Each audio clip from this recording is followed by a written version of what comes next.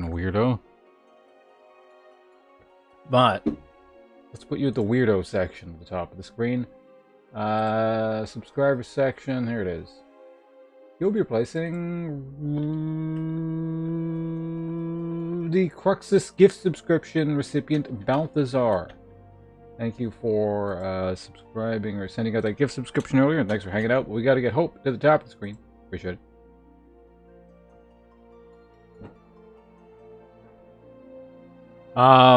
So yeah, I'm gonna play more of this game.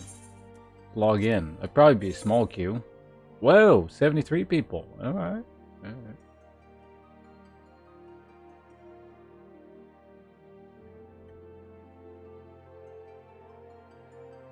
4,000. That doesn't follow the. Hope. You got to reread the thing. Mm-hmm.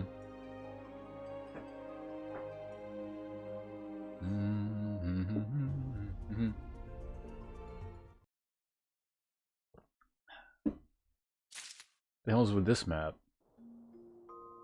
Where did I log out?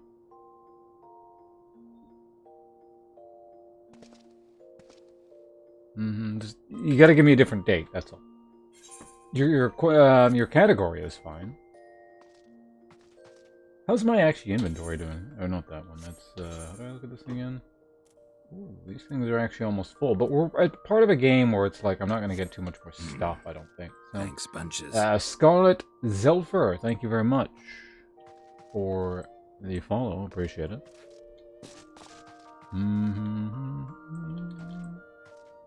2,500 BC, got it. All right, again, as I always say, so we're gonna consult the timetables of history. But as I always say, when the thing is that old, it's a date range. It's not an exact date, usually. But let's see now. What do you want? Tech. All right. All right. So sometime between the year 2,500 BC and 2001 BC, we have well, there's a bunch of stuff. Let's go with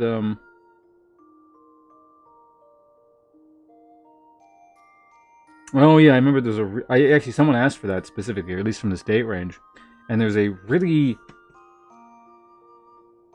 shitty factoid, which I don't know how they're vouching for the validity of it. And I'll read it. I'll give you another one, but I want to point this out again. It says sometime between the year 2500 BC and 2001 BC. It says bow and arrow used in warfare. Implying that it hadn't been used before that? Because that is not, like... Are they saying that's the first concrete archaeological evidence that they've found for that? Because there's no way it's, like, that recent. Anyway, it doesn't matter. Let's go with... The Egyptians discover use of papyrus. So at some point during that time period. I hope you enjoyed your technological factoid from somewhere around 2000 BC, 500 BC.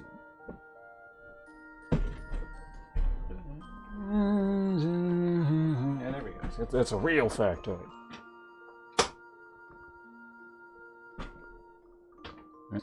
Using papyrus early on.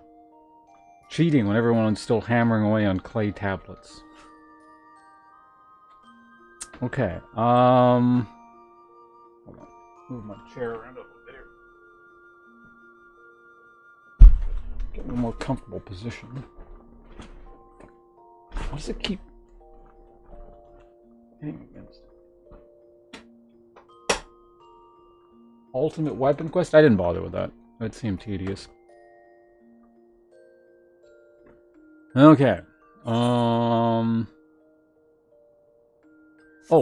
I think I'm gonna get a different dessert item because I don't think this egg tart is good. I'll be right back.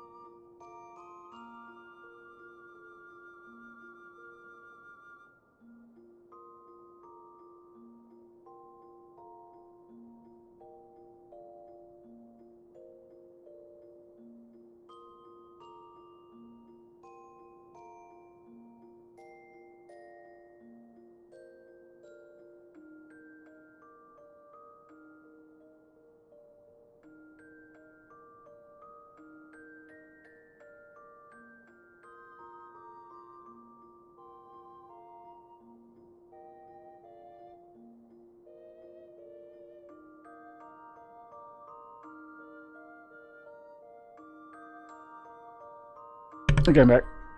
Now I gotta like redo my chair again. So yeah, we did like that grocery delivery thing, and a bunch of burnt egg tarts were delivered, and they taste weird. So that was just getting thrown out.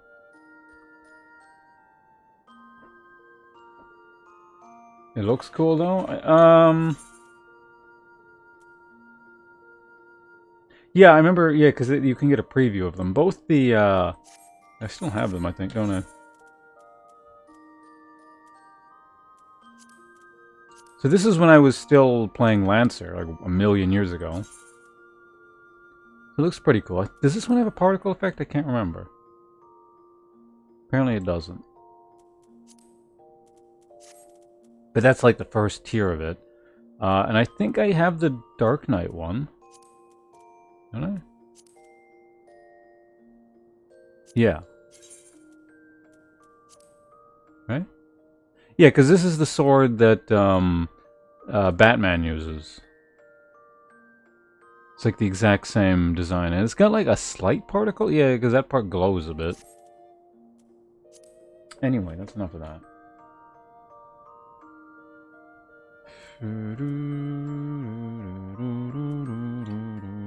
What the hell was I doing?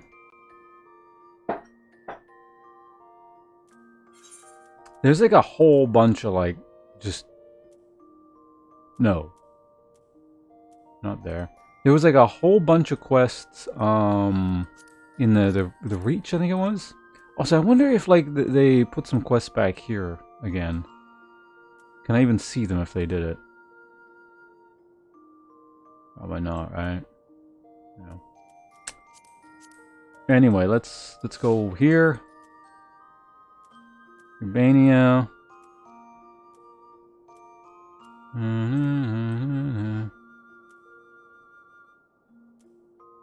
What the hell was this for again?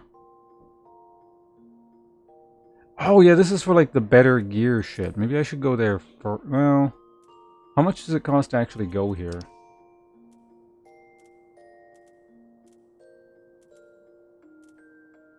We could grab this first. I don't think there's any other reason to like come over to this area.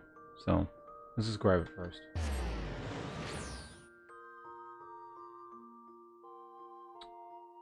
Talking about when they say Swarm is bad and no one will play it.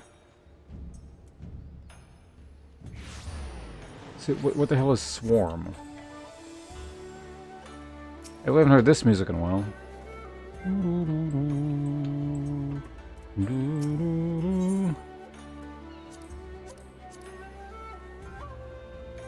Oh!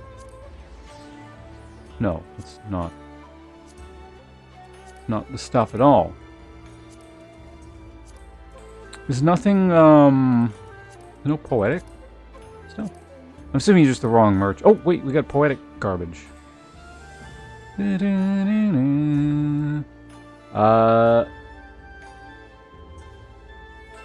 Ryumyaku gear?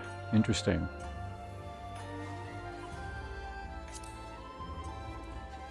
What's this look like? Well, it's an Odachi at least, but no particle effect.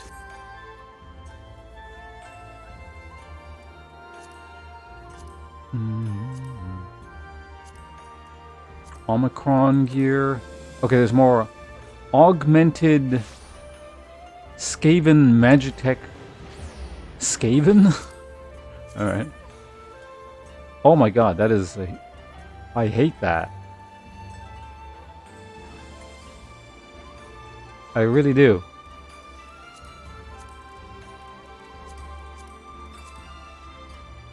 I hate how it... Oh god, that's ugly.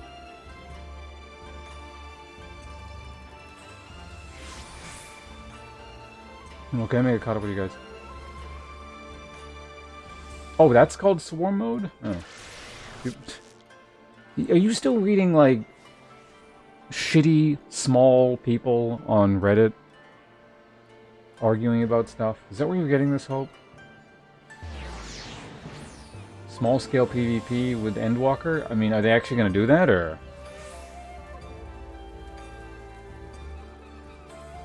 Or are you just saying that's what they should do? But good god, that's... Hopefully there's better gear than that.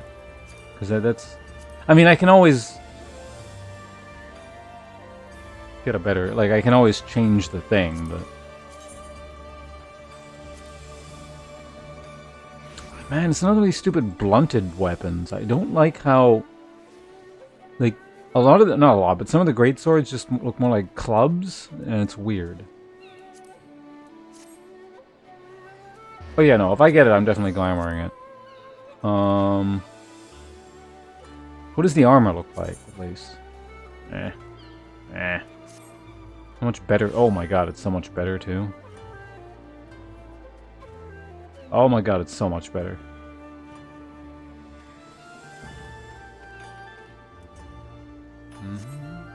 It is being okay.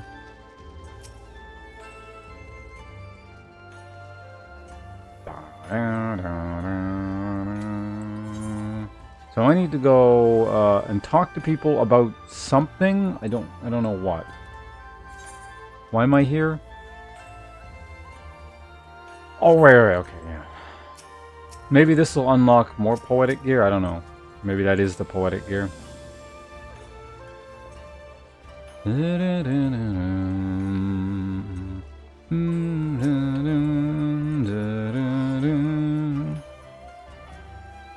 Wandering minstrel. Ah, who should stand before me but the hero who shattered the shackles of oppression in Doma and Al Amigo both? In spite of your burgeoning fame, I am honored that you should willingly share your precious time with this humble minstrel. If I may ask, how are you enjoying the Far East? With its many charms, it is an easy place to like. Indeed, it holds a special place in my heart. You might even say it is a second home to me. Often as I find myself here on my endless quest for verse. And on this particular visit, the proprietor of this theatre chanced to hear me perform and took a shine to my work. One thing led to another, and a number of my songs were adapted for the stage. Such are the crowds they have drawn, I have since been commissioned to write pieces for a new production. That is not to brag, mind you, nay, far from it, for though I am glad of the approval, the truth is I have been struggling to summon forth the inspiration with which to fuel my creativity.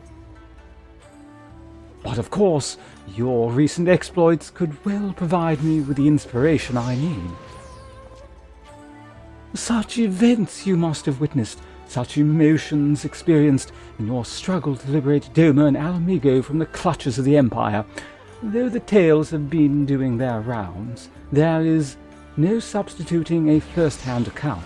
Nay, I would see from the eyes of the one who stood in the thick of it and know the depths of his heart.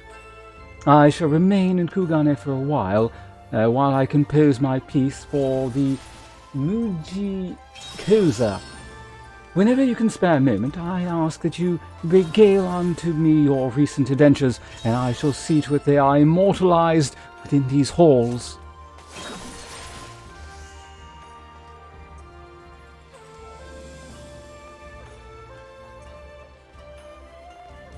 Alright, you guys are talking Endwalker stuff? Servers... Yeah, cross data stuff. Adding female... Oh yeah, Hroth is the one that's like... No one plays. I swear, I've seen like maybe 5 Hroth in the entirety of the time I've been playing this game.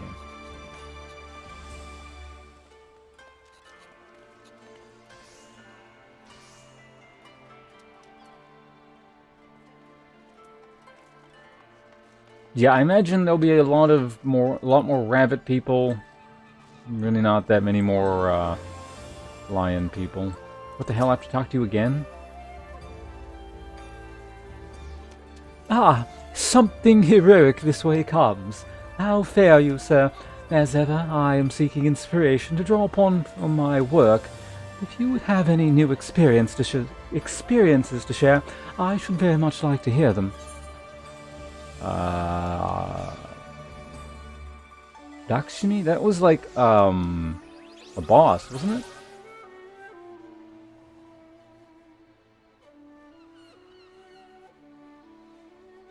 Oh, what stirring story do you have for me today?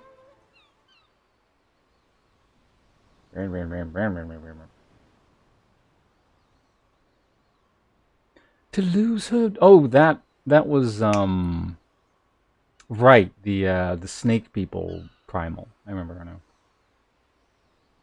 To lose her beloved daughter not once but twice, first to the Empire and then to the Primal's false promises.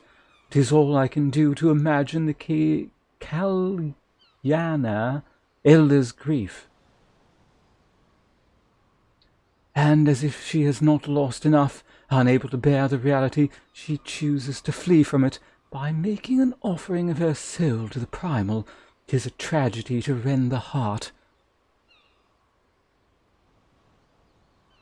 My apologies, sir. I know full well that I ask you for a tale, but so private and intense a sorrow should not be made the subject of amusement.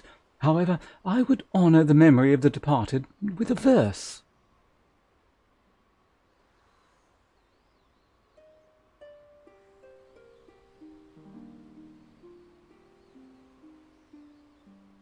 Tried so hard, got so far.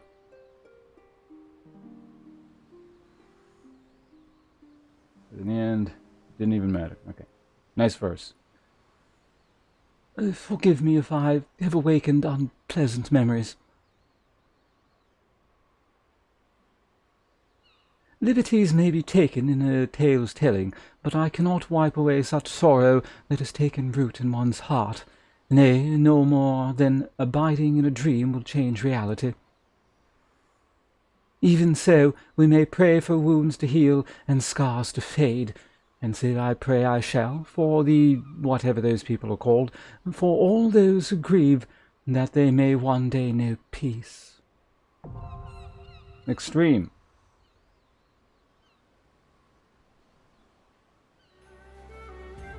Do you guys use A and D or just straight? A and D.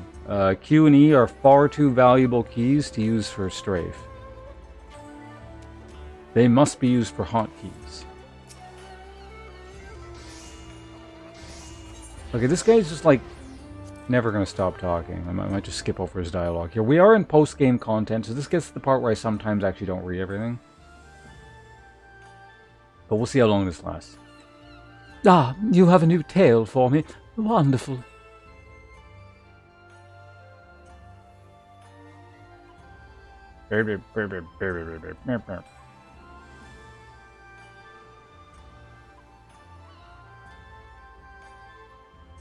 A clash against a kami of legend. The words fairly write themselves. Yes, this would adapt very well indeed for the stage, and I dare say even the Kojin would come to watch. As this song is about you, however, 'tis only meet that you are the first to hear it. Lend your ears, then, to the tale of your furious encounter with Susanoo, the Lord of the Revel.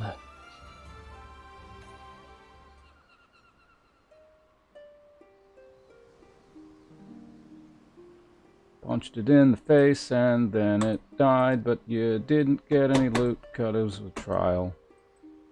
The end.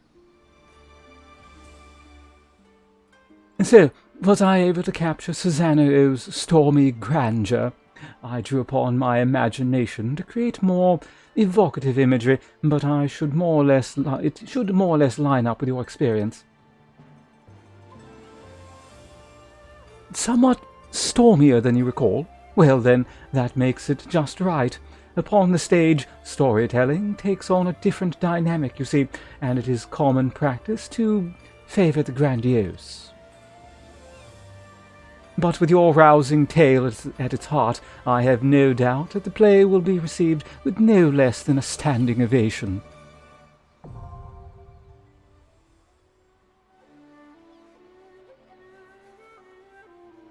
I'm gonna piss you out. What are you gonna do? Takes quite a bit to piss me off. Alright, last one.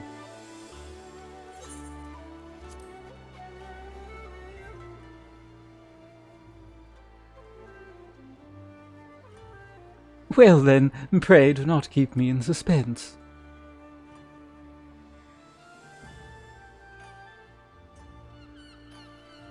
Shinryu, a being of pure violence, born of the torment of they who died for their homeland. Those souls had longed for the power to smite the Empire.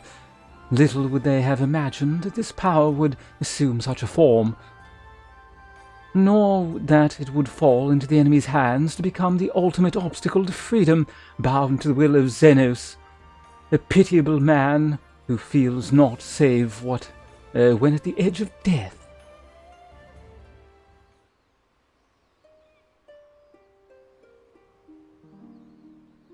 Killed him once and then made a raid, and then you killed the dragon for no loot. The end. Here we have two men who sought power, but for different reasons. One wished to deliver his homeland from tyranny, the other wished to fill the void of his solitude. Yet, even should they achieve this goal, would they truly find peace? I suspect that only they would know the answer. Now you, my friend, you will continue your fight, will you not? I pray you will again regale me with such accounts of your experiences. For as brightly as a hero's tale shines, it is not without its shadows. It is my duty, I feel, to share both with the world, and the stirring and the sorrowful. Alright, hard mode. This is why it takes so long to get through this game. Alright, there's another NPC down here. I don't know what the hell your deal is, but there's three of you. Kiting? Alright, so this guy's actually Japanese? I don't know. Someone seeking your acquaintance. Alright.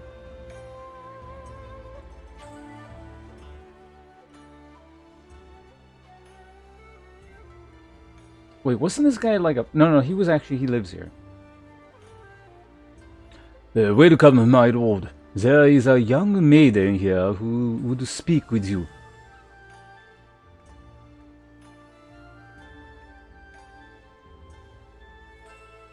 Was that... You just linked me something in Discord?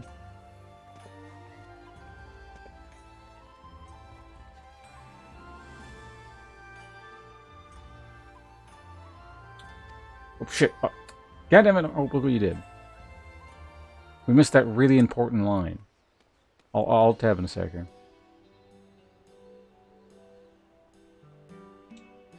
You're not Japanese. And there he is, the liberator of both Doma and Alamigo in the flesh. I am Lena... whatever, it doesn't matter. Correspondent for the Raven. You may recognize me from my expose on the secret lives of the homunculi. But enough small talk. It's not for nothing that I've been standing here since yesterday morning on the chance you might pass by.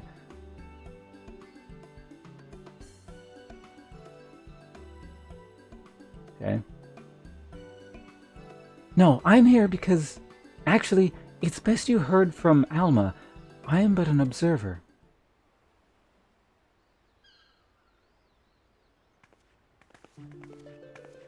Alma, come! I found him!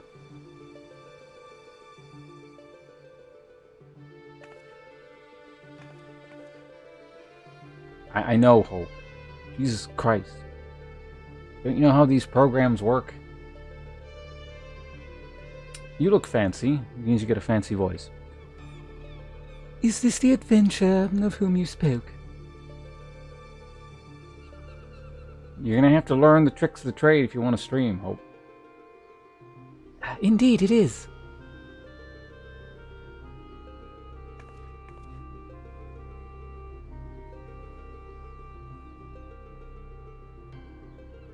Please, I beg of you, find my father. You are his only hope.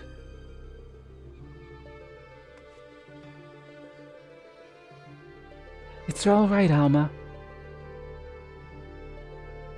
We are attracting unwanted attention.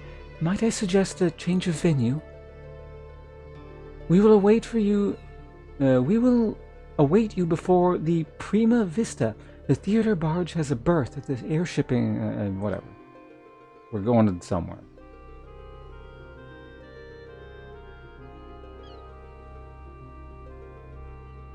It's $50 an hour. Oh.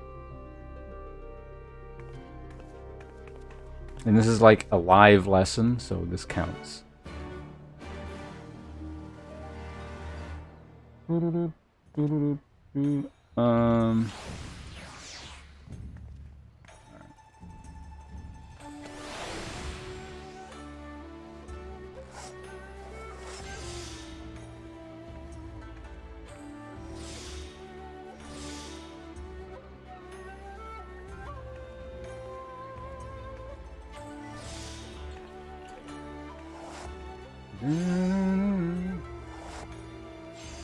Oh, what is this? No. 50 real dollars.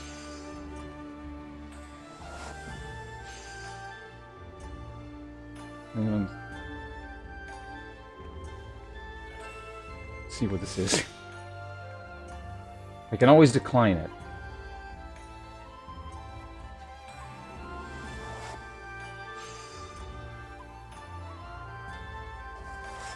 Wait, hold on a second. I can't actually... No. I don't... Once I activate it, that's it, isn't it?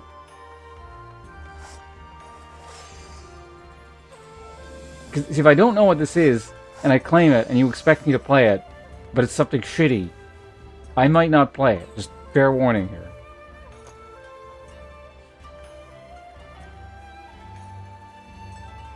Because I don't want you to, like, waste... You don't expect me to play it. Spare code. Do I want this on my Steam list? There's better not be some like creepy porn game or something. I know Steam has those.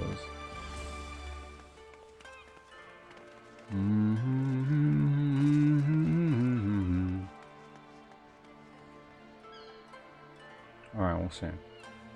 I'll trust you this one time, Hope. But if you betray that, we may never trust you again here on twitch.tv/pawns.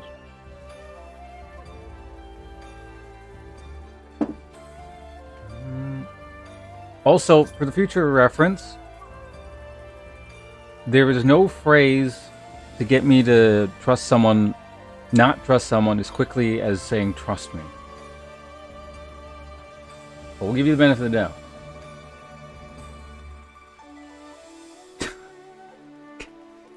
God damn it, Hope, stop wasting your money.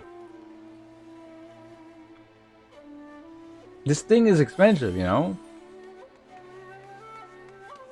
Wait, technically I can still actually, no, yeah, I can request a refund, and you can actually get it back. Oh. Wait, what the fuck? Where the hell did you get that from? Like some stream somewhere, or...?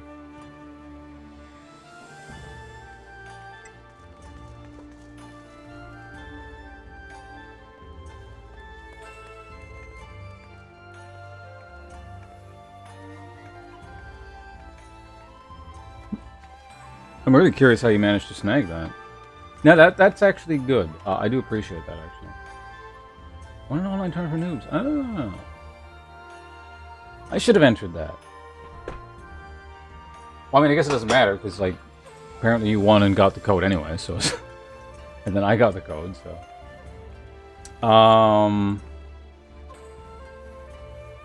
Just trying... Oh, I couldn't connect with my 5,000 ping. Well, I don't know. This game, like... It's possible you might be able to... Well, I don't know. I actually saw Excessive Profanity stream it. And... he was playing against people in North America. And it didn't look horrendous. He seemed relatively content. I feel like a bit more lag sensitive. So I was seeing this, like, stuff, which would have, like, slightly annoyed me, but given that it's from here to Australia, that didn't seem bad at all.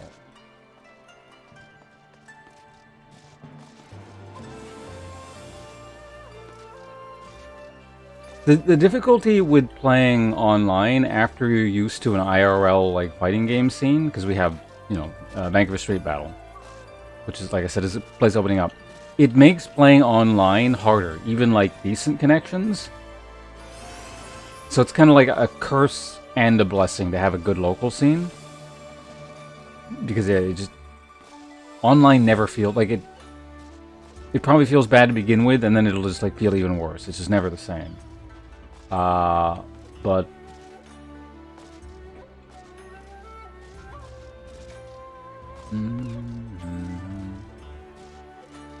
yeah, but you live in Australia. You're used to this. Like, you probably have a lifetime of growing up with shitty connections and everything. That's why I wasn't really liking the connection when you were hosting or whatever the deal was for our first game in Back for Blood. But you seem like you don't really mind playing on a North American hosted thing. Like, it was acceptable. It wasn't a miserable experience, but I was definitely, like, feeling every little stutter. Like, I can tell what I want to do, and it's not doing that thing. Like, and every instance that happens, I'm like, okay, that... And it just keeps adding up.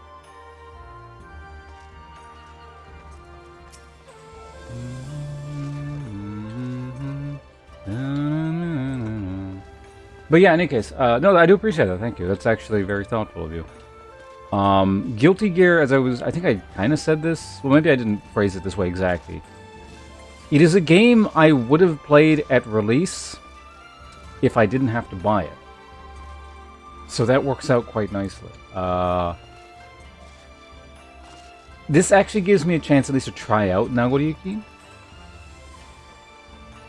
Because otherwise, the only character I really kind of liked playing was Chip. So... It's not even really an excuse. That was a very just like... I had very legitimate reasons for not wanting to play it at release when it first came out. But...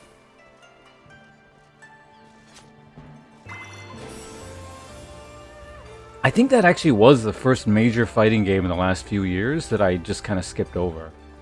So... Yeah, here it's still about like $80 or something, I think. So... Yeah, it's cool. Because, like, I got a bunch of people who played IRL, so now I can, I don't know, go play with them a bit as well, I guess. I'll stream it at some point, I'm sure.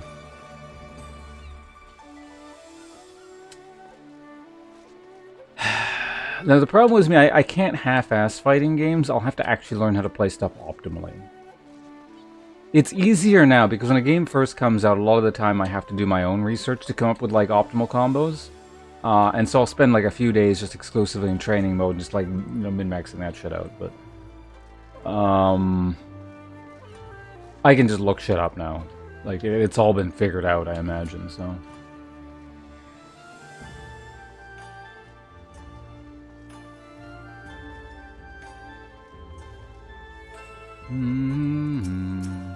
I don't know if I'll go so far as to mod things, but that does sound useful, you know? I'm actually wondering just how... Because I didn't mind playing Chip in the beta, because I just kind of did whatever and it seemed to work out because no one knew what they were doing. And then when I finally actually started to run into people who actually knew what they were doing, like professional players, then it was a problem. Then like the bullshit I was doing didn't work so well. But I imagine now there's just like a lot more people who know, like... Because I know the garbage I was doing in the beta was unsafe, and I was doing it very intentionally. But, people didn't know, so I would just do stuff that was unsafe, and they wouldn't punish it. And it was like, oh, he doesn't know, and I would keep doing it. Stuff like that. But now I'd have to learn, like, optimal things. Or rather, since I know what's unsafe, stop doing the unsafe stuff. And basically the optimal way of playing Chip looks really tedious. I don't know how difficult it is, but it looks tedious to learn.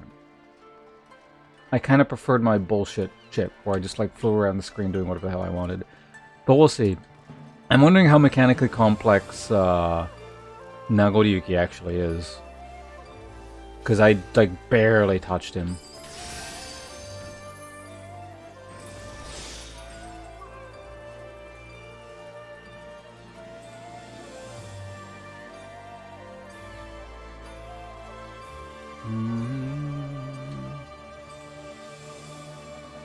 The wall running stuff looks just kind of annoying to do.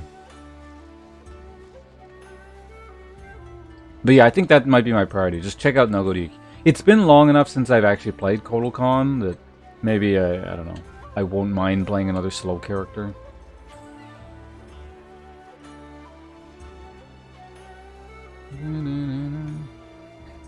Well, I mean, that's the thing, right? Like, there will be instances where the wall running, it might not be used all the time, but it's still a tool, and so I would have to learn it. Because I wouldn't want to be in a situation like, well, it's actually useful, but I don't know it. Like, that would just annoy me every time it happened. So, that's why I say, like, I do need to actually, to want to play a character, I would need to know the optimal way of playing it.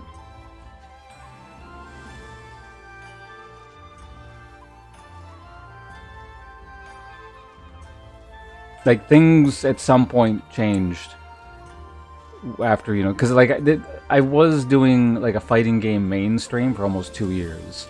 So things at some point became kind of serious.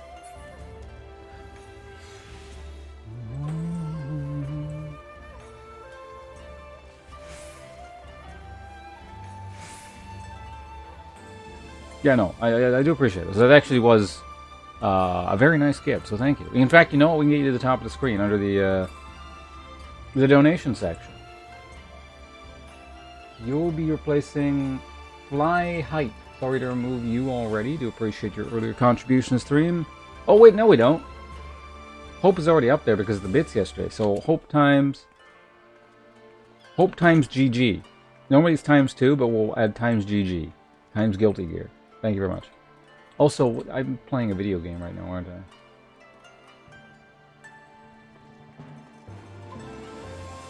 I almost kind of want to install and play, but yeah, not today. We'll maybe do that tomorrow? I don't know. Soon. We'll do it soon.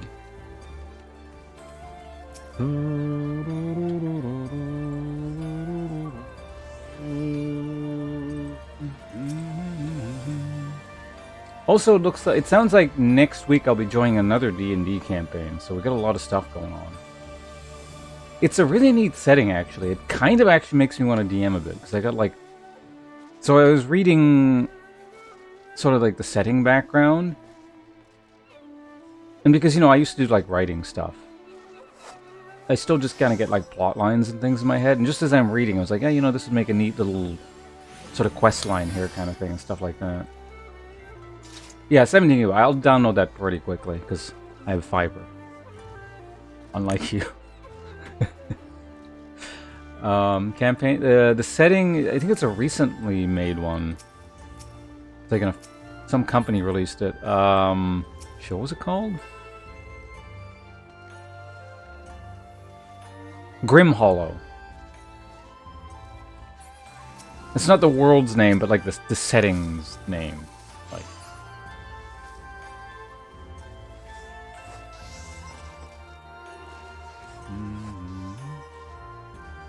You guys know Grim Hollow? Was it Aerith? It was something like... I know it started with an E and an R.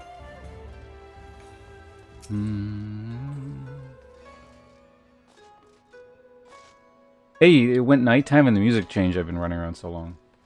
I do believe it was kickstarted, yeah.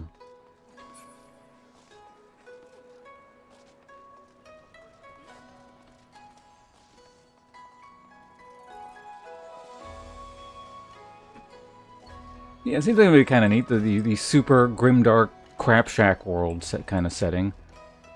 You know, sort of in the vein of, like, you know, Fantasy Warhammer or really any Warhammer or, like, Berserk.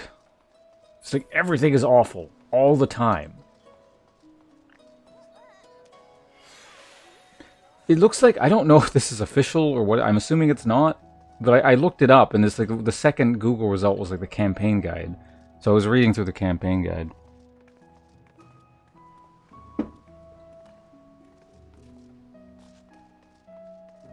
System called Grit and... Like, is this a rule set, or...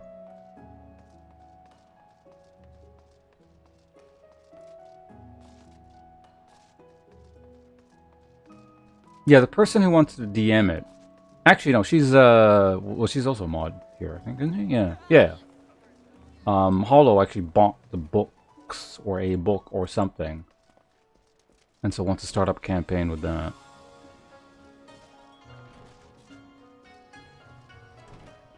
Being with content creators, got to get to make a official set. Oh, so it's a setting, okay.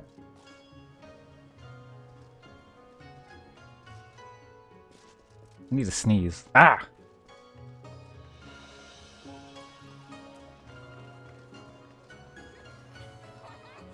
I don't know who any of those people are, but I'm sure they're very wonderful content creators. Where the hell am I supposed to go?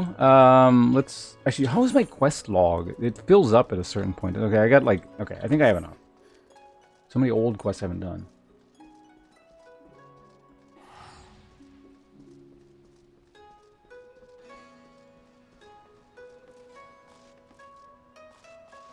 Is it a similar kind of thing to Grim Hollow? Just like an awful setting?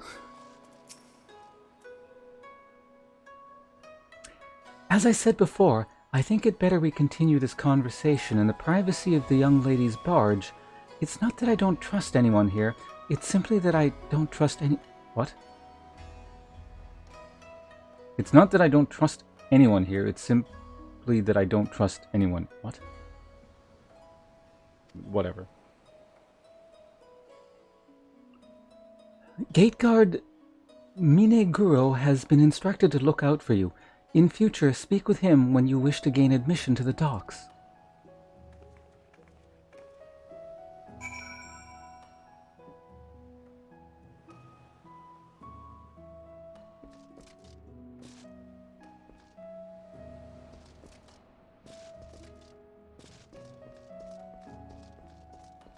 I don't think it's worth analyzing too much. It's just sometimes this game has bizarre lines.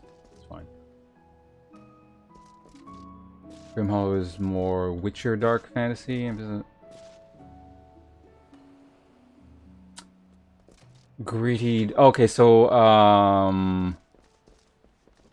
Grit and Glory is more like the Black Company, if you've read that. That kind of sort of grimdark fantasy.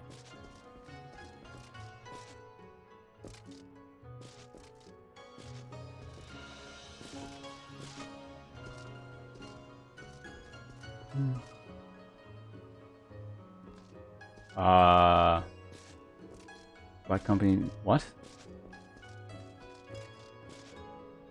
Is it based on the Black Company novel series, or they just happen to have the same name? I haven't seen a ton of it, but generally speaking, I'm not a fan of... Oh, wait, no, never mind. That's something else. No, it's completely unrelated.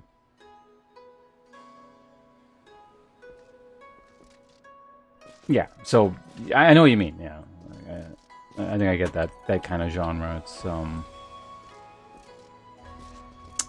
having trouble of coming up with a comparison. Like, I know there's a lot out there. Just off the top of my head, I can't really come up with anything other than the Black Company. And even that's kind of like, sort of their sorcery, but it's more... It's low fantasy.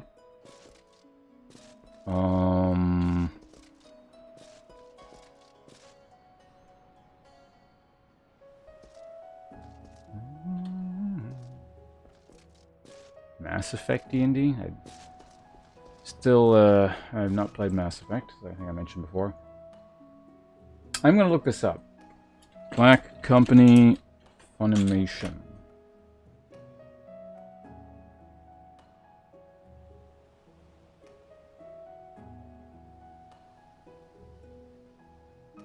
Oh, it's called the Dungeon of the Black. Okay, this has to be something different.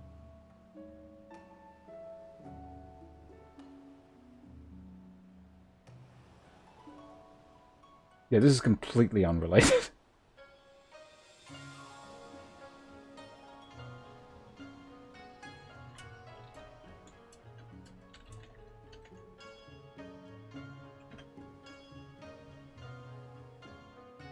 This is the thing I'm talking about.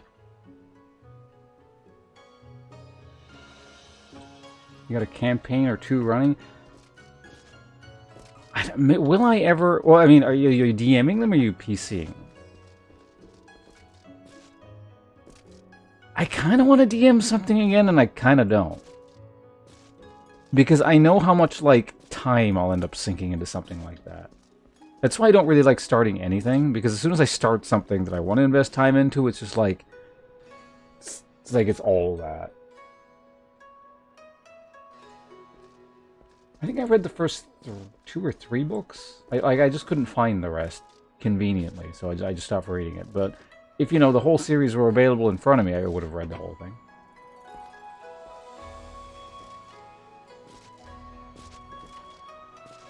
Play by post. Is that like a website? I think the last campaign I ran as a DM was in 2009-ish. And that was on a website called something. I don't remember, but yeah, it was... Yeah, it was like a forum-based system. Like, it had rolling... It was like a really primitive version of Roll20, which I think a lot of people use now. In fact, let me see if I can archive all the old campaigns. I want to see if it's actually still available. I'll be able to find the website.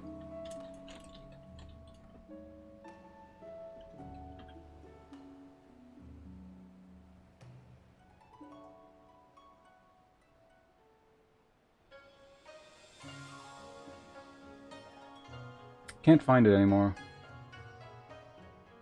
You used to be able... Maybe the website doesn't exist anymore at this point because or they just deleted all their old stuff.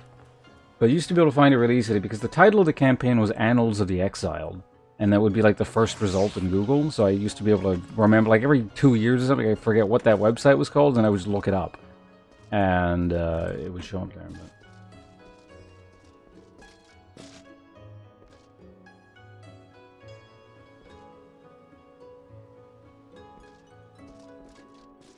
Onomancer Wizard? Is that a class?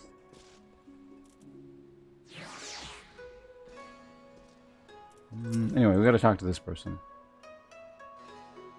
Thank you for coming, Ponce. You're probably wondering why I've summoned you to an airship, and a Garlean one at that. Allow me to explain on the shuttle. Okay. Are we cutscening here?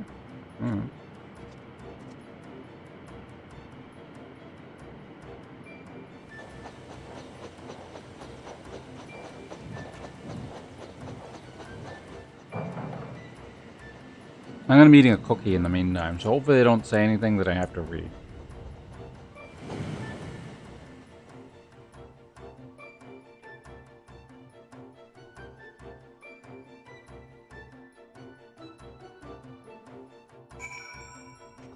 Oh. Wasn't much of a cutscene. What the fuck? Is this Final Fantasy Tactics? It is. This is literally the Final Fantasy. I was just listening to the soundtrack last night.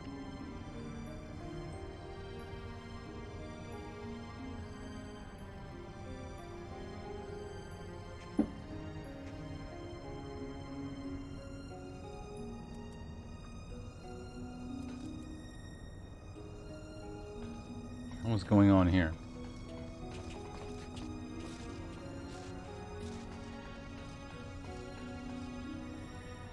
Making props? That's kind of neat.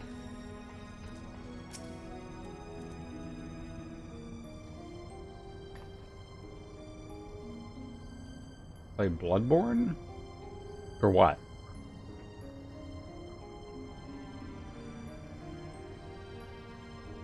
Oh, this is this. Hold on, I need some water.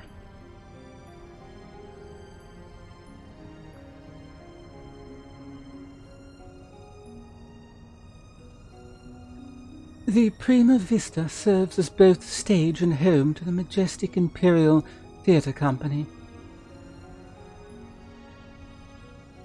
Oh, this is a cutscene.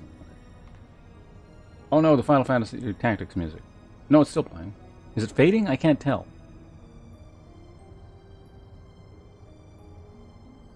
You can keep that dirk in your drawers. No one here is a member of the Imperial Army, nor are there any spies within the troop. At least, no known spies.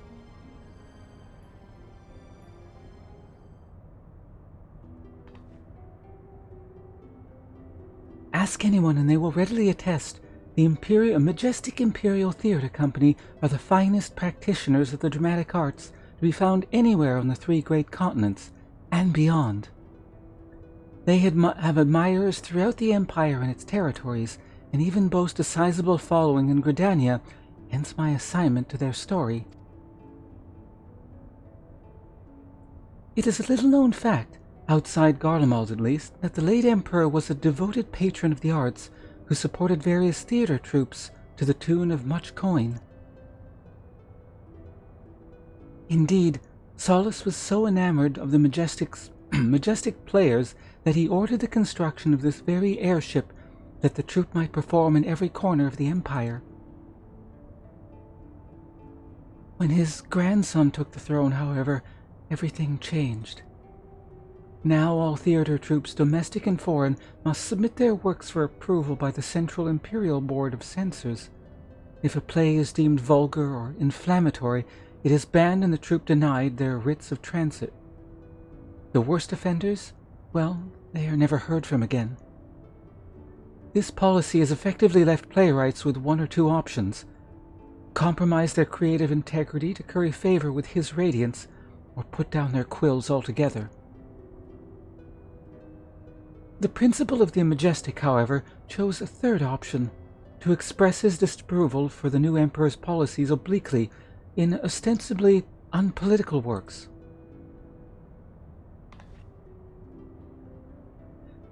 Pray forgive my earlier outbursts.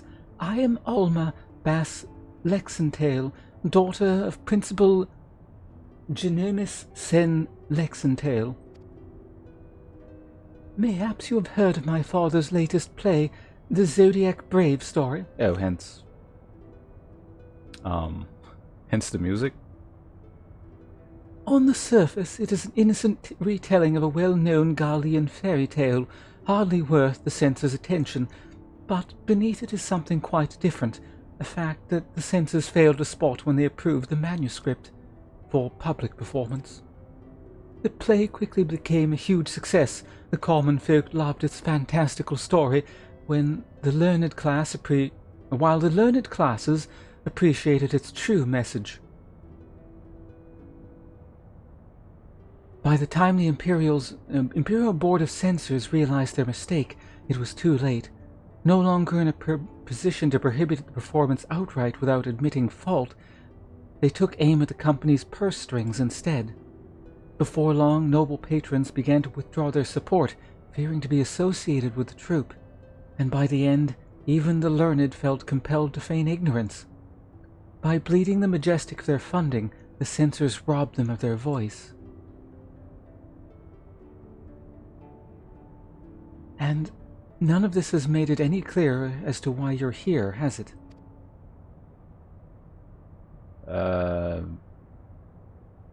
Sid as in, like, the other guy?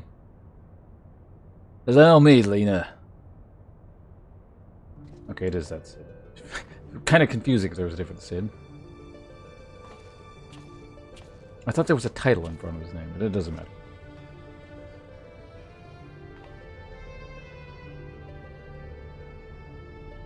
I've known Genomus since we were students at the Magitek Academy. When I heard his daughter was in Kugane looking to enlist the aid of an adventurer, I felt compelled to give her your name. Sorry for not announcing myself sooner, old friend.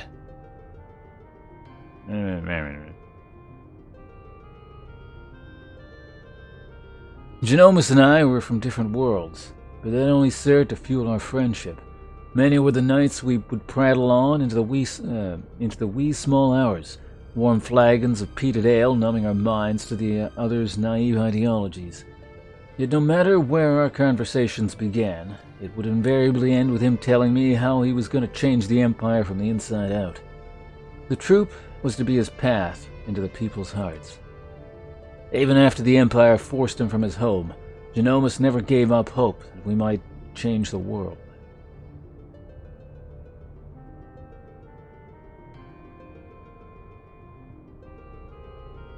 I'll get caught up with you guys in chat in just a second. I'm gonna finish this cutscene.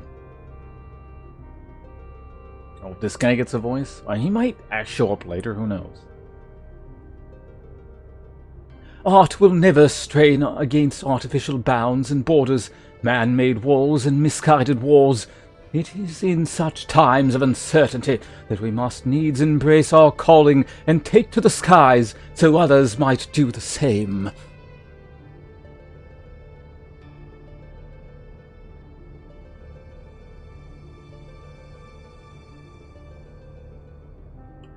What I'm trying to say, rather poorly, I concede, is that not all Garleans are hewn from the same stone. Just as there are those who would pledge their lives to the Empire and would never think to question the authority of its leaders, there are those like Alma's father and myself, whose love for their country does not blind them to its flaws. Still, try selling that sack of sunflower to an Alamegan or a Doman who has watched his family consumed in the flames of a Magitech Reaper. How many Eorzean adventurers do you think would leap at the opportunity to help an Imperial search for her missing father, and in Garlean territory no less? But you are different. You have seen enough to know that the line between good and evil is not defined by race, color, or creed. So what say you? I could never turn my back on a damsel in distress. I would make a poor adventurer were I to shy from adventure. This line is pretty lame. I think we got to go with the second one here.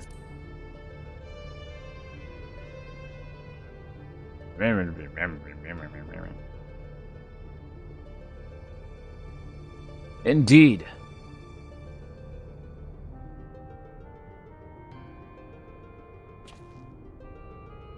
Now that you understand the nature of the task, perhaps Alma can provide some insight as to where we might begin our search.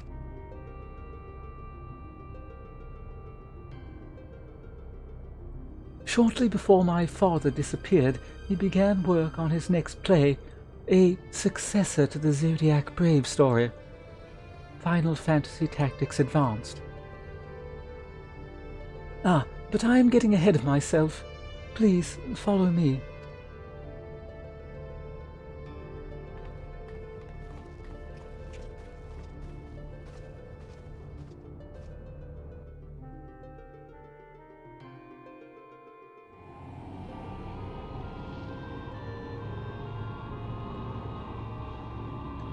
Water while they're on the elevator.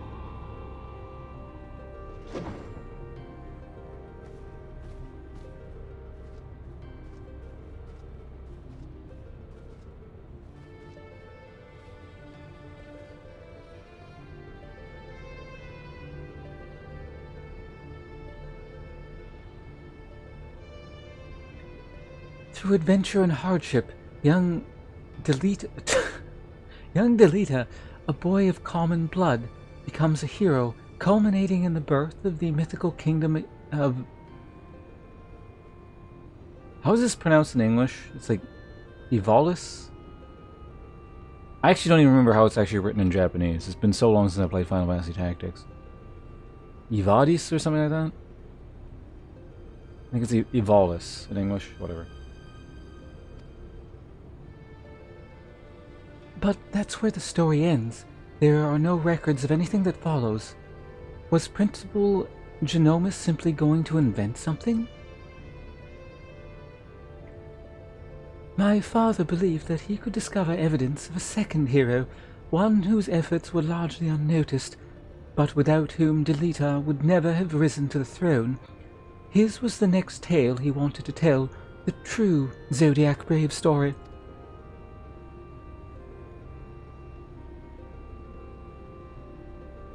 Evolis? Something like that? A second hero? According to my father's studies, this young man was one of Delita's closest friends and confidants. That is, until the untimely passing of Delita's sister. How would you pronounce that name with this weird accent? Delita. Yeah. Something like that. Sister forced the two to part ways.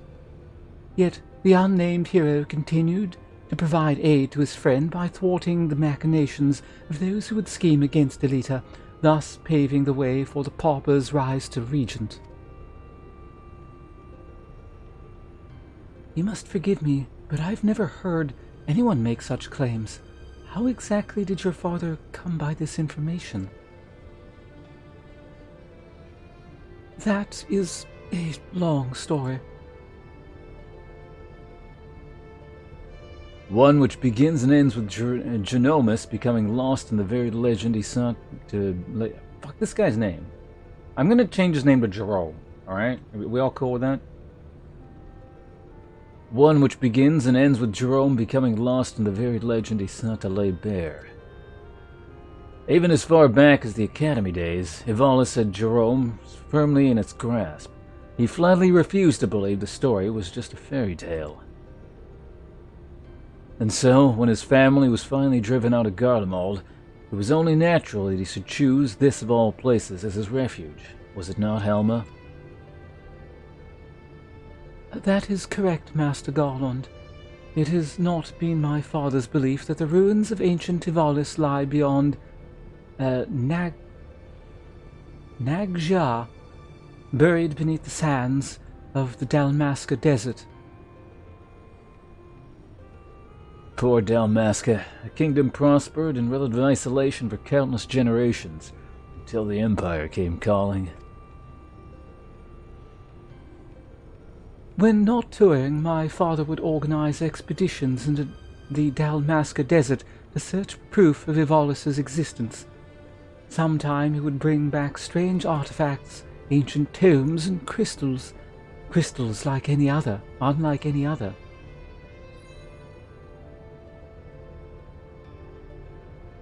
My father called them Orosite and claimed they were vital to proving his theories. This is one such crystal. By the 12, it's magnificent. Oh my god, more names. Evolution legends tell of crystals bequeathed by the gods unto those who would be kings. It is during his quest to gather Orosite that young Delita rises to prominence. I must have heard the tale 1,000 times from my nursemaid, but that is all it ever was, a tale. My father would often tell us how the Orosite spoke to him. At the time, we assumed he was speaking figuratively, that the stone's beauty roused his muse. But then he began to act strangely. How so? Shortly after we discovered Orosite was radioactive, my father had brain cancer.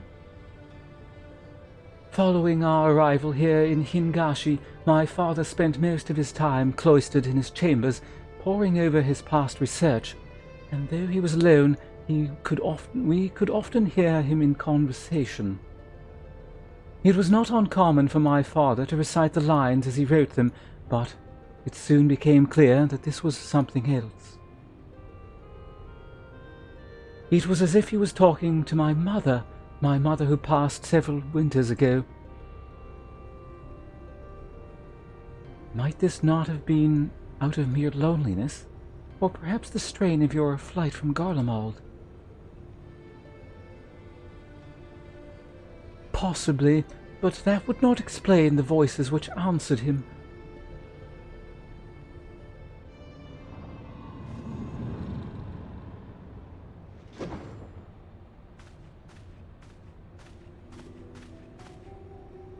Helma, who are these people? I told you I did not require any help finding father, especially from outsiders. Rams? God damn it, these fucking names. So good of you to join us, Ramza. Allow me to introduce... Enough, Master Sid. We may be shunned by the Empire, but we are still Garleans, and we still have our pride, unlike some, it seems. We require neither the aid nor the pity of foreign rabble. Have you forgotten where you are, brother? It is we who are the foreign rabble. This land and its customs are all but unknown to us. We would be fools to conduct our search without a proven guide. Your sister is right, Ramza. As for my good friend here, your mistrust is ill-placed. I will personally vouch for his character. In all the time I have known him, he has never once let anything as insignificant as race or creed color his judgment. You are lucky to have him.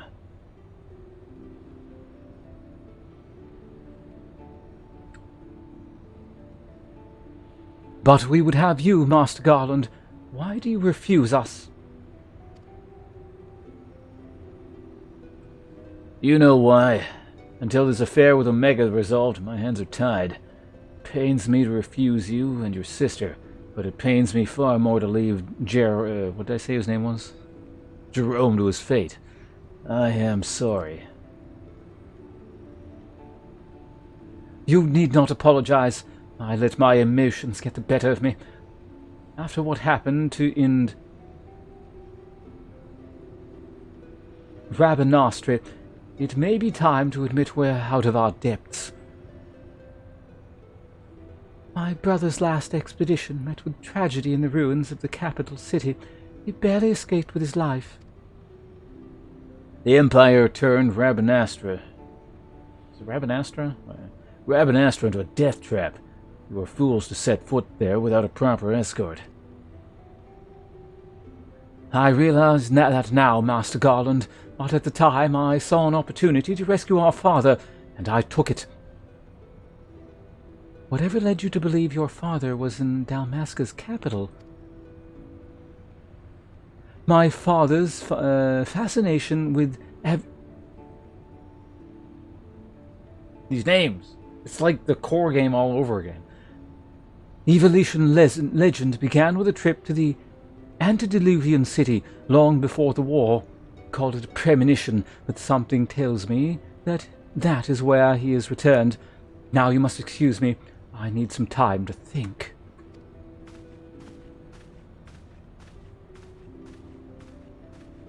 Then, Alma, I shall leave you and your brother in Ponce's capable hands. He has even repaid my trust with interest. You would do well to grant him yours. Thank you, Master Garland. We will not forget this kindness.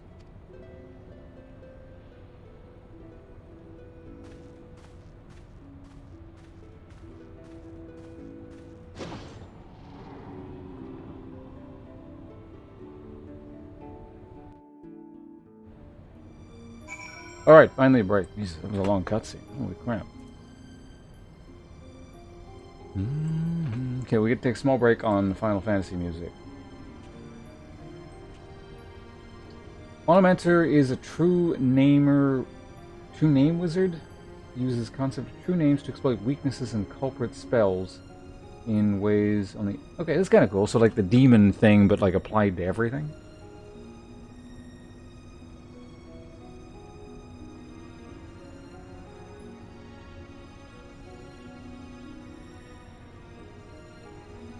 The one effect allows them to push them 10 feet or to strike true even if the target has complete cover.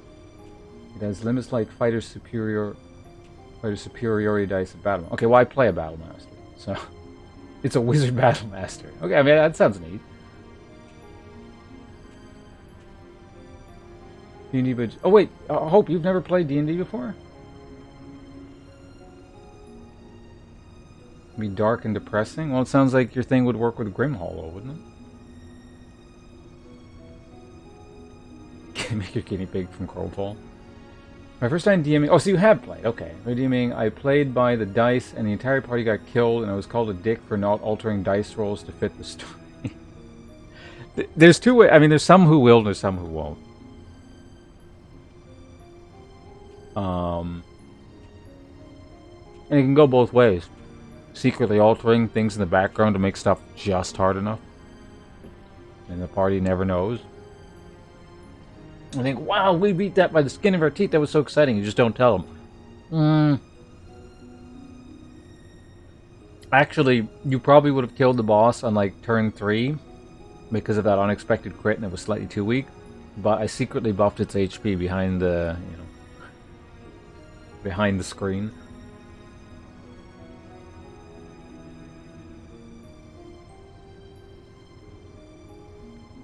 Also, hello Nabanisa, welcome.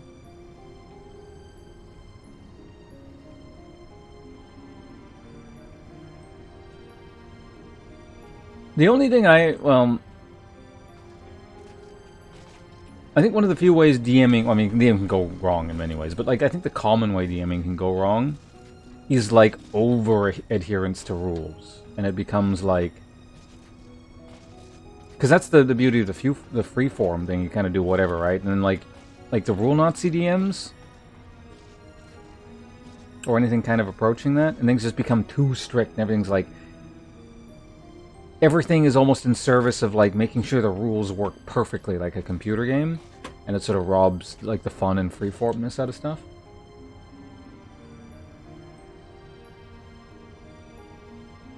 Like putting treasure chests inside of a gelatinous cube and have wall crawling ghouls stick to the ceiling. Resident Evil. Encounters in to make things feel like a standard. Yeah, it's good to have a good mix of things. You know, things slightly more normal, unorthodox. It's a pretty good philosophy. And I got hiccups.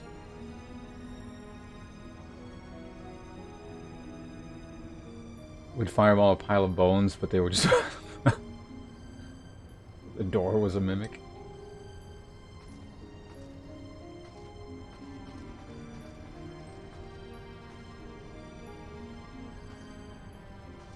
Like, if you roll 3 critical fails in a row, I'm gonna make a third one not happen.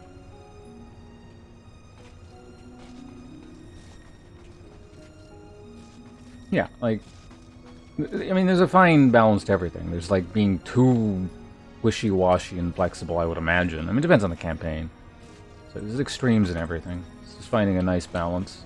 Also, you know, different parties are going to like different degrees of that kind of thing. Also, you as the DM also have to, you know, have an enjoyable time, too. So there's, like, probably a preference for what the kind of things you prefer in campaigns. What the hell? We gotta talk to you now? Master Garland seems to think highly of you, so I will withhold judgment until after Dalmasca.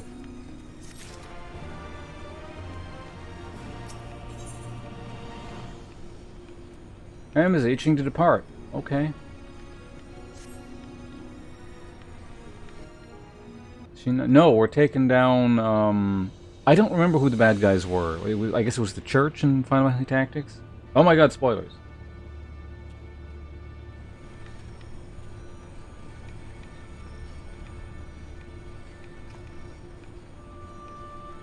Oh, what the hell are you talking about? Dalmasca is nestled in a forgotten corner of the Empire's outermost territories.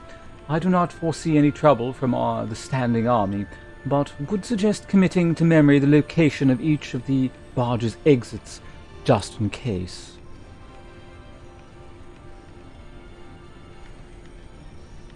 Oh, you talking about Final Fantasy? Oh, you killed, I feel like anyone watching this stream doesn't care about Final Fantasy spoilers. Especially since I did. I'm assuming you're talking about, Lakshmi?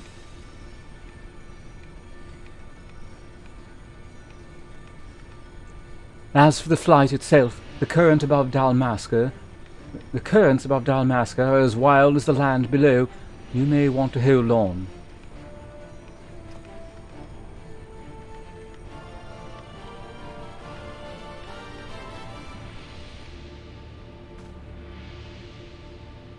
Too bad, Nova. It turns out the Emperor of the Empire is your father. Hello, Nim.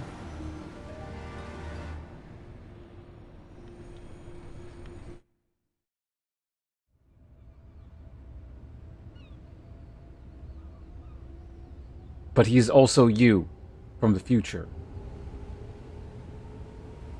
Wait, this is a cutscene. I need to turn myself off. Oh, is it still on? Oh yeah, I was still on.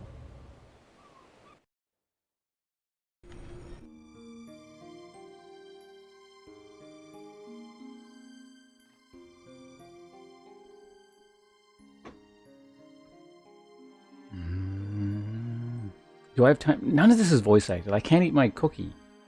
It sucks.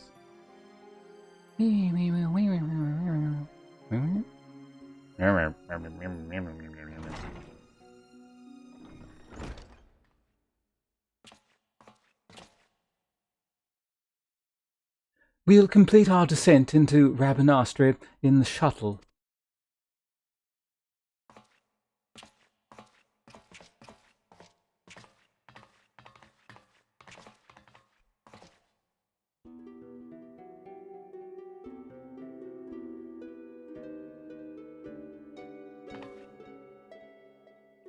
Ramza. I thought I made myself clear, Alma. The capital is simply too dangerous. Father would never forgive me if I were to lose you trying to rescue him.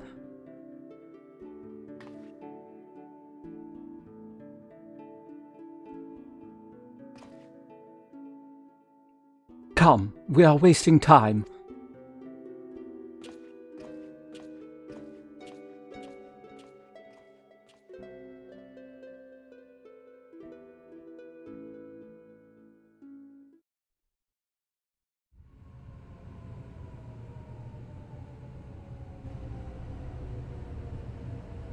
The royal city of Rabanastre. Rabanastra? Rabanast? Rabanastra? Rabanastra is probably sounds most right. I bet I can eat a cookie bite really quickly before anyone says anything. Oh fuck, let's stop. That's not good. No!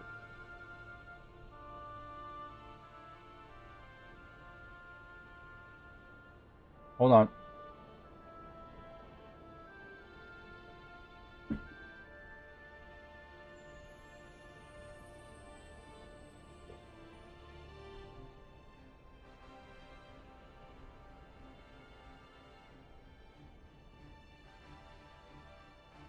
That's what I'm eating right now, a chocolate chip cookie.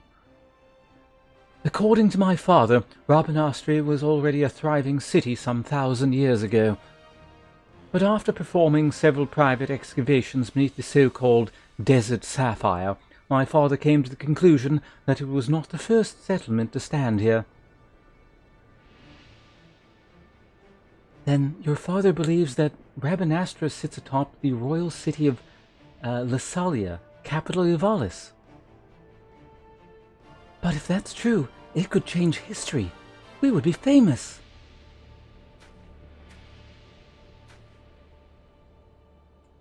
Famous? Are you sure you don't mean rich? Pah, your kind are all alike. Parasites grown fat on the sweat and suffering of others. Bold words for a boy but 16 summers.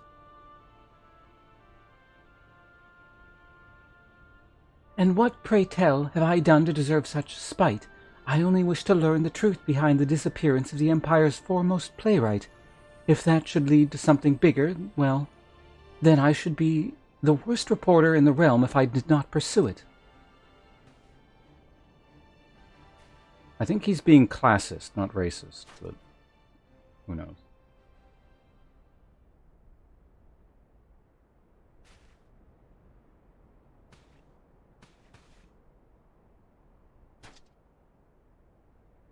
Yes, we can argue about this now, or we can turn to the Prima Vista and report to our army of adventurers.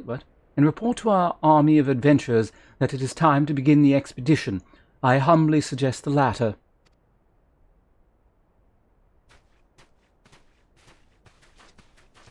And then we all found out Hope was the true racist all along.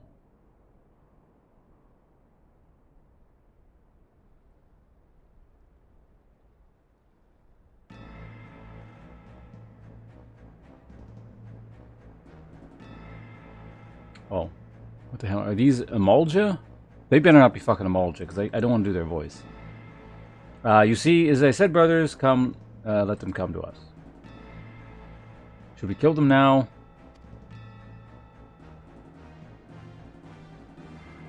No, the time is not right. When has that stopped us before?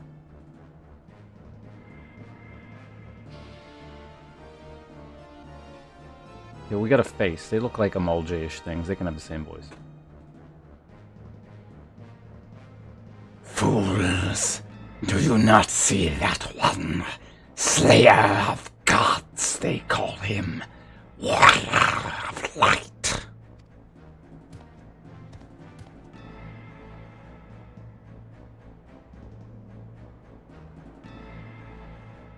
Too many lines of that is not good, no.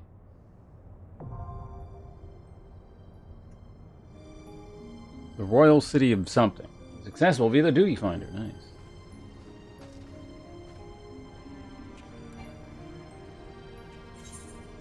Okay, well, we've done that. I guess this is the equivalent... Well, I don't know, there's the Omega thing too, but this is at least a raid, I'm assuming, that's part of this thing, kind of like the Alexander thing. Seems pretty involved, so I'm assuming it's the Alexander equivalent.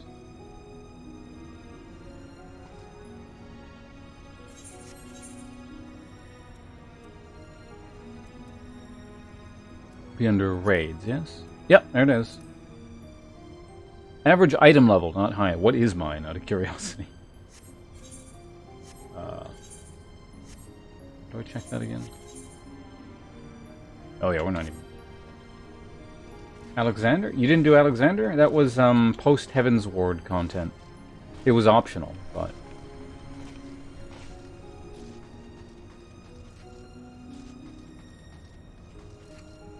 I think, from what I recall, it was like the best part of the post-expansion content, but it was optional, so...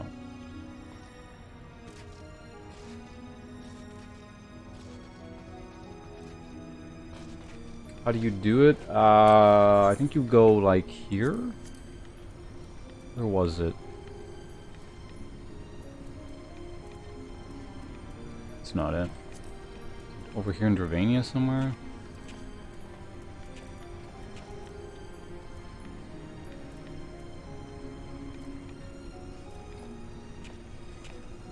I think, yeah, it was in Idleshire. Idleshire? It starts around here somewhere, I think.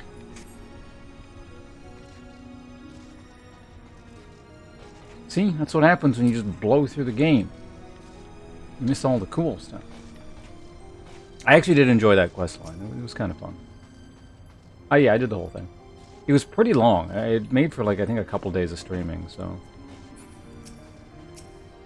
I mean, I guess I interspersed it with other stuff, so it's hard to say exactly how long it took. But there's a good amount of it.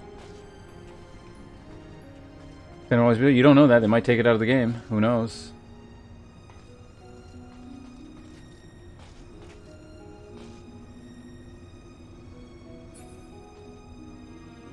You're gonna get kicked out of the party. They're gonna know you've never done it before, and see that you've made it a ways into the game. It's like, man, what's this poser doing?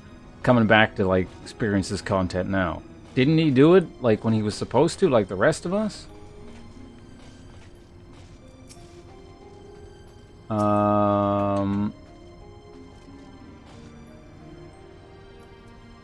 Okay, anyway, so we've unlocked that. So that's good. Where does this go? Wait, where does this... But that goes to the Duty Finder now, okay. Enter the tiring room.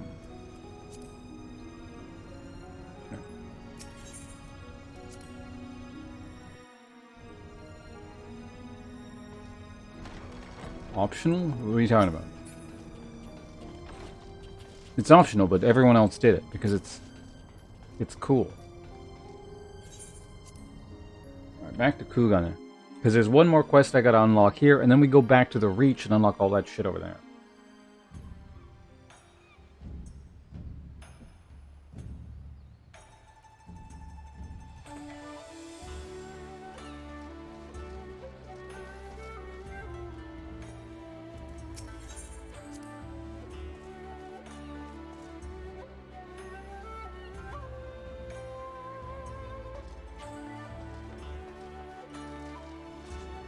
6 months later, Hope is dead in his seat.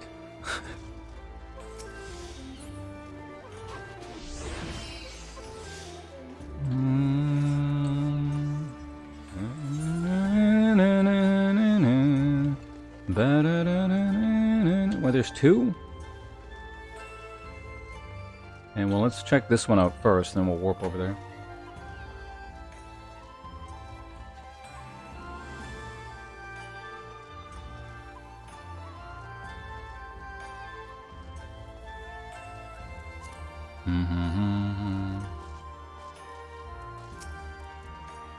East Alderon Trading Company, associate. Hi.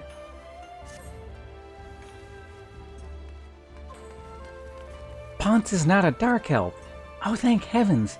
I'm in dire need of capable adventurers, and I can think of none better.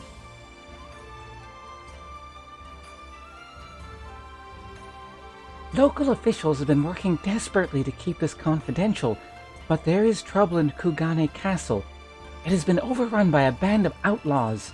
What's more, they've taken hostages, a number of nobles, along with the Bugyo, Kugane's highest magistrate.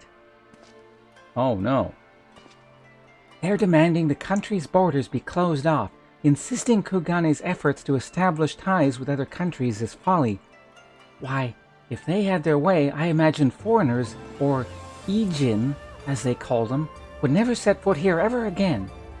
Under normal circumstances, the Shinsengumi would have taken steps to immediately resolve this crisis, but they dare not do anything to put the Bugyo at greater risk. To proceed would require a decree from the Bakufu, but I fear that there is no time to send an envoy to the royal capital and back. Nevertheless, they have done their due diligence and delivered a missive. While waiting for a response, they have also called upon the East Alderon Trading Company in an attempt to potentially expedite the rescue of the hostages. As to why they would go out of their way to contact us, well, one of the captives is from Ulda. It goes without saying that repercussions of a foreign dignitary coming to harm would be dire. Because the Shinsengumi cannot act in an official capacity, they have asked for my assistance in assembling a small contingent to infiltrate the castle. If you would join our cause, make for the aqueducts in the Rakuza district. There's a hidden passage leading into the castle kept under guard by the Shinsengumi. Tell them I sent you, and they will explain what you must do. Alright. Are you actually short? Hope? That's pretty close. Let's go there first.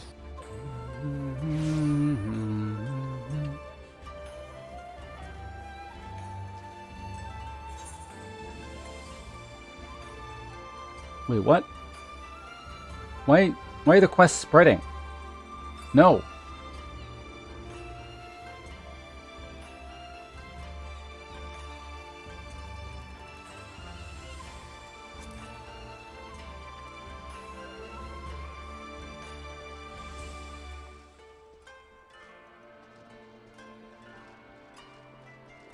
I don't know, are people like that tall in Australia? Statistical average in like, I think Canada's like 5'9" for men? I'm gonna look that up.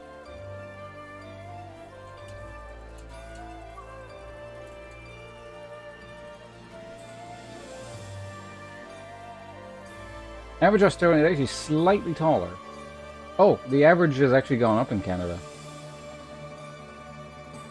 Australia, 5 feet, 10.5 inches. Okay, I mean, when it's like that, you know, who knows what the actual average is, but... Canada is actually 5'10" now. So I'm still slightly above the statistical average in Canada.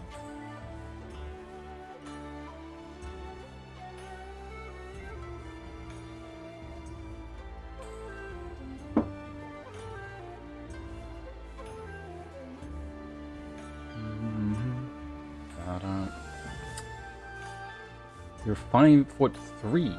Well, Nim, where do you live?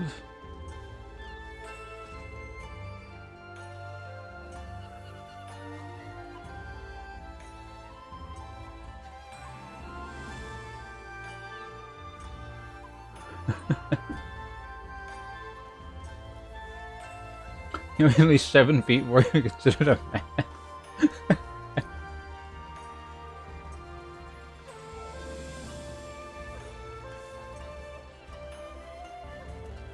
United States. I saw... I mean, it was a list. The United States average height is actually, for men, allegedly 10... Not 10. 5'9" or 9.5 or something like that. I recall the average height for women being roughly 5'4"-ish? I want to say. I can't remember. Maybe 5'5". Anyway, let's talk to this person.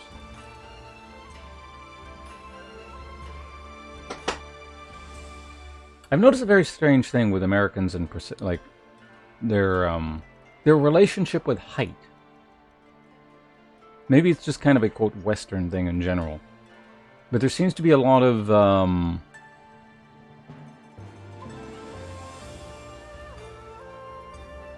I don't know, a lot of innate combat prowess ascribed to height alone. Like people are like, that person is X amount of feet tall. And like it seems to imply that this person is really strong if they ever got into a fight, which is really weird to me.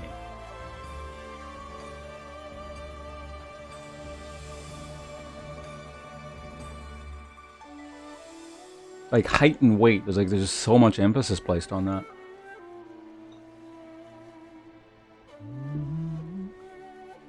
And so a lot of times there seems to be like this acceptance of this guy's bigger than me, I can't beat him kind of thing, or I like. It's almost like I should be subservient to this larger person. It's like it's such a strange concept. I imagine it's just sort of beaten into people via media. I don't know.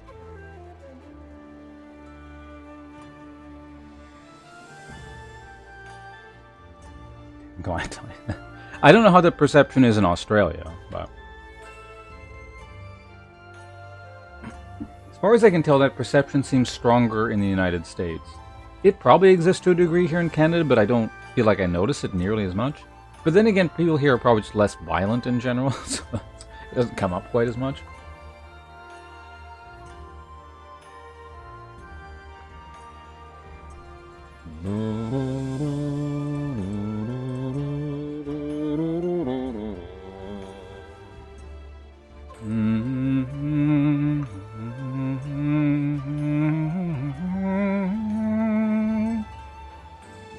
Okay, who are we talking to here? I got like cookie. I can tell if I start talking too much right now. I'm gonna cough, so I'm gonna get some more water.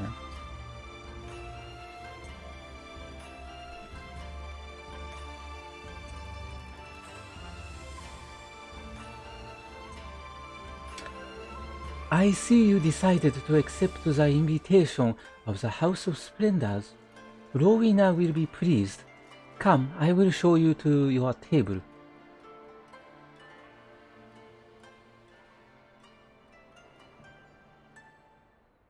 Cutscene.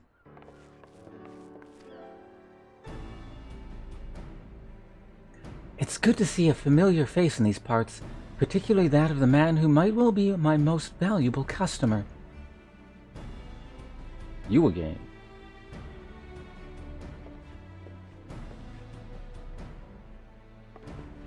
I like the drunk guy staggering around in the back. Shit, what does this guy sound like? He had an actual voice.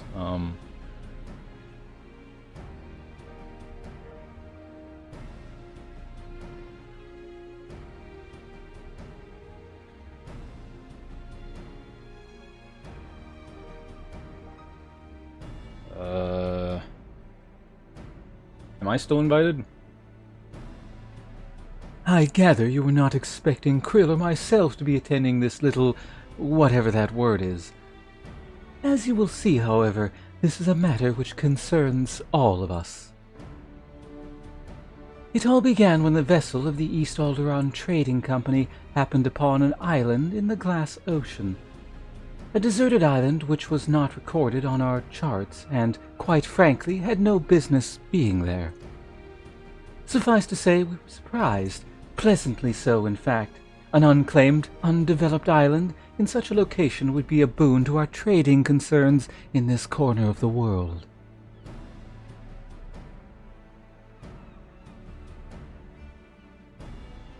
Kugane's bleeding us both dry with its tariffs. Depending on the goods, we're paying more than 10 times what we'd owe in Lima or Ulda, which is already too damn much, believe you me.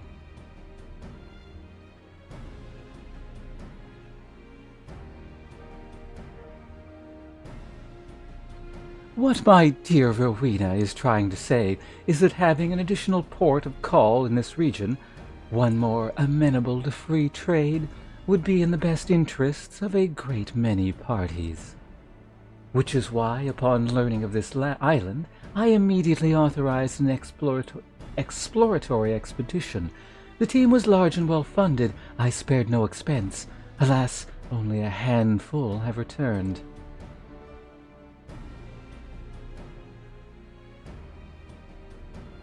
The survivors reported irregularities with the island's aether, which we believe gave rise to a number of strange and monstrous beasts which set upon them not long after they arrived. This regrettable turn of events forced us to reevaluate our assessment of the island and put our plans on hold for a time. Fuck, hold on.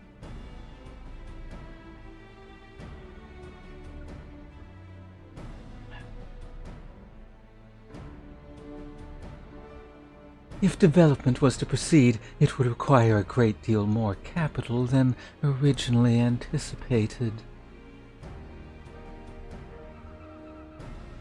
So he came to me and mine for a handout, and I obliged. But before you scoff, know that some of my regular customers were members of the failed expedition, and what they told me was enough to justify the expense. Tales of treasure, of untold wealth and riches, and God knows what else. Aye, we'll have to wade through all of them beasties. But with great risk comes great reward, as they say. You doing Alexander? Alexander, yeah, like I said, it's a fun quest line, or at least I thought it was. Spoken like a true born entrepreneur. Your ambition and ruthlessness are admirable, my lady. I dare say I could stand to learn a thing or two from you.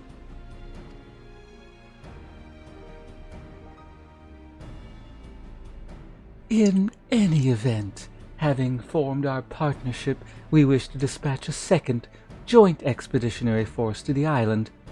That said, if we were to send just anyone, their fate is likely to be the same as that of the first.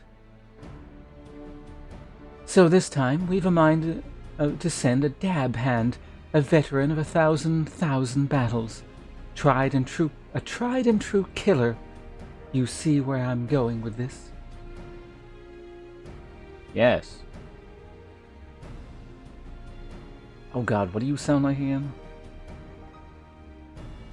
While I lack your aptitude for warcraft, I will be joining the expedition as a researcher. The Scions have an interest in this island. How perceptive of you. You are right, this is not the sort of affair that would normally concern us. However, after speaking with the others, they have consented to my participation on account of my personal interest. You will forgive me if I say no more at this time. If my suspicions prove true, then I will tell you everything. I promise.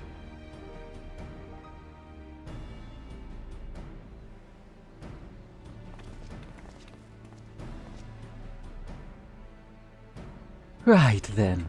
I believe that covers everything. The company ship will deliver you to the island. What? Oh, the company ship that will deliver you to the island is waiting to receive you. You may proceed to the pier whenever you are ready to depart. Oh, so you're not surprised? You'll have company, the craftsman whose help I reckoned we ought to have. He should be at the pier already. Rowena and I still have a few things to discuss, so why don't you go on ahead? I'll catch up to you later.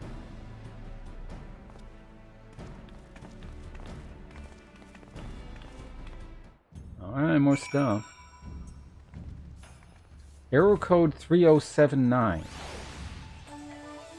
Why does that sound familiar? What is that? You'll organize the raid of the chapel. Can I be in both? I'll make a second account so I can be part of the PvP. I was telling Hope earlier, it's like, it's disappointing that, you know, everything's so, I don't know, sanitized in modern MMOs. If this was an old MMO, you could do shit like that. Like, disrupt wedding ceremonies by, like, attacking them in PvP or, like, training mobs onto them and stuff like that. Character in this world because it's full. Oh. What server are you trying to make a character on?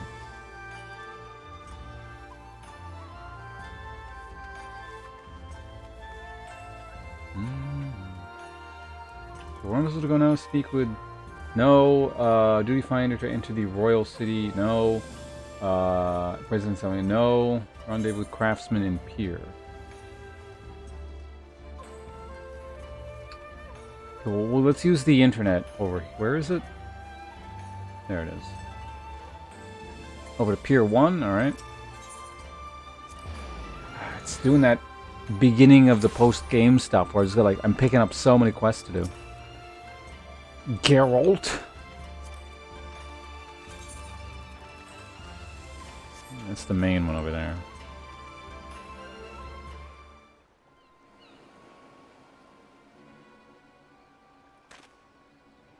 Oh, this guy.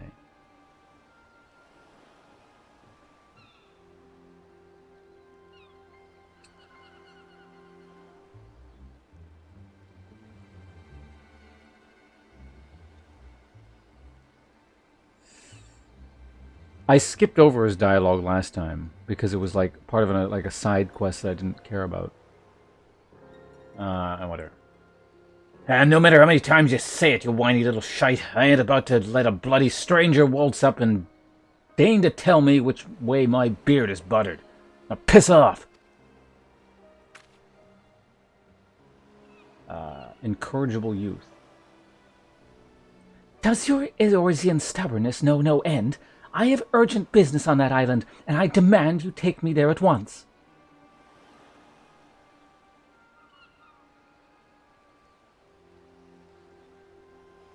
I could hear them shouting from half a mile away.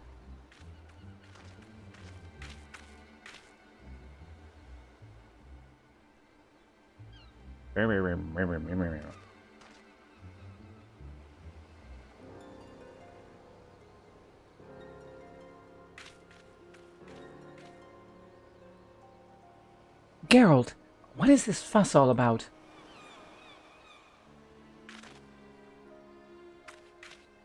Oh, Miss Krill. Sorry about that. It's this here bastard that's causing the trouble.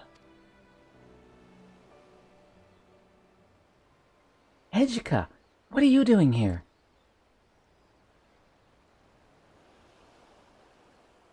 Did you really think I wouldn't find out about your letter? The nerve of you, trying to get a head start on your own. Well, sorry to spoil your plans. Oh, don't be difficult. I had every intention of requesting your assistance if and when I confirm my hypothesis was correct.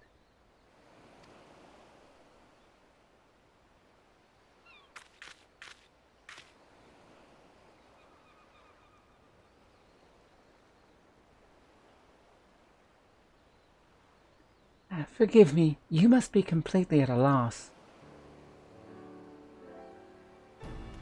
This gentleman on the right is... Wait, you already know each other, do you not? Well, as you may have guessed, Geralt will be lending his considerable expertise to our expedition. And on the left we have...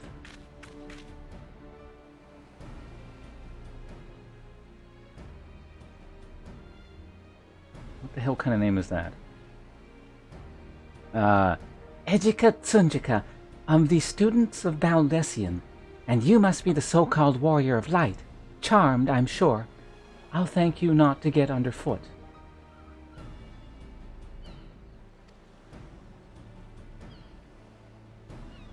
Yes. Manners, Edgika, if you intend to accompany us on this expedition... Of course I do. If you think I'm about to let, About to let a by-the-book traditionalist like you conduct an independent investigation. You've got another thing coming. I should be glad to welcome the assistance of a preeminent scholar such as yourself. Now, if you would be so kind as to stop badgering poor Geralt and board the ship, we can be underway.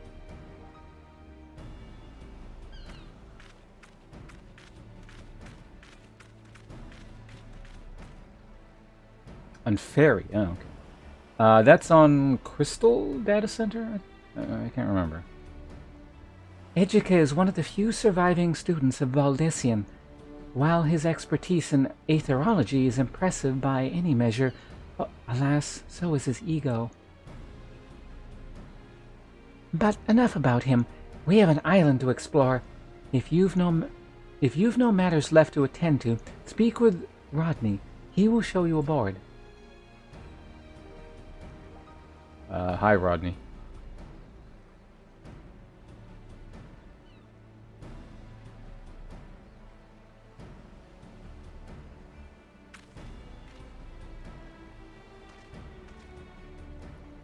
It occurs to me that no one bothered to tell you the name of the island we mean to explore. Am I correct? It is a bit grandiose and melodramatic, but we've tentatively named it for a place from Allegan legend, a forbidden land where fearsome weapons were hidden away for safekeeping.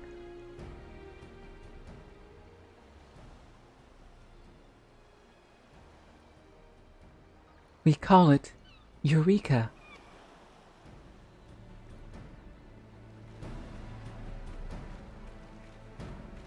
I wonder if Rodney will ever get any, like, dialogue other than, "This way to board the ship, sir."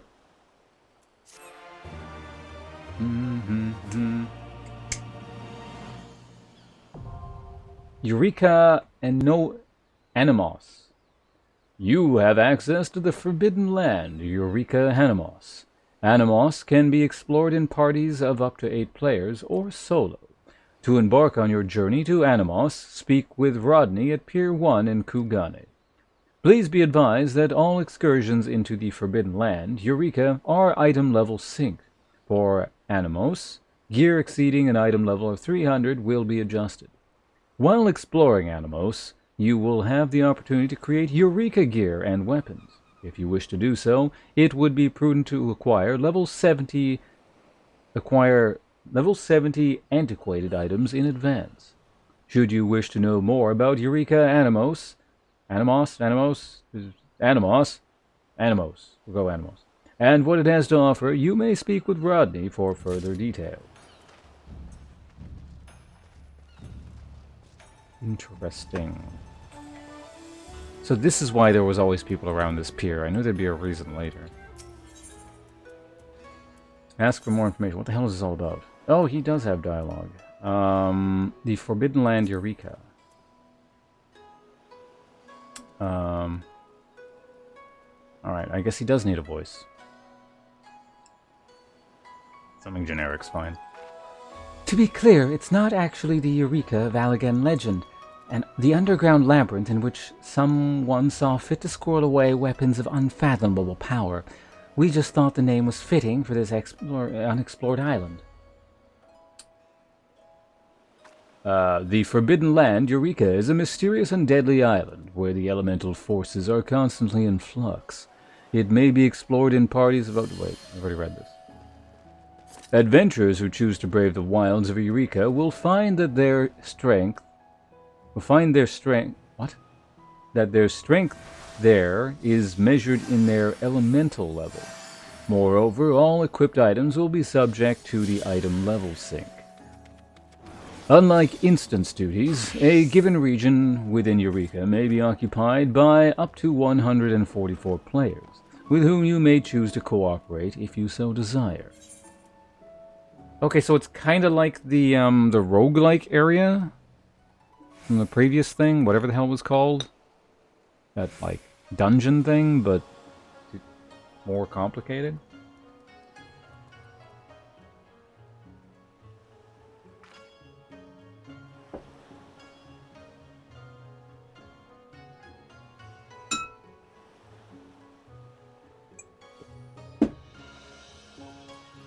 Penalty elemental level, right.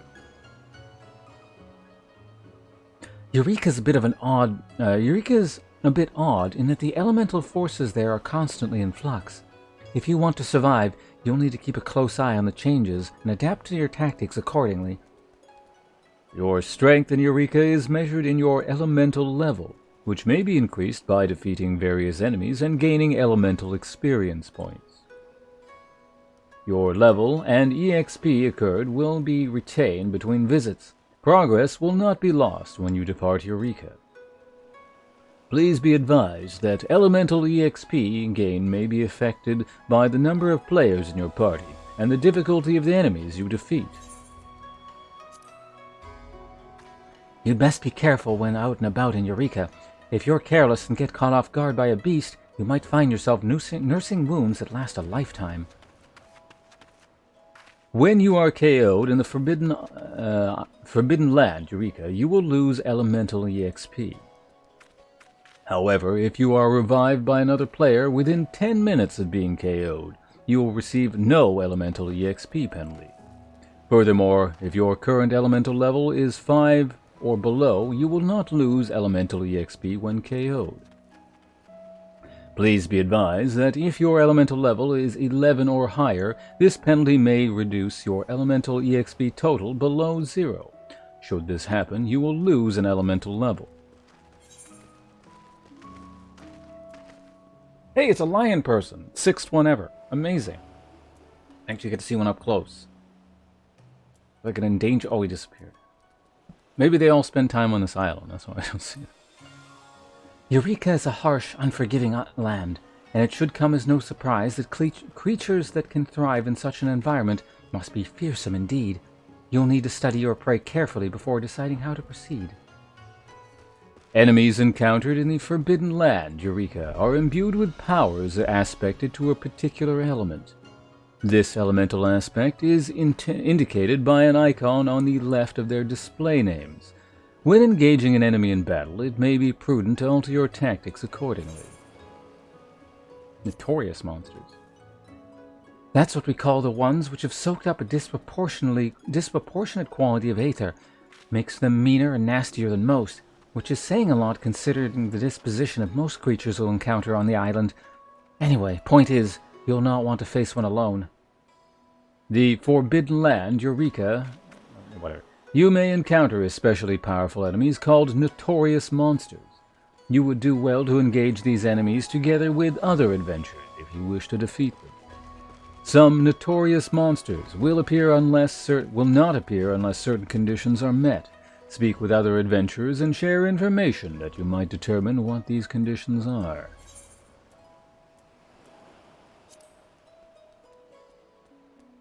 What's in it for me and mine, eh?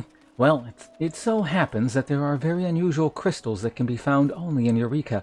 Crystals for which the holder of the purse strings have an endless appetite. When you defeat enemies in battle, you may purchase a variety of rewards. Among these possible rewards are protean crystals, which may be used to strengthen and enhance Eureka gear.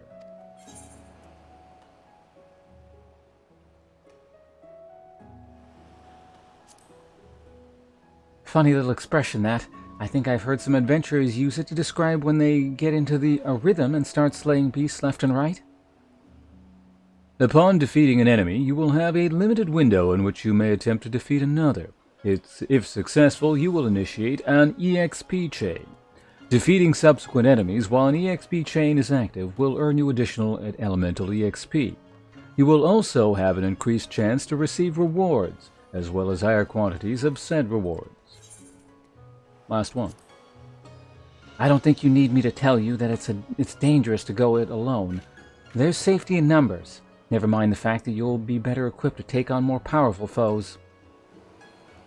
Unlike in instance duties, in the Forbidden Land, Eureka, you may form and leave parties with other players at will. You may also use the Adventurer list to seek out players in close and elemental level to form parties and explore Eureka together. It's like petered out at the end. I want to see what it looks like there, I guess. Let's go quickly. I don't think I want to spend too much time here, but who knows.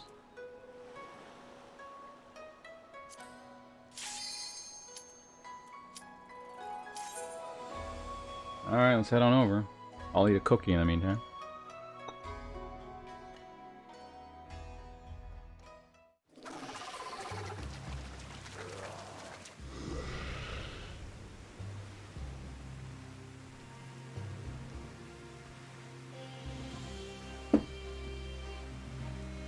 The Forbidden Land, Eureka Animos.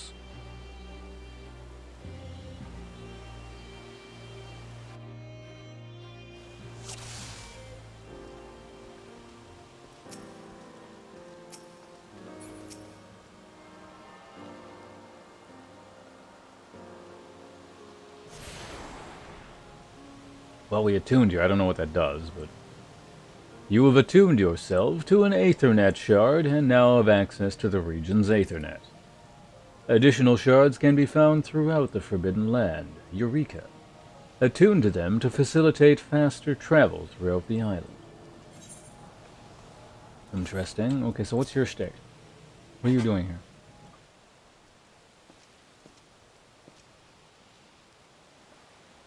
A regular quest with a cutscene.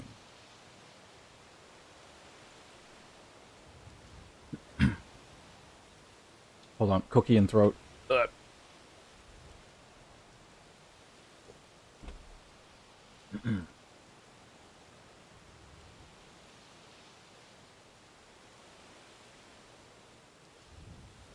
I knew it! I knew it! From the moment we arrived, despite everything that has happened here, there can be no mistake. I hate to admit it, but you had the right of it. I said I would tell you everything if my suspicions proved true, and so I will. The reason I urged the Scions to approve my participation in this expedition is because this island is the Isle of Baal. The selfsame island that once served as the headquarters of the home of the students of Baldessian, an island that belongs to on the other side of the world that was obliterated by a terrible magic. Bum, bum, bum. I was fortunate to have been elsewhere at the time, but I know you were not so lucky. I don't suppose you have any idea how it could have ended up here in the Glass Ocean. Alas, my memories of the incident are muddled. All I recall is a voice, that of the star, I suspect, faint and fleeting, but warm. And then I woke on the shore of old Charlayan. How convenient for you, and utterly unhelpful for the rest of us. Would that more than Galif's chosen heir could have received this blessing of light. And where are you off to now, Educa? To find anyone else that might still be alive. I'll thank you not to follow. I work better alone. Cutting us loose now that you got what you wanted. It'd be better for everyone if we cooperated. I mean, I don't really care what he does. Hopefully that comes with a sarcastic tone.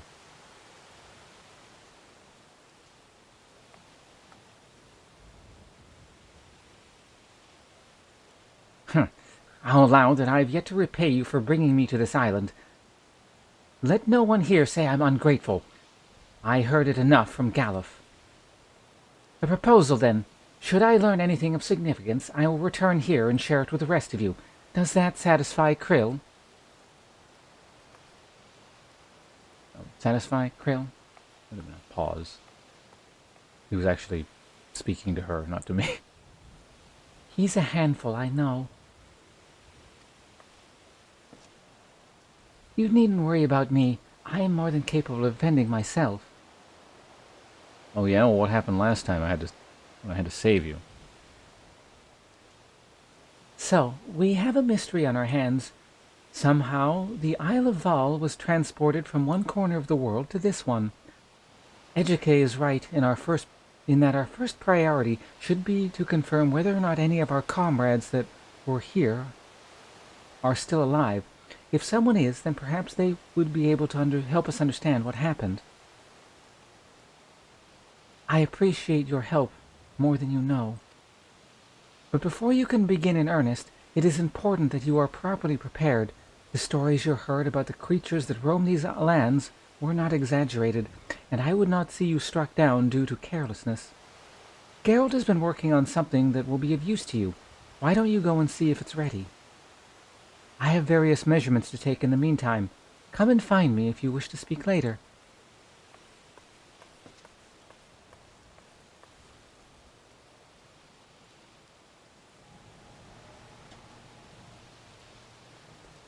All right, Witcher.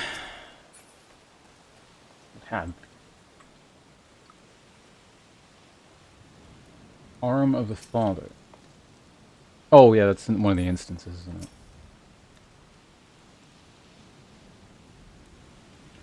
Got ourselves dragged into a fine mess, eh? Rowena's still wielding that tavern debt of mine like a chef's knife, taking a pound of flesh here and there.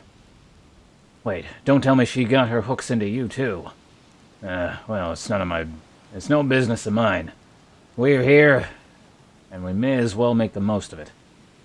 Much as you can make of being stuck on a godforsaken island where the very elements are your enemy, and the only living creatures want nothing more than to make you dead. You've probably heard from others about how the beasties here have been bathed in the twisted aether of this place, and are somehow stronger for it. Don't know about all that, but I do know that if you walked out the gates and let... God, this guy's dialogue is so hard to read because all the contractions. I might just start reading it normally. Yeah, fuck it. I'm not gonna have to talk to this guy too often, I hope. Don't know about all that, but I do know that if you walked out the gates and let one of them take a swing at you, you'd feel it in more ways than one. Aye, not only can they rend flesh and break bones, but they can also disrupt your very aether. So if you're intending to go toe-to-toe with one, you'll need a way to improve your abilities to endure said beastie's attacks. Rather, your ability to defend against attacks of a given elemental aspect. Goes without saying, the same principle applies if you're to want to hit the beasties back harder, yeah? Any road, to that end, Krill and I have been working on a solution. A magic contraption you can use to manipulate your elemental affinities and fight more effectively in Eureka. We call it a magia board. Might take some getting used to, but I'm sure a clever lad like you'll manage. But the board alone's not enough, I should say. You'll need these crystals, or what are they called? Magicite, that was it. Type of crystal found here in Eureka. Pure as driven snow, or so I'm told. Lucky for you, I've got one to spare, brought back by a survivor of the first expedition. Go on and take it, along with the board. Reckon you'll find more while you're out and about, so I designed it to take up to 5 in a given configuration. To affix or remove magicite, you'll need to avail yourself of that there magia meddler. Shouldn't be too hard, but if you've got questions, direct them to the expedition engineer over yonder. Okay.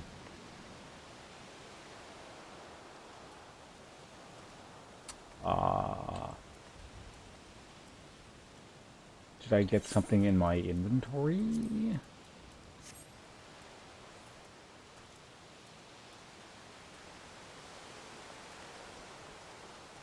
Expedition lockpick. You're the dab hand they summoned, I'm afraid I can't help you at present. Still getting my own things in order. Magia... Oh, there it is. The magia melder may be used to affix magicite to or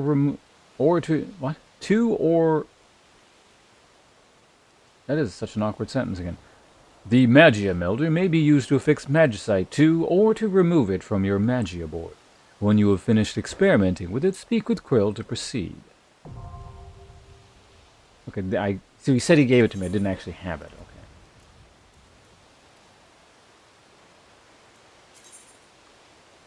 You've obtained your very own Magia board. In Eureka, each creature is aspected to a certain element, giving them a distinct advantage in battle. You will need to make a judicious use of both Magia board and Magicite to overcome your foes. Raise your affinity in certain elements by melding Magicite to your Magia board, or spinning the board to change its alignment. A Magia board properly configured to an enemy's ethereal tilt can enhance both offensive and defensive capabilities. Speaking to the expedition engineer, speaking of for further guidance, okay?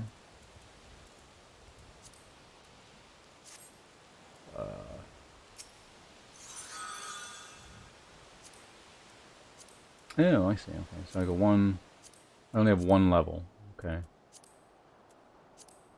So it's wind.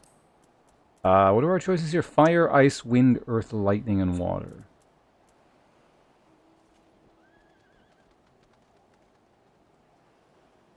What's the most Dark Knight of elements? Fire? Ice? That's like Death Knight. Yeah, ice. Let's do it. There we go. 1 point in dice.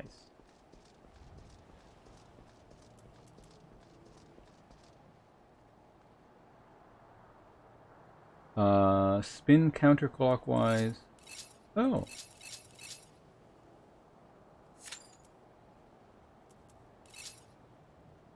Wait, what?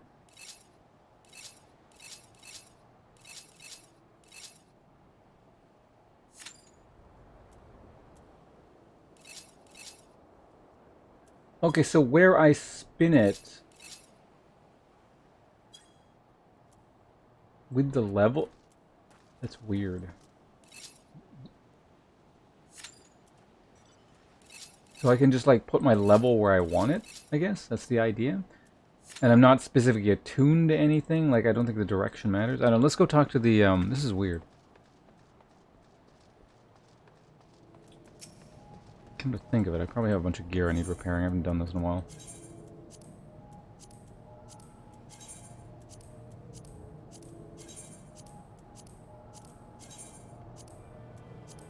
Yeah, it's all the damage stuff from the Shinryu fight. Because I've changed gear since then. Okay, oh, there you are, Expedition Engineer. How does this shit work? It seems sort of neat. Okay. But are you a human? Are you an elf? I can't. He's a human. Okay. In need of information about this or that? Pray do not hesitate to ask. This island offers many unique challenges, and it would behoove you to approach them in a logical and reasoned fashion. Island's unique challenges. Oh god, there's so much. Oh wait, that's the same thing. Magia board. Basic use of the Magia board, okay. The Magia board is simple. Is a simple, elegant device created by Miss Krill and Geralt to aid adventurers in their exploration of Eureka. The Magia board can be used in conjunction with Magicite to strengthen your affinity with these six elements while exploring the Forbidden Land, Eureka. Stronger affinity with a given element will increase the damage you deal certain enemies, as well as reduce the damage you receive from others. You may configure your Magia board by affixing or removing Magicite with the use of the Magia Melder, which can be found... Okay.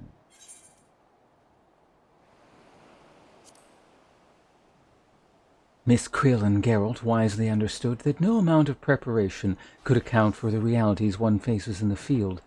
To that end, they designed the Magia board so that the user could make minor adjustments without the aid of the Magia Melder when necessary.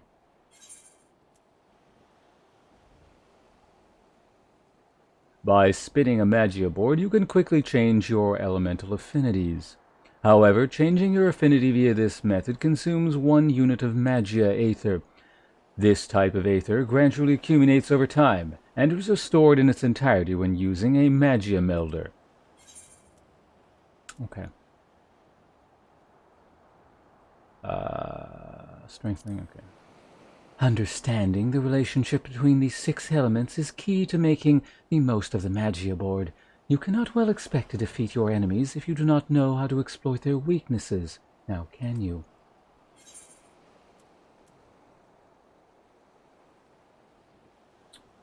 The 6 elements are best understood as 2 balanced sets. Fire is strong versus ice, ice versus wind, and wind versus fire. Lightning is strong versus water, water versus earth, and earth versus lightning. Okay, so Pokemon. Shit, why did I eat a cookie? I've got more to read. Oh, my. For example, if you wish to deal more damage to enemy after the fire, use your magic board to strengthen from the wind. However, you should wish to stop.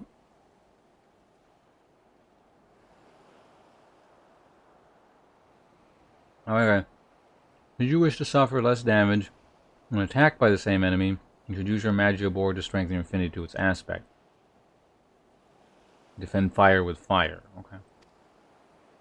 Ways of understanding. The affinities will strengthen your attacks or your defense are indicated on your magia board when targeting an enemy. Alright.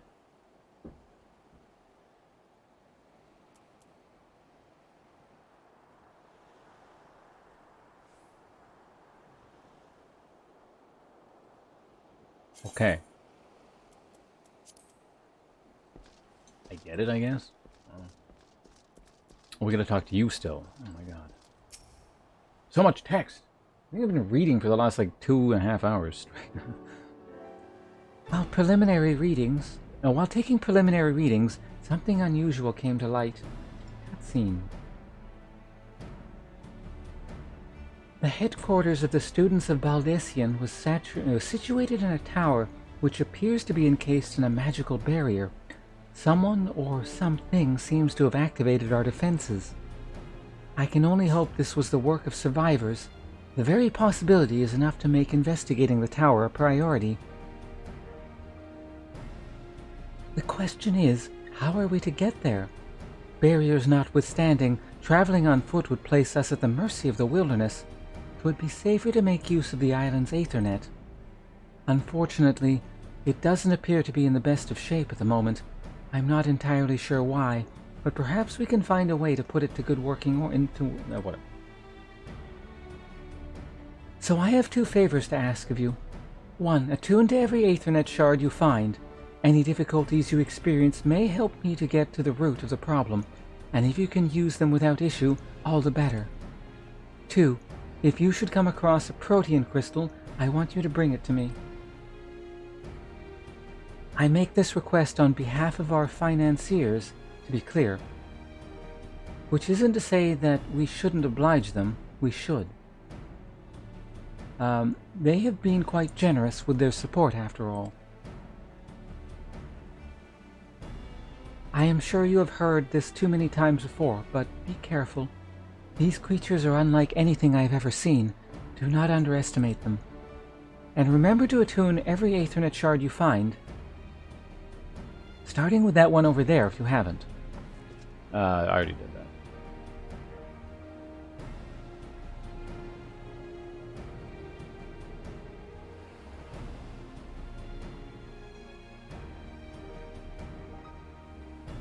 You may now purchase items only available for use in the Forbidden Land. Eureka from the Expedition Provisioner. Yeah, this definitely seems like a souped up version of that roguelike thing from before.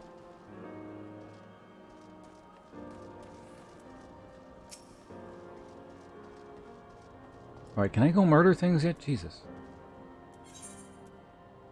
Ask about special stock. He's an elf. Well, in addition to the usual assortment of sundries, the house is proud to offer a selection of items prepared especially for this expedition. No refunds, of course, house policy. Please be advised that certain items sold by the Expedition Provisioner can only be used in the Forbidden Land, Eureka. Alright, what the hell do you sell? Eureka Potions, Eureka Antidote, Grade 7 Diamond, Golden Needle, whatever. Go away. Squib's Hands. Okay, so you are oh. You're that, which means you're weak to that? I mean, I could...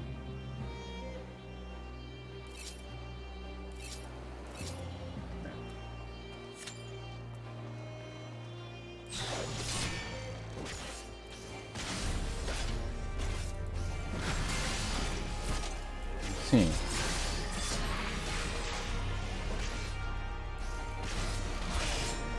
I haven't fought anything while I forget my hotkeys.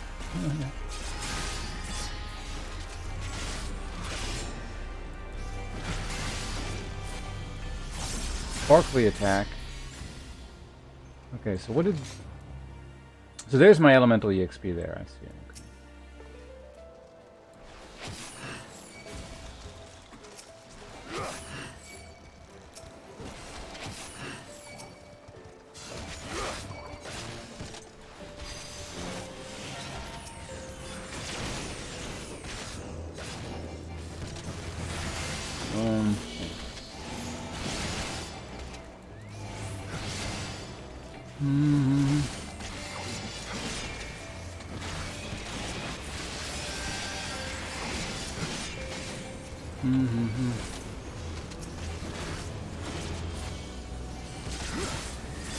When did I use my 3 ability? Okay.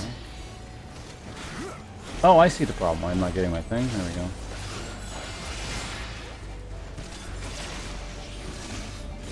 Right, I changed the hotkey for that. Of course.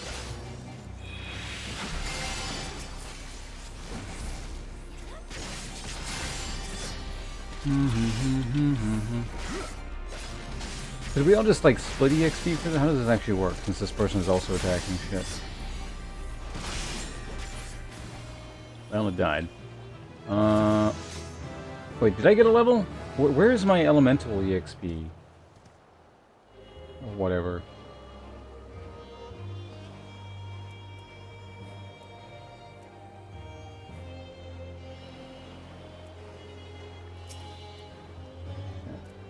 Hold on, let me kill one thing.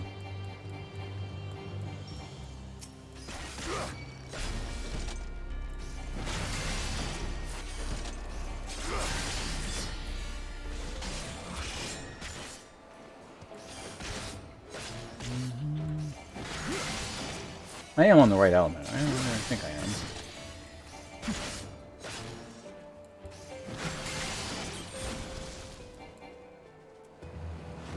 It kind of moved, but...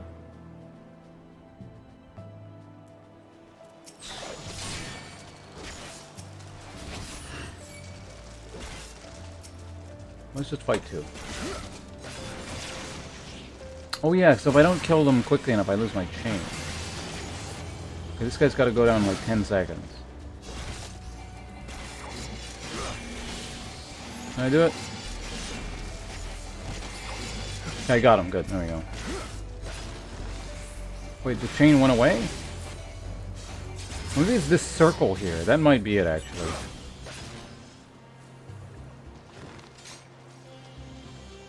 Wait, no, I thought that was the spinning thing.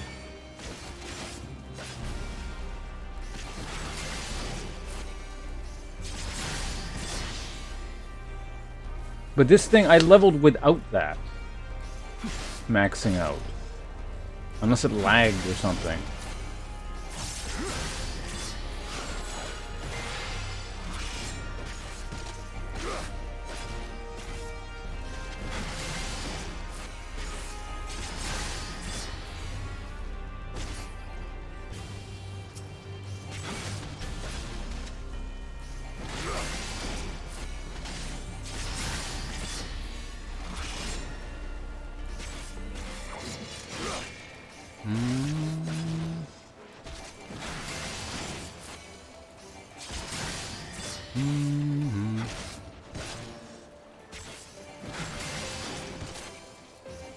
Maybe it only needs to go part way? I don't know.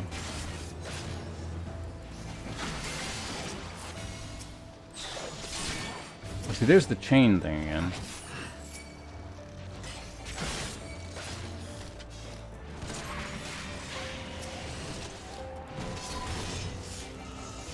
Wait, I have this thing now. Go ahead and do this.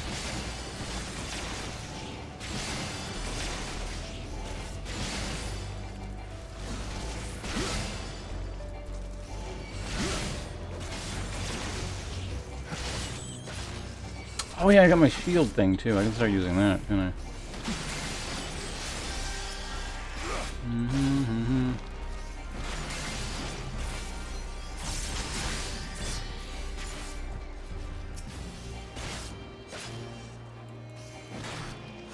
Okay, I'm up to 2 chain now, whatever the fuck that is. Oh, people just lagged around there.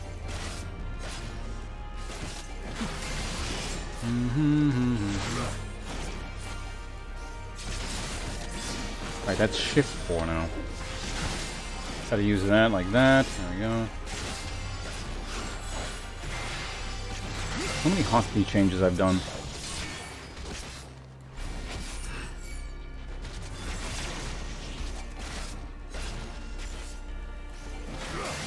Yeah, maybe that is it. And it just like did something weird and like lagged or something before.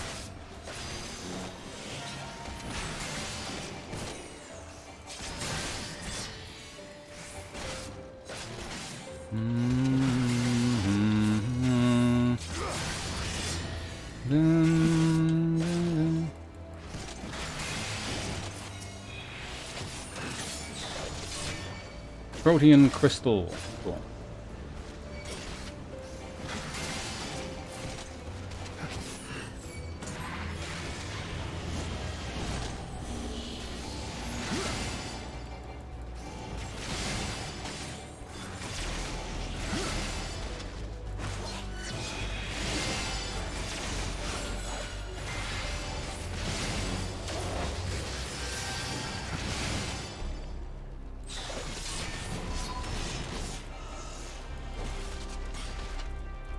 Oh, I've been level synced down, so I can't actually use that ability. Never mind that. Okay, that sucks. I got a 4 chain. Yeah, I guess it was just a delayed EXP thing that all like happened at once. Weird.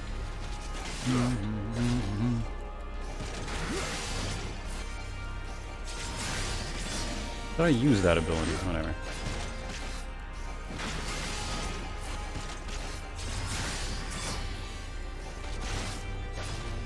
Why you aggro? The fuck?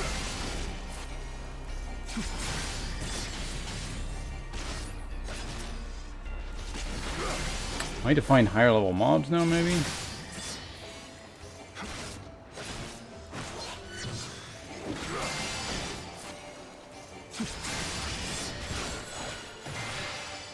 I almost have my big AoE thing, so I can like mob them up again. Oops, that's not what I meant to do.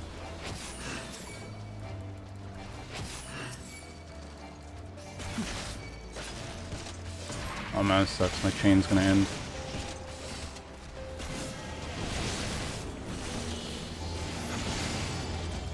This might restart it? I don't know how this works.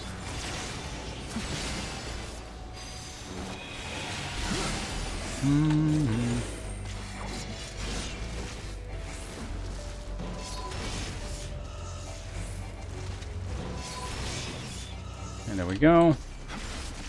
Go ahead and use that.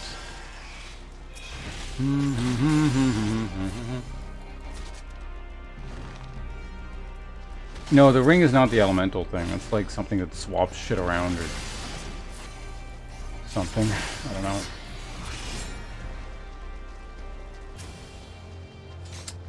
Okay, well that's that. We gained a level here.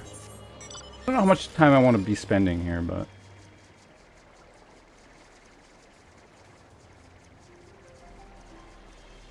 Oh, there's like group quest stuff. Alright, well, let's go back and hand in Protean crystal. First it said bring me one, so. Hi. Here's the thing you wanted. Went beyond the walls, did you? Find any Protean crystals? Yes, this should suffice for our purposes. So tell me, have you gotten used to fighting the denizens of the island? I mean, I get the idea. Huh, I should have expected nothing less from the Warrior of Light. Oh, my webcam's been off the whole time. God damn it, this fucking game and that. I'm trying to discern the reason for the Aethernet's failure. Oh, in trying to discern the... I discovered what can be best described as a disruption in the natural flow of the life stream in this region. I've yet to ascertain the cause of this disruption, but I believe it may be able to help me... but I believe you may be able to help... I can't read right now. Whatever. Go to a place. Yes. Right. Let me hand this crystal back to you. Change of plans. You're to give it over to Geralt. He needs it to do what he does best.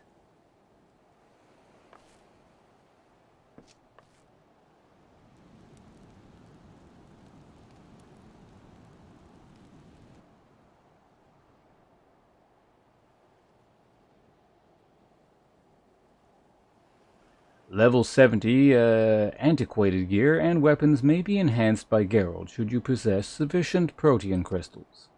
Lockboxes obtained in the Forbidden Land Eureka can be opened by expedition lockpicks in the base camp or by Brigonita? Whatever. You may continue to blah blah blah. Well, what do you want now? Good news, Ponce. I believe I've discerned the reason why we were having trouble utilizing the island's Aethernet. Truth be told, it caused me to reconsider some of the accepted truths of aetherology, but I have detected a confluence of aether, which should suggest a blockage of sorts. I still don't know how or why this blockage might have formed, and this is where you come in. I want you to investigate the site of the blockage. I can't provide you with the exact location, but I can tell you it is somewhere to the northwest. If I recall correctly, there was an observatory on a hill out that way. Perhaps you might start there? There will be times during the expedition in Eureka when you will receive no guidance from the duty list or the map. Speak with other players and share information to discover how to proceed. Interesting. Open a lockbox. I don't have any. Dun-dun-dun, dun-dun-dun.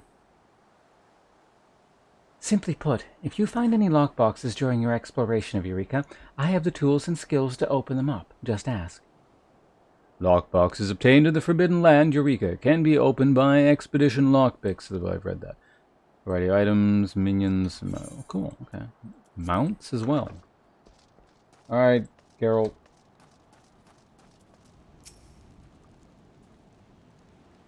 Do a thing. Settled in, are ya? Good for you. I'd like nothing more than to board the first boat back to Eorzea, but no use pining for liberation. What ain't about to come, and my lines are really annoying to read still. This debt of mine will keep me shackled to this place for the foreseeable future, I reckon. Any road, you got that protean crystal I've been waiting for? Good. Aye, this'll do. Though I'll need more than just one. And I'll only be able to work with weapons or gear of the sort as made for practitioners of certain powerful arts. But I'll work like a dog if I have to, for your sake and mine. And then we can both bugger off this bloody rock and go somewhere every living thing ain't trying to kill us.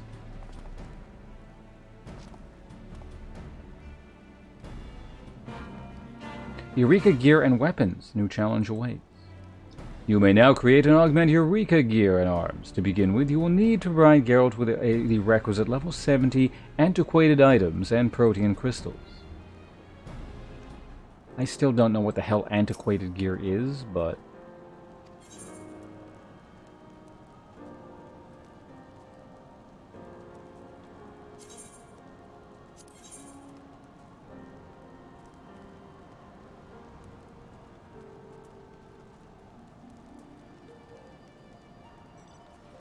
Oh, no, yeah, I have this. This is my quest thing. And if I get 100 protean crystals, I can turn it into that.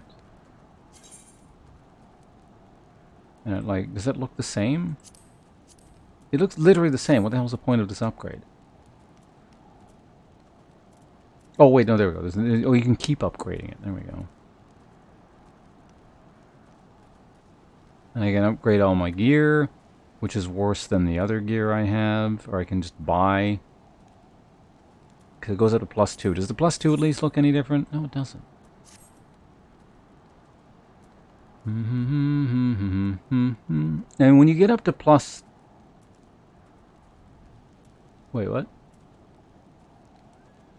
When you, at least when you get up to this level, it's kind of close to the poetic gear. Exchange animals crystals.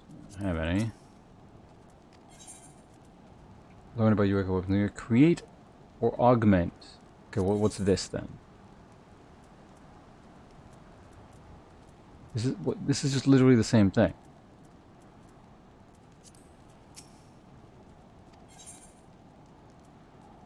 Oh, this is just specifically for my class. Because you haven't got no suitable arms for me to work with. Maybe set your sights a little lower. Okay. To produce, proceed, you must first acquire Calibolg +2 to augment. Okay. I wonder how quickly you actually acquire crystals out and about in the world.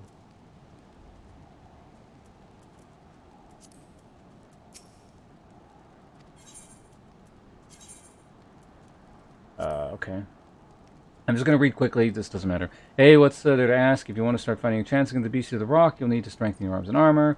Geralt can create Eureka gear and weapons. You provide him with antiquated items and protein crystals. You can also augment his creations further with his protein crystals. If you do not possess levels of antiquated gear or weapons, you may purchase them from a Calamity salvage located in the... let's see this. You'll go put in the cart before the chocobo. If you want something that bleeding powerful, you need to do something bleeding powerful, and protein crystals, and blah, blah, blah. You put something together, protein crystals, speak with the other players, and share information, discover the process, proceed. I'll toss a protein crystals your way in exchange for any animals crystals you don't need. How many? Well, that's for me to decide, and I'll give a good look at blah, blah, blah, blah, blah. Geralt will give you a random quantity of protein crystals in exchange for animals crystals, which I don't even know what that is, so... Oh, is that the board stuff? It might be. Hello, Tenny. Have I acquired any, like, points to spend? No. No, I have not.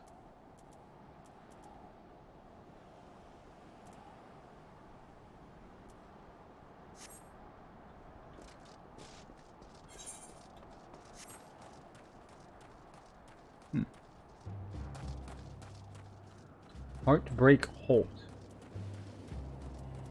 So I imagine this is supposed to be like a massive grind fest.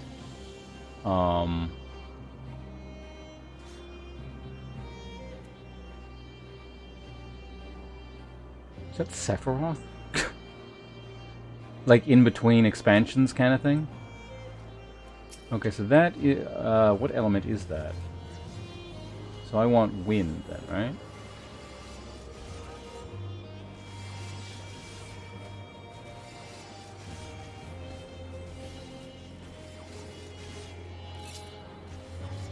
That's not what I meant to do, but let's try the defensive option.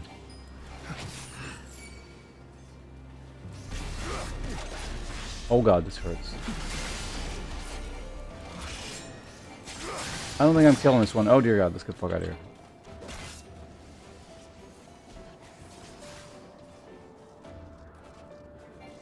Yeah, that ain't happening.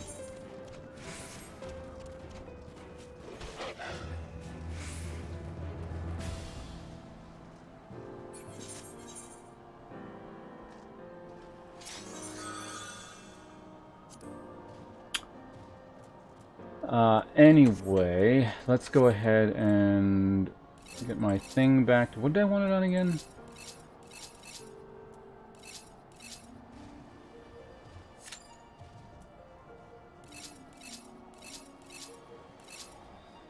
No, I wanted it on fire. Fuck. No, lightning. No.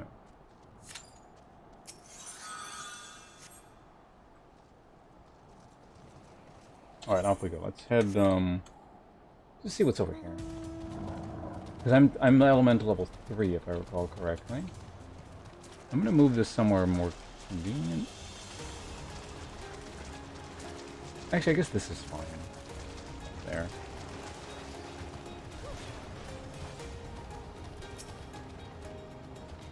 Here's all the level 3 and 4 stuff. Okay.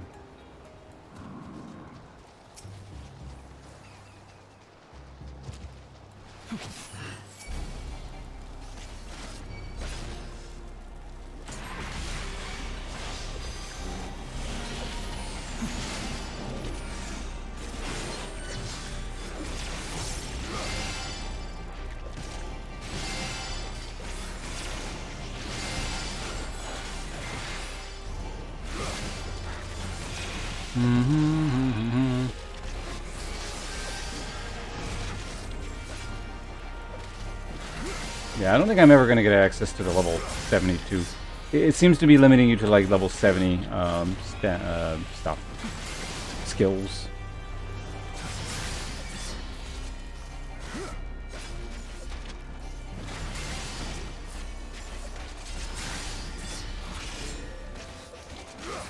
I don't know. I'm just trying to figure out how much I want to do here. Might be fun to do later, but not now. Let's get like maybe one more level, then I'll know.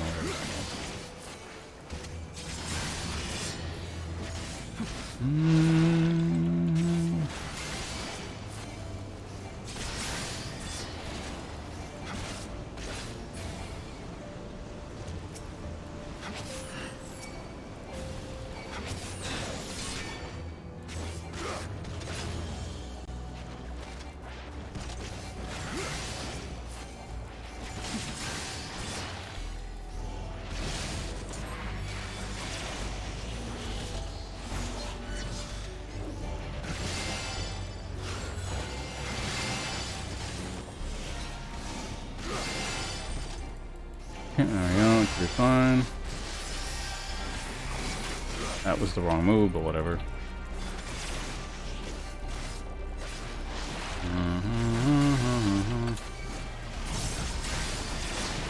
Grab that. Gotta use my tankiness for something. I got a...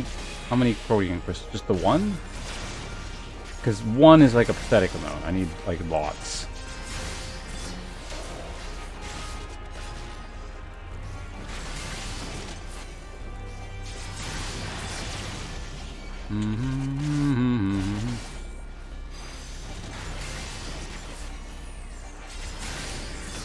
Steel, there we go.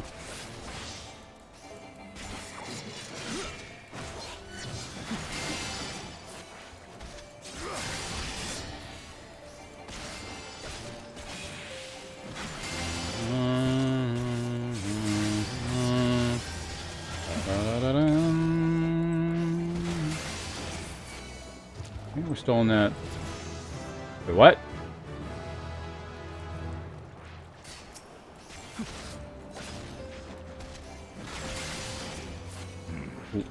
Thanks, bunches. Wait, did my Dark Knight level there? Oh, Chaos. Thanks for the follow. What? But you were fall. Well, whatever's going on, thanks, Chaos.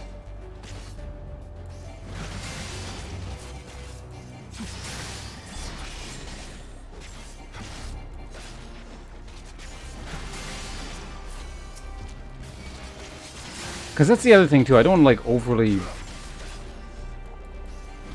level a character and just have, like, my Dark Knight over-leveled.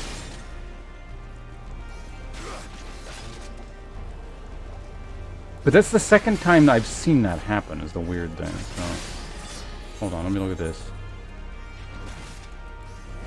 Shouldn't it say what my level is? Like... Yeah, no, I'm 72.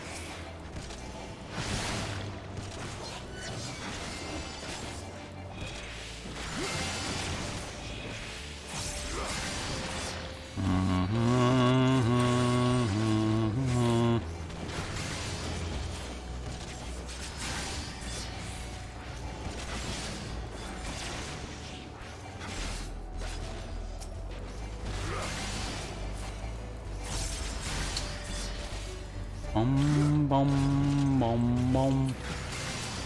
Da-da-da-da-da. Oh, confused as in like the follow thing, or?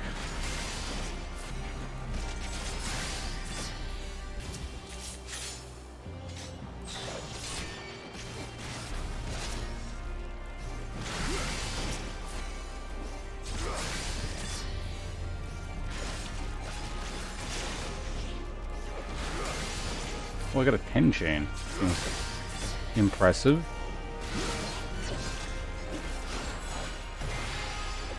I don't know if it is or not, but you know, thing. Loot chance also goes up, it looks like.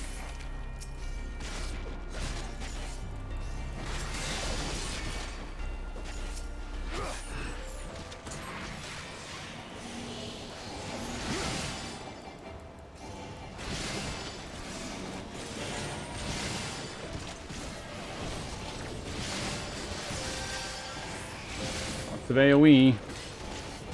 Okay, we just used up all the stuff. There we go.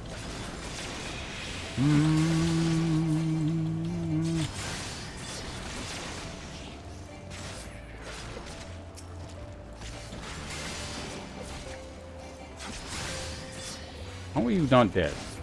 Thank you.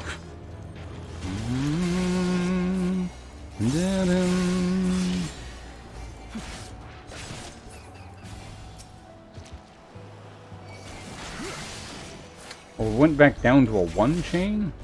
I don't know how this shit works. It's weird. Some things are like chains and some things are not. Maybe because it was too low level, so I gotta specifically kill like stuff my level?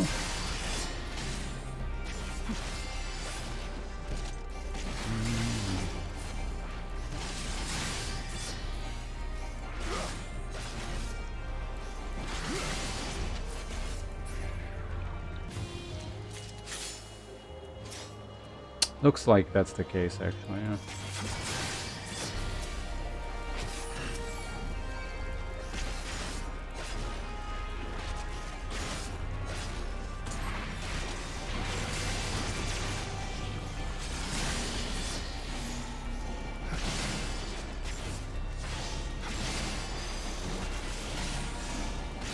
Okay, just keep spamming this guy.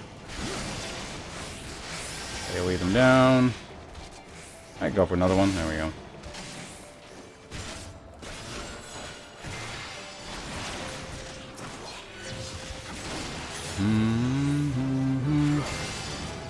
Okay, so now we're level 5. I got another protein crystal. Melting these things now because they're too low level.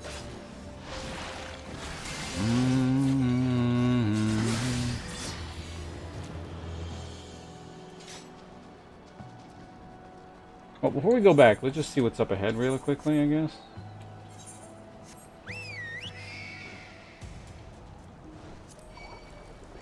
What?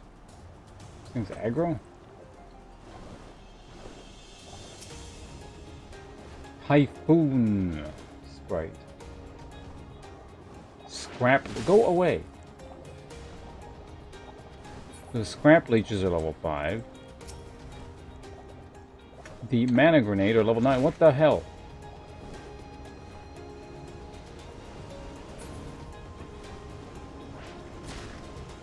The mobs on this area just have like a bigger aggro range or something. It's weird.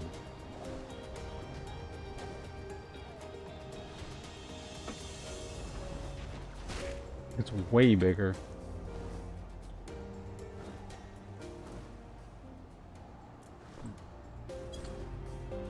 Oh well, regardless what's going on, let's go back. Can I warp back?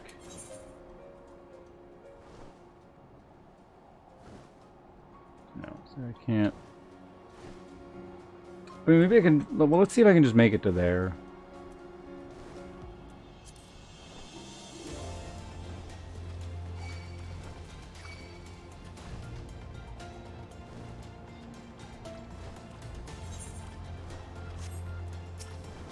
So we're up to level 5 shit here. Not going up any higher, so.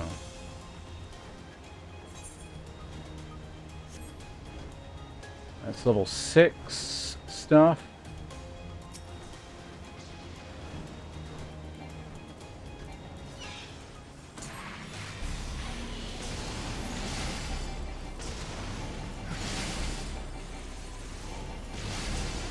I'm in the wrong aspect, that's fine. I don't think I got anything for that, but anyway.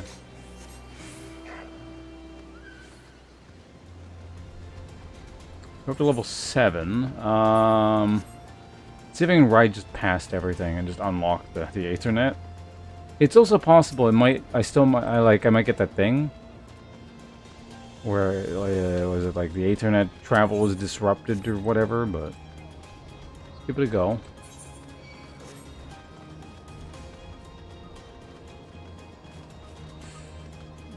Can I get up there? Possibly not. I might need, to get upstairs somehow. Oh, God.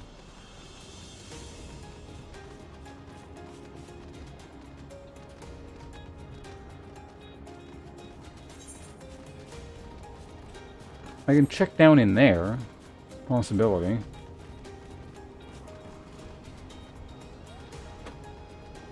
The hell is this? I don't see anything. Bum, bum, bum, bum, bum. I think maybe I can go up in through there. Give it a shot. I'll eat a cookie in the meantime.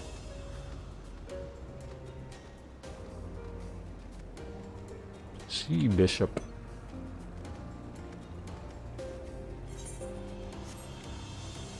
Oh god, we're up to level 13.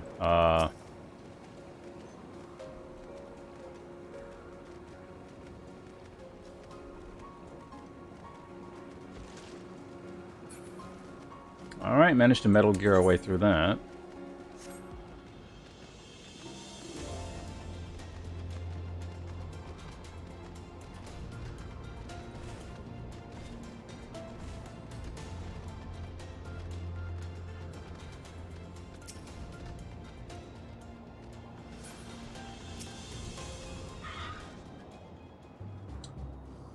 Level 9, you son of a bitch. Well, we're here for no reason. I guess we're going back and try not to die on the way.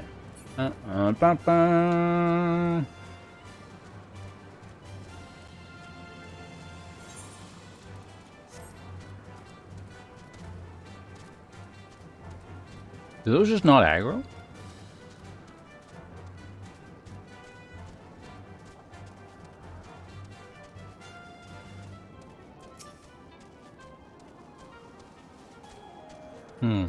Was it level 5? I wonder if I could take on like level 7 stuff.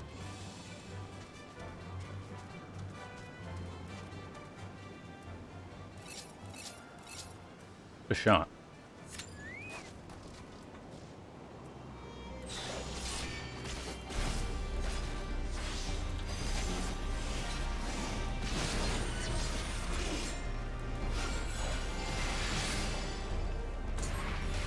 Oh yeah, I can take this, no problem.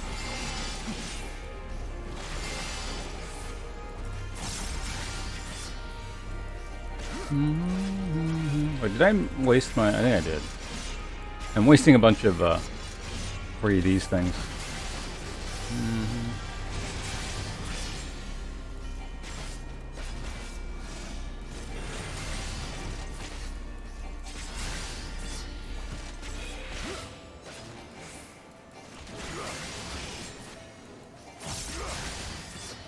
I think it isn't even busting through my shield.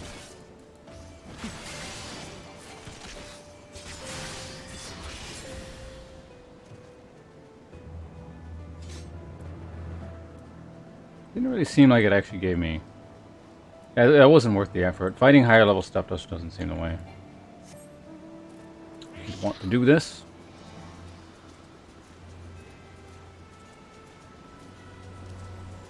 Just want to, yeah, stick to level 5 stuff. Which is like the leeches and things. But I think we're good with this area for now. I get it.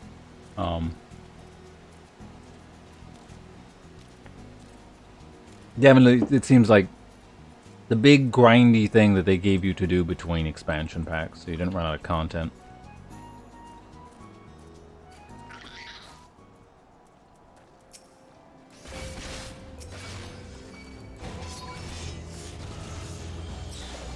What the fuck? Go for that one. I'm gonna fight everything, and this is a terrible idea, but... What? What are you doing?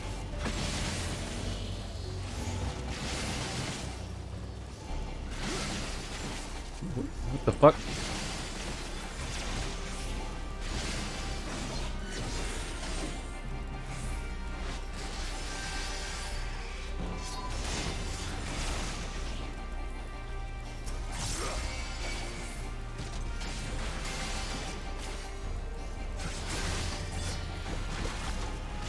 I don't know what happened there, but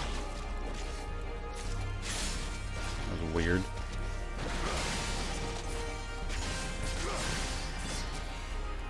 Did he like come along later and then somehow aggro everything?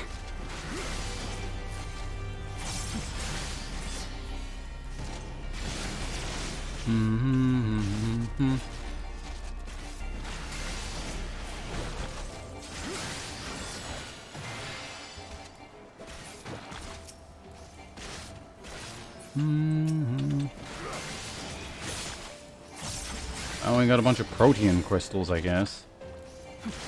You want 50 to get like the +1 version of the weapon?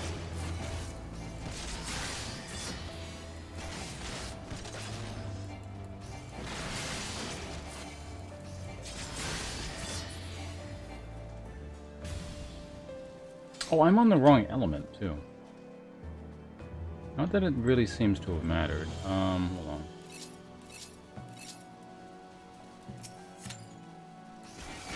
Okay, well, I want to kind of figure out... I said I was going to be done, but I want to actually see how big of a difference. Hold on.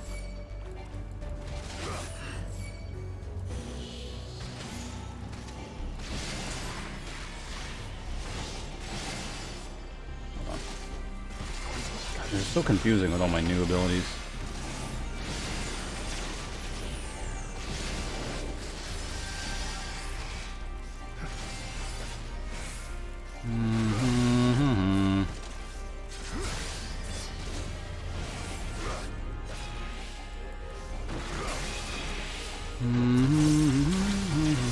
Definitely keeping the chain going.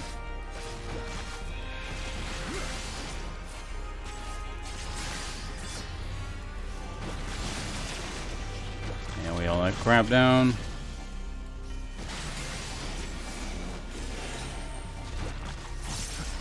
I can't use that one yet. Crystal, take it.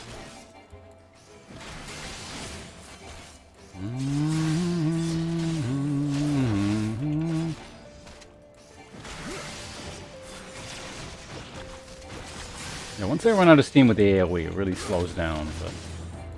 Chain 10. Cool. That means I get more loot, apparently.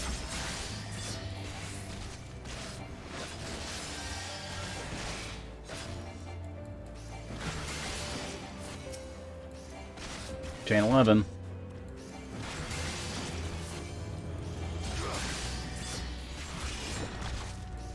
Everything's like aggroed everything.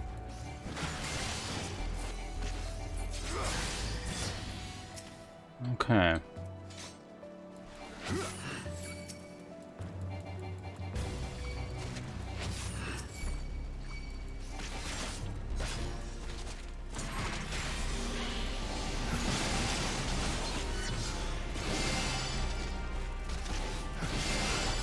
There we go, now I can use this. There you go, perfect.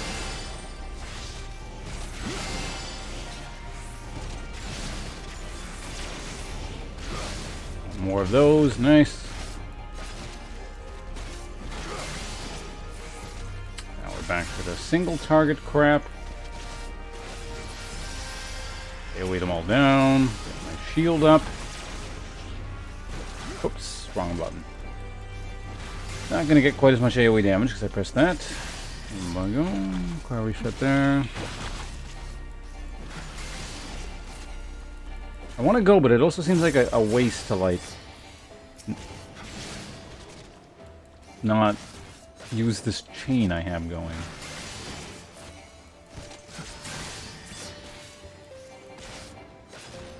Oh, it's a summon.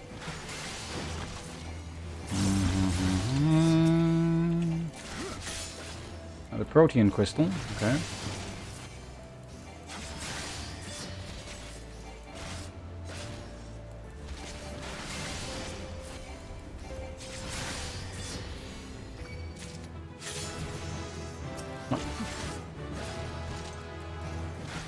Okay, somewhere partway. So I'm level 6 now. Okay.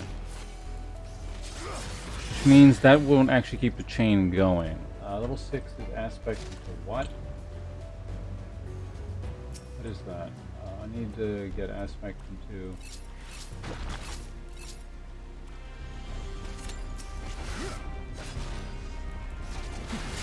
Oh, you fuck off.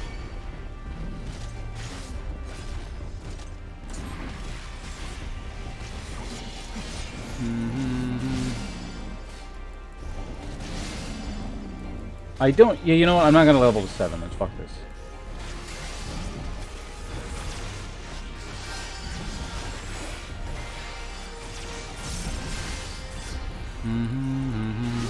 I just want to kill like one thing.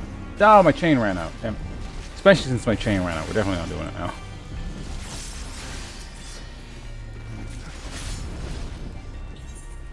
For 12.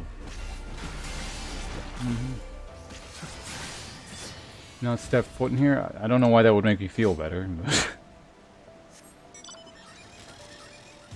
oh, we'll do this some other day. This is like old school MMO mega grind fest content, so.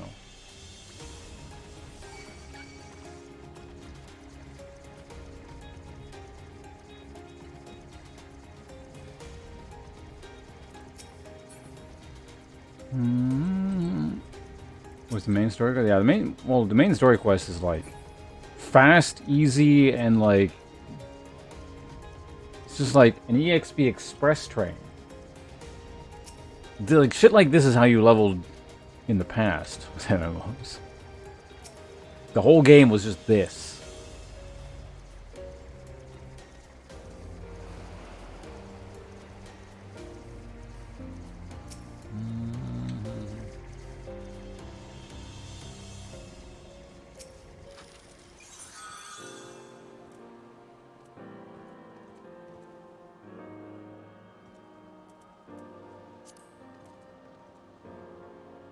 Yeah, I guess I gotta, like, find that stuff or something. Alright, check out something really quickly here. Does it actually say my... Yeah, it's fine. There's not... Can you do anything with 12 protein crystals, out of curiosity? Oh my god, you need 100 for that shit? Jesus Christ.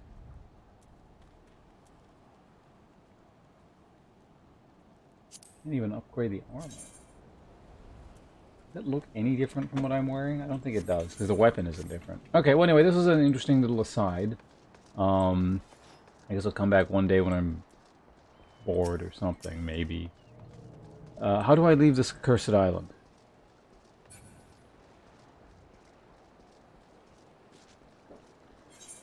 I don't know if I'm, like, really going to want to do it, though. We'll see. I think this is pretty low down on the list of, things I want to complete.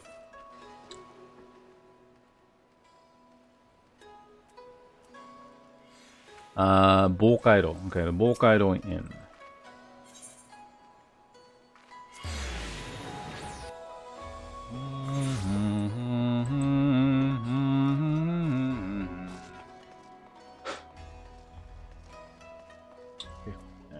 I'd probably put it more at like somewhere around the 300 range. The new king on the block. Who the hell are you? RT Hunter. This hunter's unbridled enthusiasm can mean only one thing. The hunt is on. Hunt shit, is it?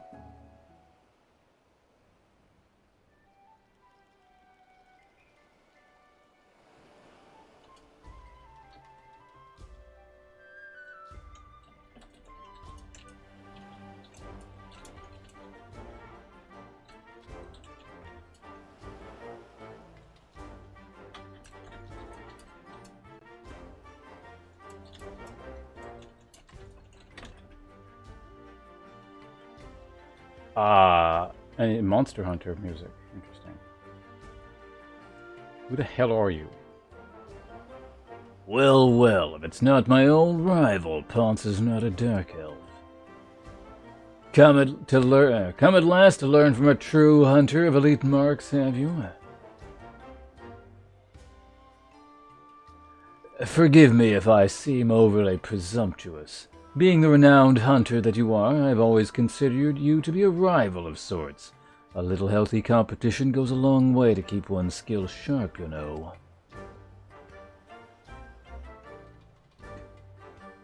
Ha ha ha! Aye, but a hunter ain't worth shite without a smithy to keep him armed and armored. You'll have to excuse him. He's never been one for social graces. But he's a damn fine hunter, and what he brings back to the forge keeps me in business. If you're gonna sound like that, maybe we should change your... Well, I don't even remember what he sounds like anymore. Who has time for grace when game is afoot?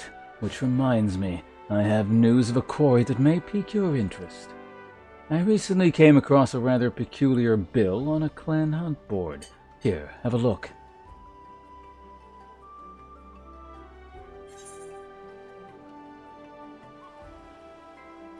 Rathalos? The bill depicts a crimson wyvern, unlike anything you have ever seen. Unfortunately, further reading on the bill reveals nothing of its origin. Oh, this must be that crossover event that was happening at the time when I was actually playing Monster Hunter. Because I killed Behemoth in Monster Hunter. Strange, isn't it? Not only is the drawing unabashedly crude, the bill itself lacks the formality expected of anything approved by the Centurio clan. Still, a bounty is a bounty. Before setting out, though, I thought it wise to first confirm the details of the request, and therein lies the rub. The clansmen weren't even aware this bill had been posted, likely the escapades of some mischievous youth, they said. But if this beast truly is out there somewhere, what manner of hunter would I be if I didn't go out and find it? And from what I've been told, you're never one to back down from a chance at adventure. So how about it? Will you take up the hunt? Sure, why not?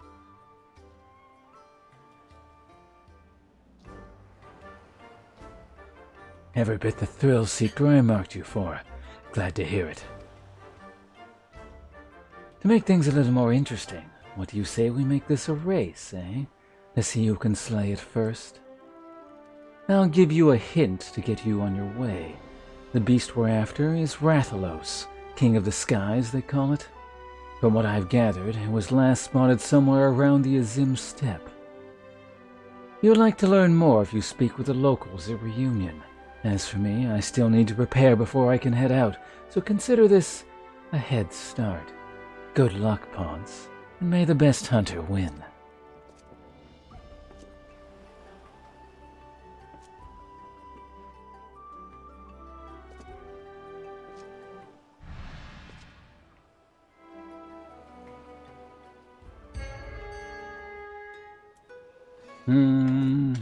What the hell are these people doing? Gonna get caught up with you guys.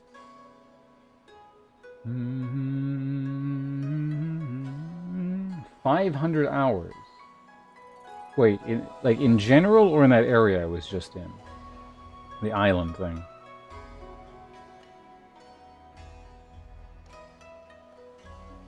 You're homeless? What?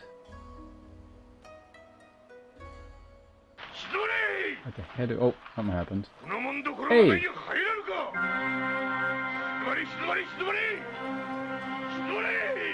What do we have here? A positivity raid? Damn, that's like the antithesis of my stream. Well, we could use a bit of positivity, I suppose. Thank you very much for that host/raid. Do very much appreciate that.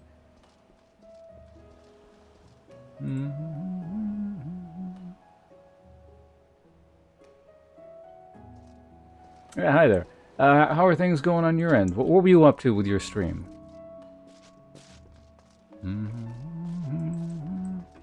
You don't mind my inquiring. Wasn't also Final Fantasy by any chance, was it?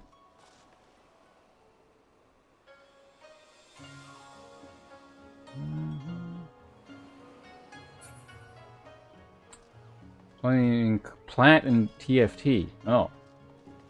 Well, I'm going to keep things positive then. I hope you had fun. No, I don't know. TFT's not that bad. I haven't played in a long time. I think the last time I actively played it really was like Season 1. I think I played a bit of Season 3. But,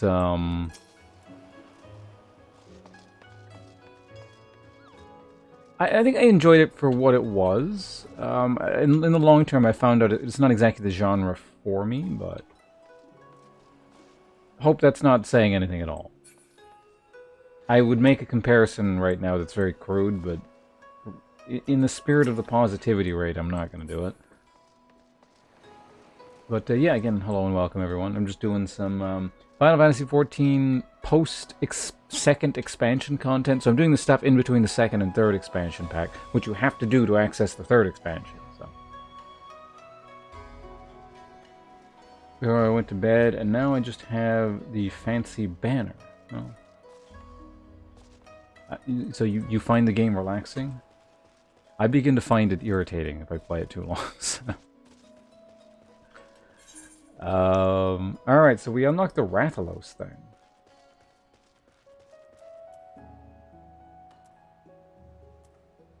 Where is that? Gather... It's not... Oh, I have too many quests listed. Okay, so we're still in this town. This is the only other thing we have to do in this city, so let's maybe go ahead and talk to the Shinsengumi up here.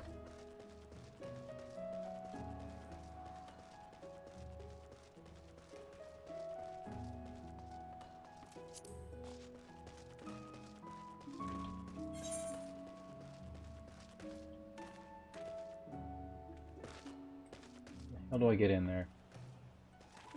Oh, I gotta go down? Okay. Oh, right. Supposed to go by the sewers or something.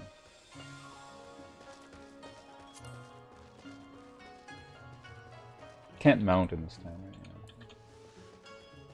now. Bum, bum, bum. Down here? Yep. What? Won't let me jump down. The game gives you what you want for some reason. I just find auto battlers in general just have too much RNG for me to like. I personally prefer games with less RNG. I know some, it's a spectrum. Everyone likes different things. And it's not that TFT is all RNG, because otherwise you wouldn't have good players and you wouldn't have bad players. But it's too far along the RNG scale for me to like really want to sink my teeth into.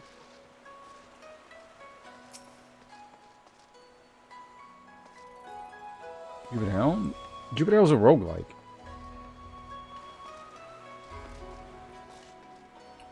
They're like, that's what I'm saying, like any kind of game is on, there's lots of RNG and there's less RNG. And roguelikes tend to have like some degree of RNG, but there's usually a way to control that and like make the best of worse situations.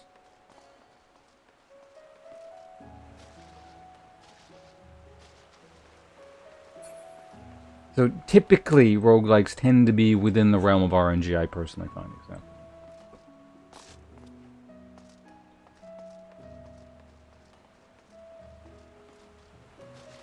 Reincarnate, but yeah, again, it's mitigatable RNG. You can make the best of bad RNG. Whereas competitive games with a lot of RNG, a lot of times you can just get screwed.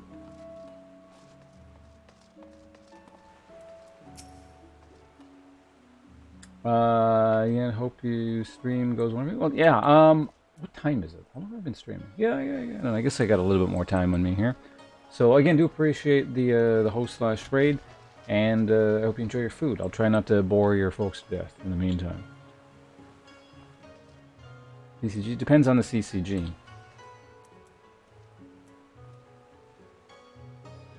Who is this? Oh. You are sent by the East Alderan Trading Company. Then there is still a chance. Permit me to appraise you of the situation. The castle is currently held by a group of criminals under the leadership of a merchant named Kageyama.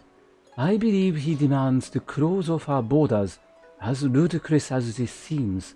Our vain attempt to eliminate what he sees as a threat from foreign business. If it were only him and his cohorts, I am quite confident my men could easily rout them on their own. But the problem, however, is his bodyguard. Our informants tell us he is a swordsman of great renown in the Higan underworld. He demands exorbitant sums of money, defending his client with seemingly inhuman displays of strength and skill, commensurate with the price he is paid. Your task will be to contend with Kageyama in his hired blade in the heart of the castle. With all eyes focused on you, they will fail to notice my men's intrusion to rescue the hostage. It shames me to ask this of the civilian, but if we are to save those people, I can see no other way. Is this like a regular instance? What is this one? Yeah, regular instance. Okay. Well, we unlocked it. We'll do that at some point. Well, let's read what it's about, actually.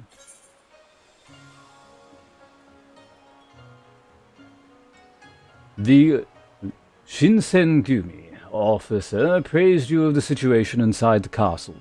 Its halls are now filled with lawless ninjas and samurai under the leadership of a merchant by the name of Kageyama. As the officer bids you confront this mercantile mastermind, he warns you of a mysterious bodyguard in his employ. You then ready your arms and proceed through the aqueducts to infiltrate Kugane Castle.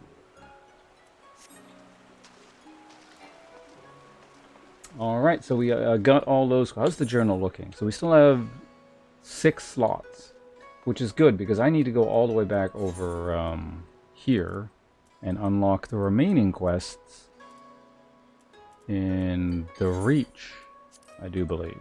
Yes? I think there's a whole bunch. Wow. Yeah, we gotta make this cheaper. I don't want to pay $1,000. So yeah, CCGs. For example, like, Hearthstone, at least it was. I don't know about now. I imagine it probably still is very, like, it's considered fairly RNG-tastic for a trading card game, a competitive card game. So, I mean, that would be a bit much for me, but yeah, basically things with less RNG, the better, but I don't know, the thing I enjoy about the competitive card games is usually the deck building more than the actual act of playing it, so kind of relative.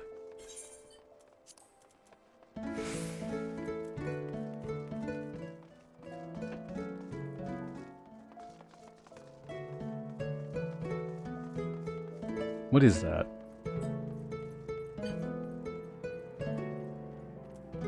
Sounds vaguely familiar, but it's also kind of generic, so.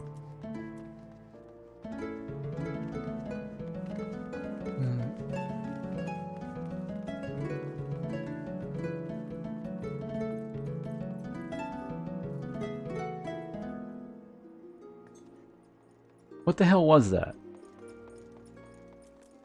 Did anyone recognize what that was? Did he change his instrument? It's the same guy, right?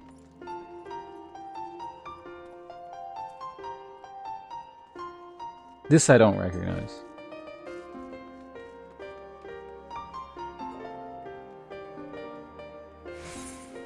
Anyway, Rauger's Reach. Off we go.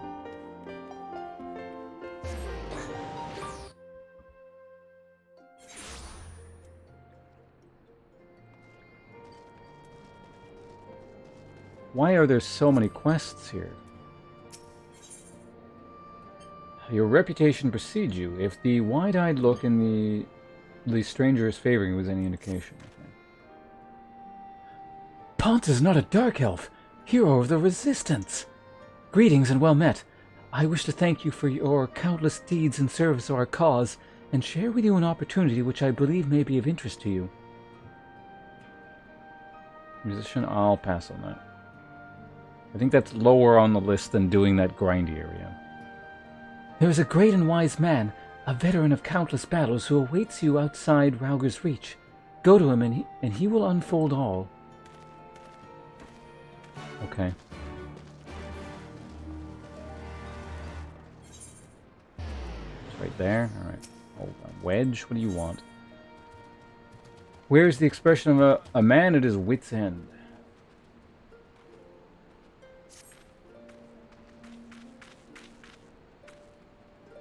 I don't know what you sound like. So you're going to sound like generic Yordle thing. Potts, thank the gods you're here. We need your help. In case you haven't heard, we've set up operations in Rauger's Reach while we look for Omega. It's been decidedly slow going, I'm sorry to say, and we still haven't seen the blasted thing since it disappeared during the battle with Shinryu. Which is not to say we haven't made any progress. We know now that Shinryu ended up in the Imperial's hands, and that it was shackled with some very distinctive-looking bindings when they found it. Obviously, only you know what could have done something like that, and the fact that the restraints were still functional suggests it didn't shut down when the chief instructed it to either. Anyway, we were getting close to identifying Omega's whereabouts when we encountered what you might call a problem. Mayhaps it would be best if you came to the workshop and saw for yourself. Okay. Horton's been thinking a lot about the Temple of the Fist lately. Okay. I think I remember this NPC, actually. Ah, Ponce. Just the man I was looking for. As you may know, Rauger's Reach used to be the pilgrimage site for followers of the Fist of Rauger. Atop the mountain lies the remnant of the Temple of the Fist, which was once the center of our religion. Their religion. It was filled with monks training their mind and bodies right up until the Mad King Theodoric decided to raise the temple. Curiously enough, a young lady recently approached me saying she wishes to explore the ruins herself. I immediately turned down her request, knowing that she alone could not survive the route to the ruins. But then I thought of you. I am positive that you are strong enough to protect her while she explores. The girl's name is Marjorie. If you are willing to help, seek her out by the doors which lead to the temple.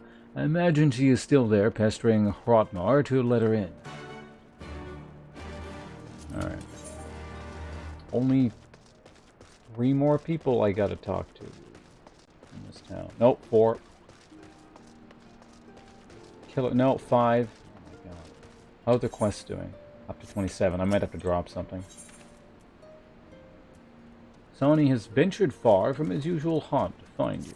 Who the hell are you? Shit, I just skipped the text. I was trying to turn the camera.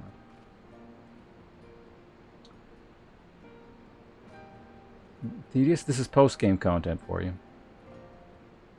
Something, something, something. Truth is, we've run into a spot of bother back at the... you! Your help. If you're not too busy with the Guardians, or like, yeah, I skipped this guy's stuff last time. So am I going to get like a harder version of that instance? Oh my god, I really have to go all the way back there?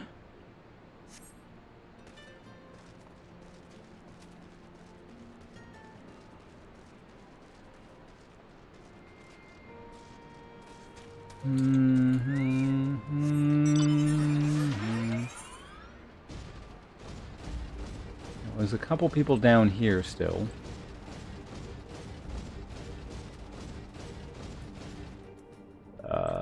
Well, you're the... Fine, I'll continue whatever this is. So this is the Omega quest line.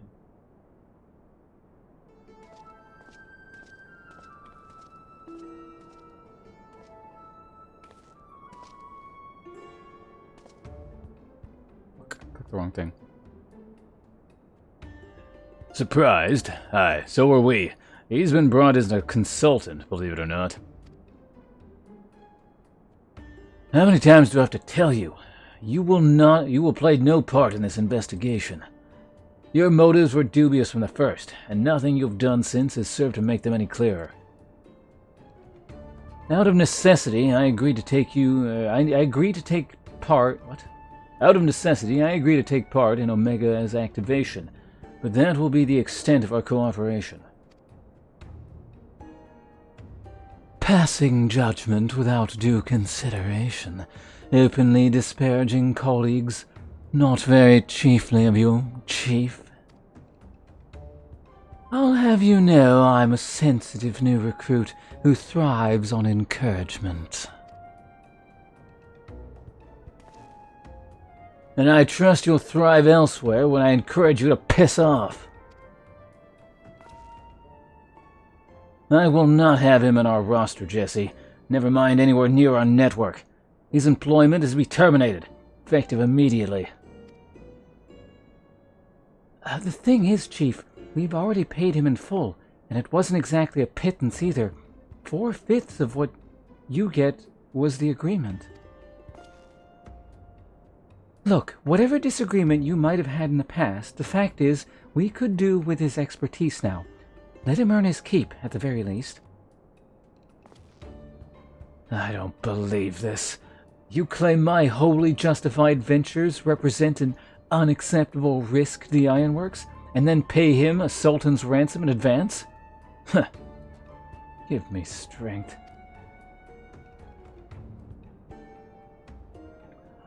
This has been the way of it for a while now, on account of which we've had to put the investigation on hold.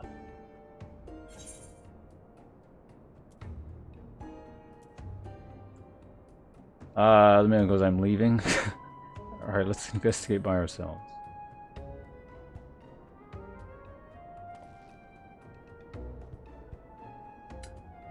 Tisk tisk. As much as I admire your enthusiasm, hero, you will not get very far without some brains to complement your admirable brawn. Happily, I am blessed with the surefit of the former.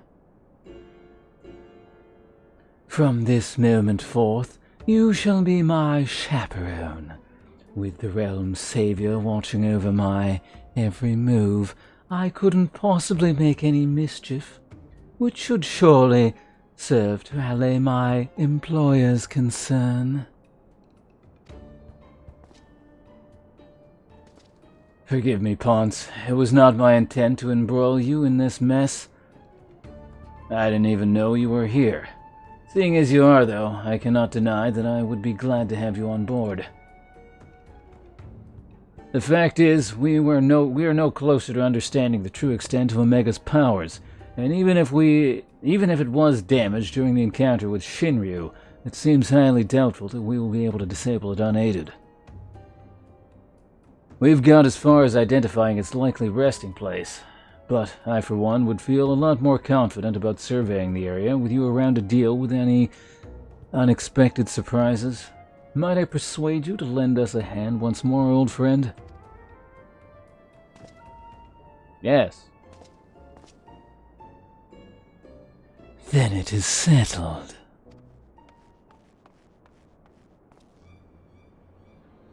Chief, we have a problem. The etheric concentration levels at the Yawn are soaring. Our readings doubled from one moment to the next, and by the time we went to check them, they doubled again. What? But that could only mean... Evacuate the site. I shall handle this matter personally.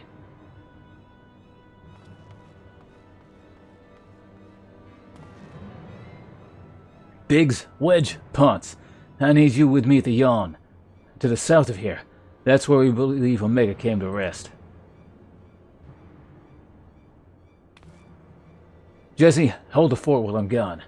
And if possible, continue surveillance from a safe distance. All right, Chief. Watch yourself out there.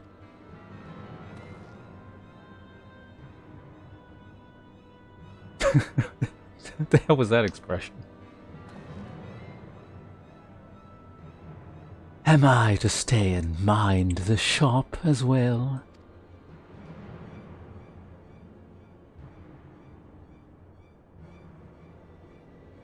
Oh no, I'm not letting you out of my sight. But before you fill the room with maniacal laughter, I want you to remember one thing.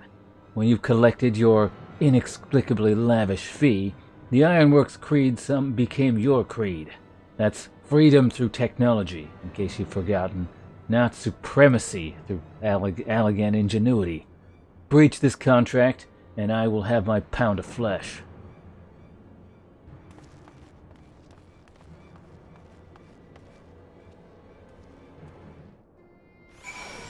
Okay, let me get back to this. Hey Darth. Glad you're enjoying the show. Called... I'm not even gonna read that name.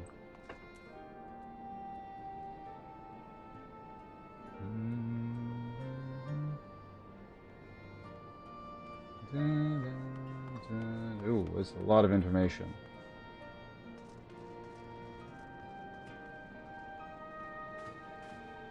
I just got invited to another Discord for a D&D thing.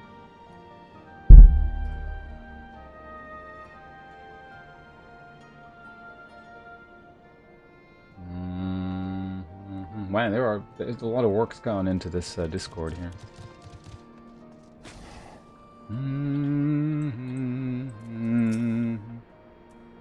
Affiliate.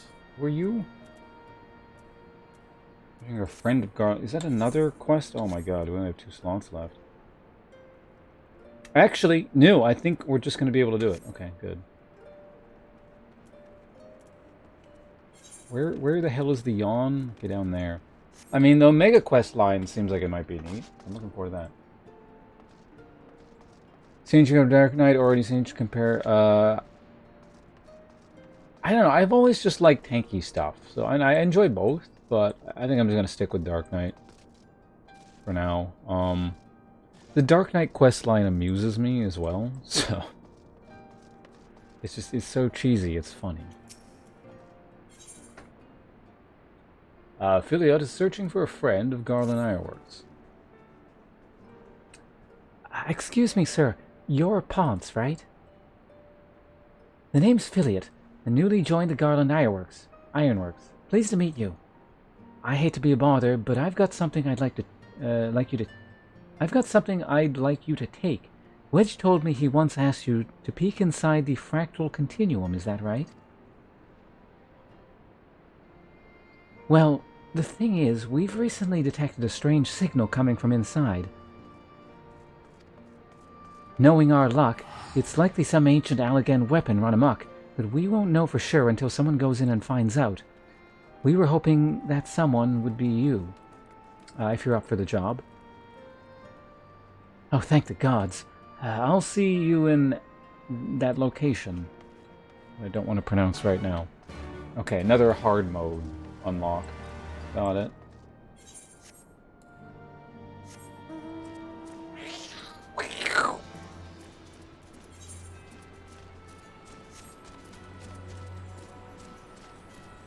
Wait, Gunblade? I mean, they seem fancy. Someone said they're like the best tank at dealing with certain kinds of damage. I don't remember what, but they're supposed to be good at something. Oh, I think they're like the highest damage dealing tank or something like that, isn't it? Oh, I do have to go that way. Whoops.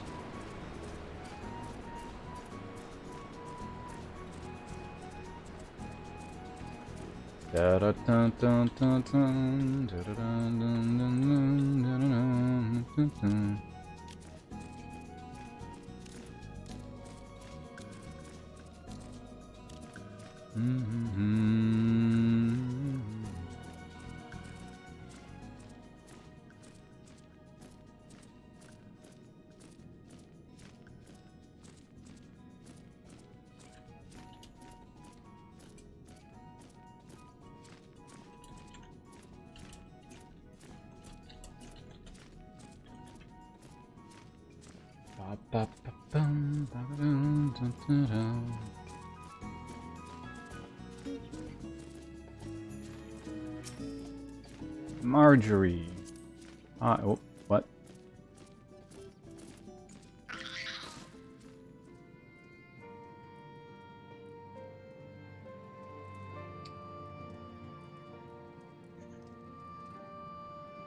You look fancy. You got a fancy voice.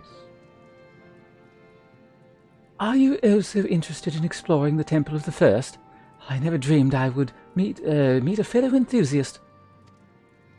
I first learned of monks when I attended a lecture by a historian named... There's a smudge on my screen right where that word is. Hold on. Eric. Ever since then, I continued to be fascinated by their creed and approach to life. I thought I would come and pay a visit to the site of their most revered temple, and now that the Empire has been driven out of the region, the only issue is that this man will not let me pass. Who's talking? I can't see you. Oh. The monks used the path to the temple to train. It is filled with all kinds of traps and obstacles that cannot be overcome by just anyone. It is precisely those traps and obstacles, then, that I wish to study. Everything I have read states that those who are able to reach the temple will come face to face with a monk of legend. Does that not pique your curiosity in the slightest? Who knows what kind of lessons one could learn from a monk that has mastered their art? You wish to know, don't you, adventurer?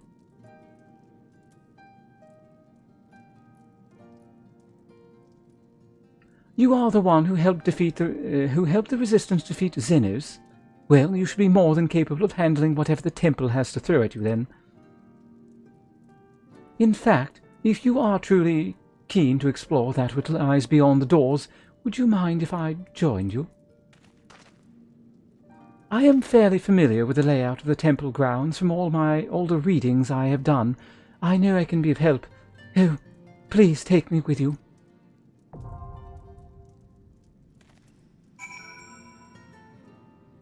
This is an instance. Alright, another instance. Cool. We'll do that at some point.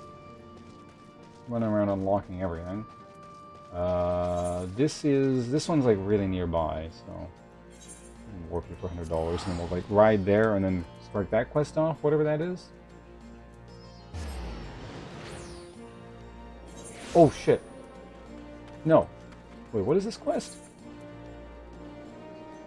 No, that's that one. That's another quest.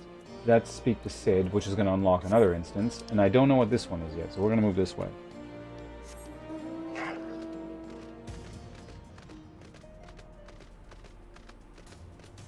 We get every job max out of principle. Have fun with that. Although, I don't know, I hear getting subsequent jobs up to max once you've done the first one is like much easier. I mean, certainly I had a much faster time leveling Dark Knight up to get caught up with Dragoon. Granted, I mean, Dark Knight started at level 30 or something, but 30 to 60 went, I think it was to 60, went pretty fast.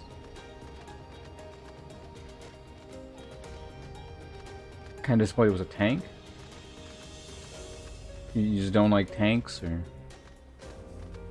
it's classist.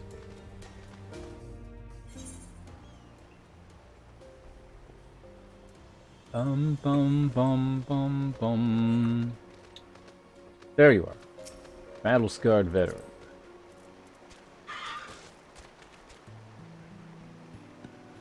It is you. A legendary adventure instrumental in the liberation of our homeland.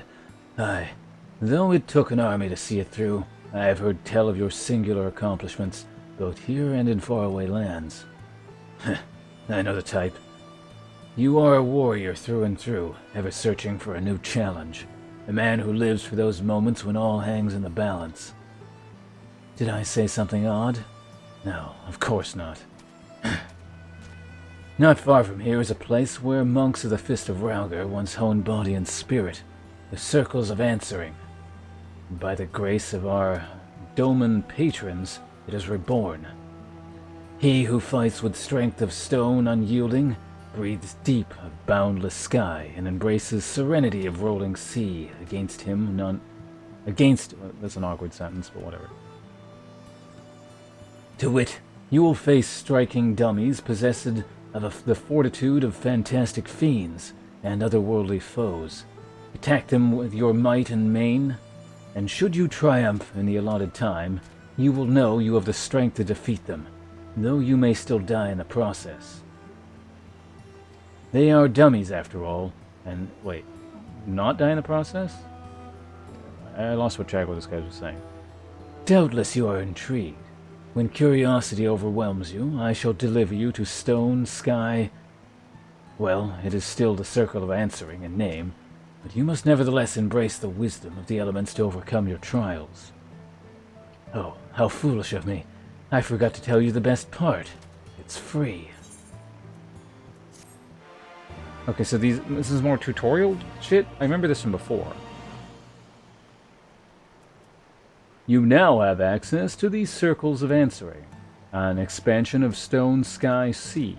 This training ground can be accessed via speaking with the battle-scarred veteran outside Rounder's Reach. Let's see. The warrior does the least damage, really? I wanted gunblade in the game for years, and was kind of disappointed when I found out... Oh, I read that. It seems more intimidating in this game.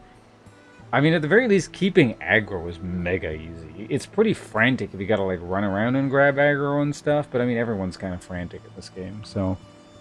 Like, I've never played it... I haven't played, you know, main tank in a lot of MMORPGs, but I mean, of the ones I have played, this one is definitely the easiest of keeping aggro. You just kind of roughly sneeze in the direction of enemies, and you just hold aggro. It's kind of weird, actually. Allegedly, that never changes. But at the same time as tank, you kind of gotta know, like, it's almost like, at least in instances. You don't have to know what you're doing, but it just kind of seems like you have to pretend to know what you're doing, at least. In terms of which way to go, and because it's, like, sort of up to you to run in and get shit started, right? It's definitely a kind of an interesting change you gotta get used to right off the bat, and I can see, like... I can run in not doing... Or I can just sort of run in and start doing stuff not really knowing what I'm doing, and then be it like, well, hopefully it's right, and it usually ends up being the case. But I can see that, like, people really not wanting to do that. Not when I originally played WoW. The second time around with Classic WoW, I played Warrior. Yeah. So I was just like, you know, I would tank instances and stuff all the way up until level 60, and then I became a Fury Warrior, because, you know, the instance really only needs one main tank, right, for raiding. So then I became a DPS Warrior. So it was just like this sudden shift right at the end. Well, I guess it's not a sudden shift, because, you know, you're playing DPS while you're leveling. It's not like you're playing a Prot Warrior while you're level. But yeah, at the very least, keeping aggro is very easy. It's just a case of being willing to just charge in, even if you don't necessarily have a good idea what you want to do, because it's going to take way too much time, and it's super tedious if you sit there and be like, well, I don't know what to do here. Which way do we go? You know, and follow someone, because you can't really do that. Want to or had to. I didn't really care which I did. Also, being like main tank Prot Warrior is also like a lot of work in a raiding guild, so I think I was fine not doing it, especially since I didn't end up playing for that long.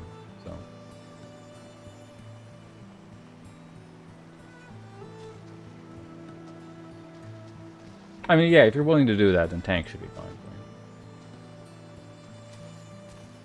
Warrior is like the tank in World of Warcraft, yeah. They're not like literally the only tank. Like in certain instances, you can have bear tanks or sort of paladin tanks.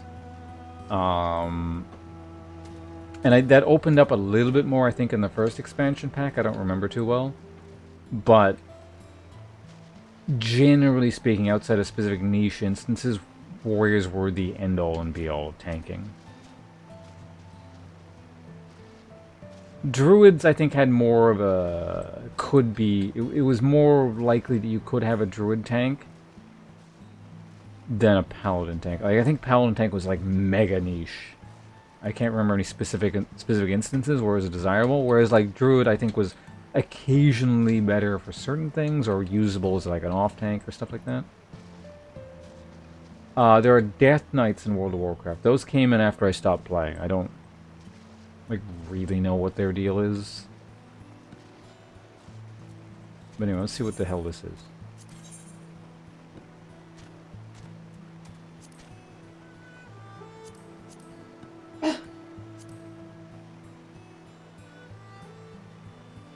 So this teaches you the mechanics for like whatever these instances are going to be.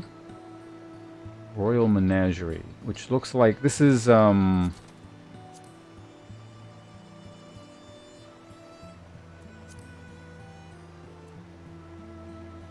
this is Shinju.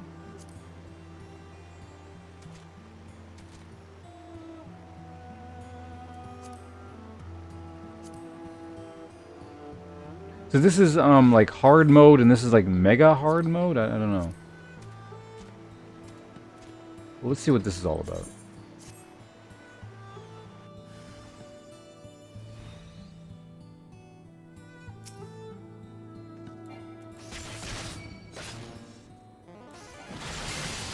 Okay, so what is this trying to teach me here?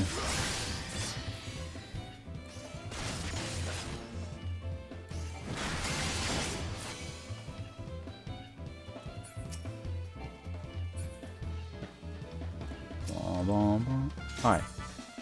No. So presumably mechanics start kicking in at some point?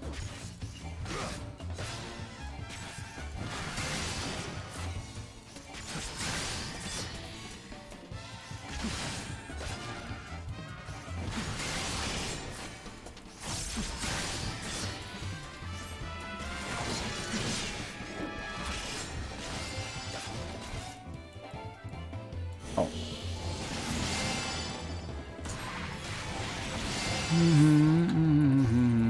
I'm using the wrong move.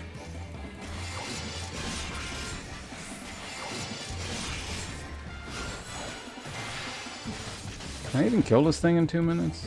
Probably.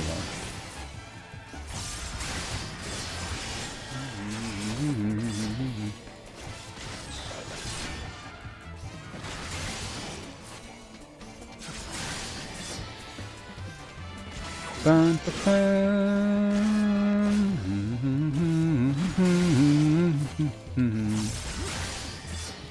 think this is Final Fantasy II music, right?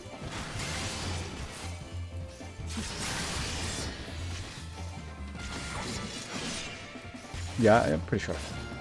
Considering how much time I wasted not attacking the thing.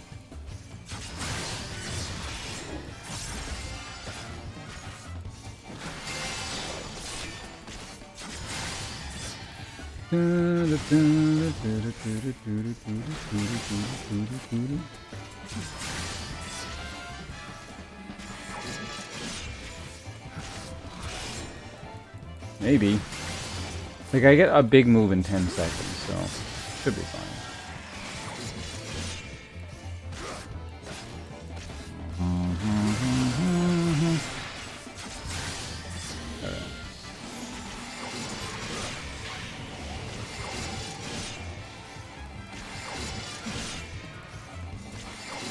I'm gonna need this to do a lot of damage.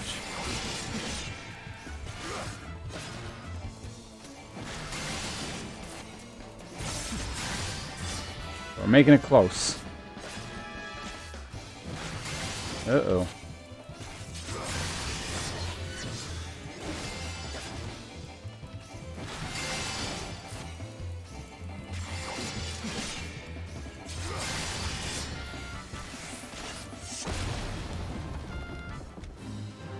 Alright, I did it. Like, with no time left?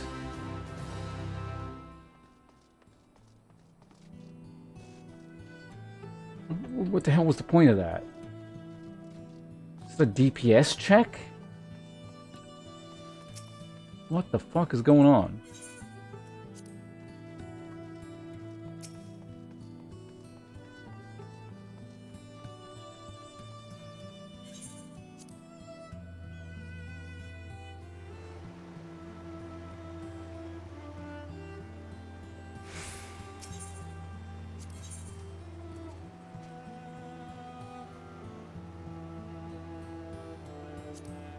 I'm gonna go now.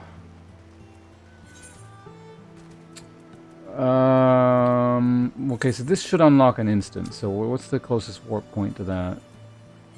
We can go there. Oh, I remember where that is. Yeah, I remember saying that's like it's a pretty fancy area. Pretty fancy looking area. There better be like, something here later.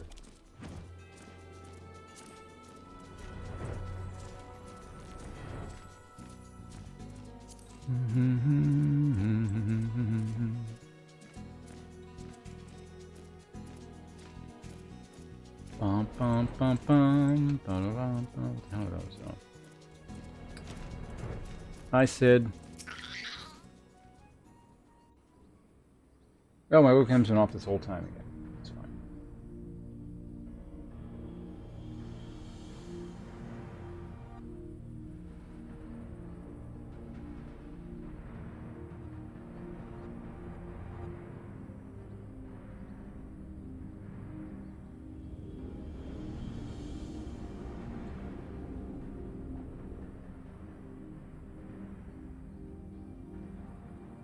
What in the seven hells is going on in there?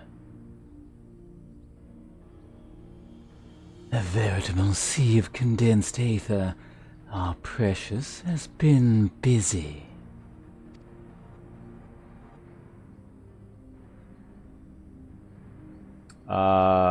Mystery line. What villainy is this? Oh, you.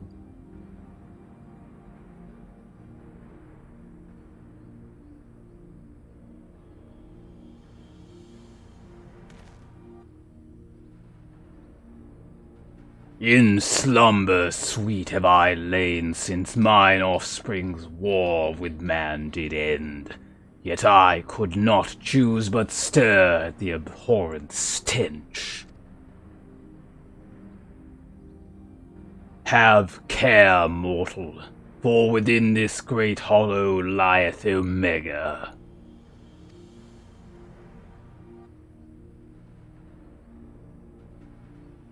Long have we known one another. Our history spanneth eons and stars.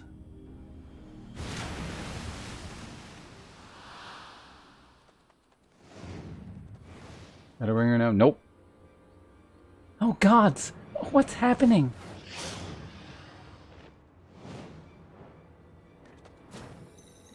That's the mount, not that one. That I think I said looked cool. I think that's it.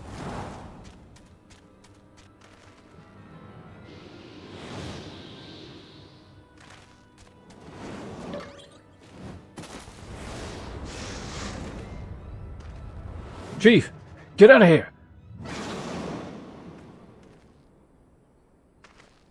Hey, you're not dead? Apparently not. Passed right through me, as if it was some sort of illusion.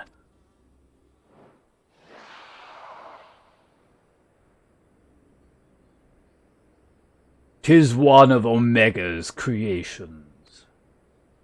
Omega is a weapon wrought in a place beyond the reach of thy kind, capable of weaving aether into life. That serpent is yet unfinished, but doubt not that it will become a corporeal thing ere long.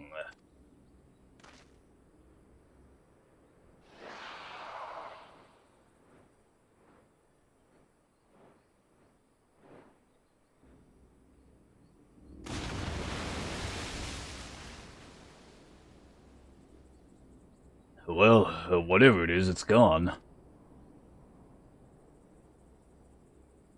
While this peculiar thing remains.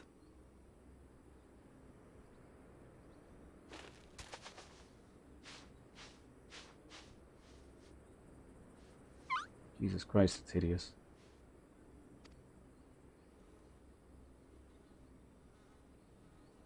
If it looks like a chocobo and quests like a chocobo, I'm thinking it's probably a chocobo?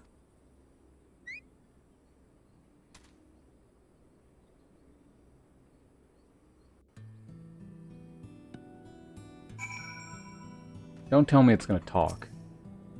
I'm just gonna turn the stream off if it talks.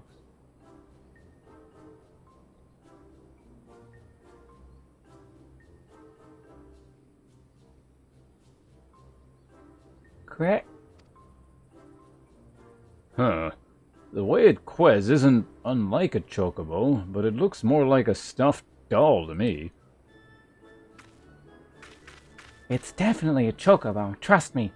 The ones we Lalafels ride are all about this size, aren't they? I suppose. Alright. Let's go with a chocobo for now.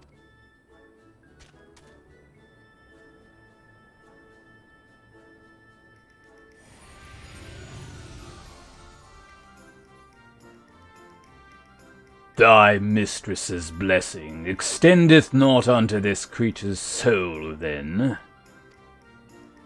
Very well. As this matter concerneth Omega, I shall speak with it in thy stead.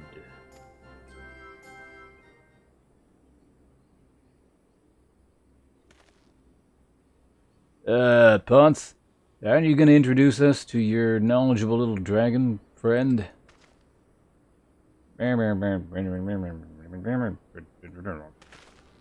What? The Midgard Zolm? Who fought and fell at the Battle of Silver-Tier Skies?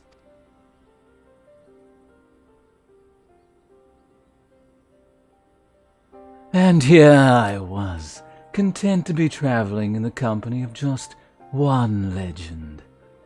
Without wishing to offend you, hero, the Father of Dragons does have something you do not, that being relevant knowledge. There is much we could learn from him. Little and less is known about Omega's origins. It first appeared in records dating back to the Third Astral Era, before the Allagan Empire reached its zenith, and said records had but one thing to say: Omega's activation successful. In the centuries that followed, the Allagans enjoyed rapid technological development, but there was nary a further mention of Omega until its capture of Bahamut. Its existence is a mystery among mysteries, a tale amongst tales. 'Twas always assumed that the Allagans built it, and had no reason to believe otherwise. But now Midgard's own tells us that it's not even of our world. Just so. It haileth from another star. More than that I will not say. I have spoken with this being. It telleth of a strange plane beyond this hollow, wherein it did reside from the moment of its creation. For reasons unknown, it was ordered to fight. Yet, being weak, it chose flight instead, and thus crossed over unto our world. Ordered to fight by Omega? Why in the seven hells would it do that? To put its creations to the proof. If you would know more, go forth and look upon with your own eyes. Wait, you're saying we should jump in?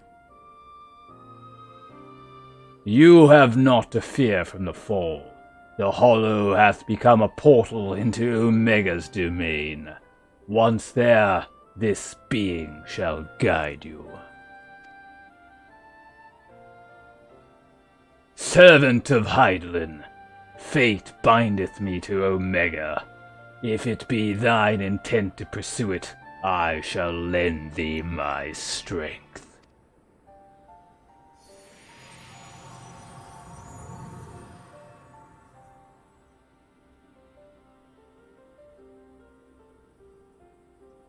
So you, really can show us around inside that hole, can you?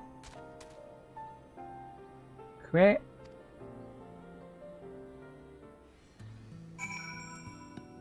Alright, Sid, what do you want? Well, I doubt any of us imagined things would come to this, but the Father of Dragons has given us his assurance. Let us take our investigation into the yawn. I've already appraised Jessie of our intent and instructed her to have our engineers on standby. Since we have no way of knowing what awaits us in there, I need you to be ready for anything. Are you? Oh, it's a level sync thing. Okay, we can do that.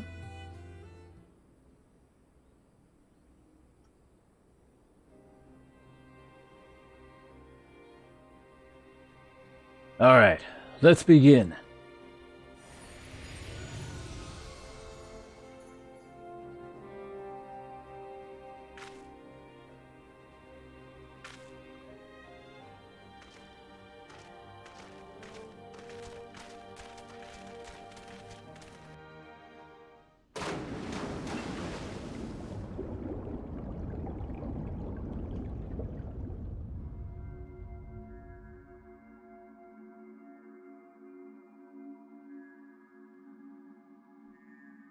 Oh no, it's a world of low resolution.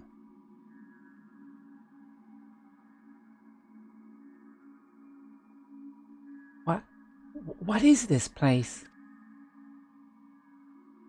What's wrong with us? I can see straight through me.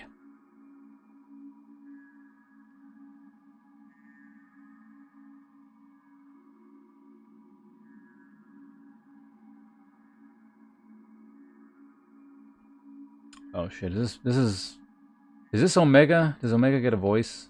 I don't know what he's gonna sound like. Well, we'll see. Welcome home, Alpha. Welcome, mortals. We'll see who this is.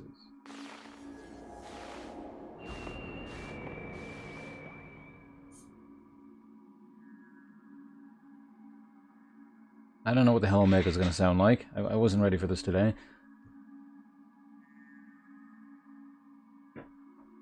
Fairly neutral, I would imagine. Well, unless I can figure out a voice, it's about to get worse. But hello, Recon. I'm glad you're enjoying the show. I am Omega, and I have awaited your coming. I continue with you now via one of my monitors.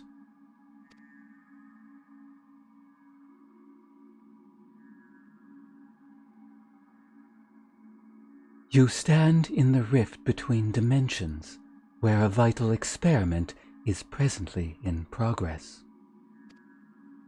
Your participation is appreciated.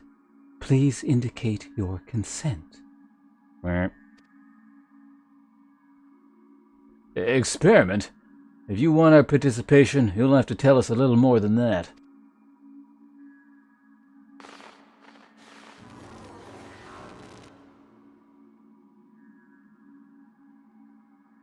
Ah, we're disappearing.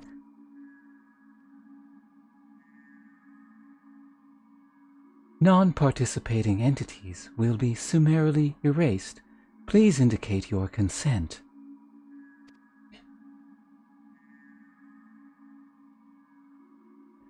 It seems we cannot even exist here without Omega's leave.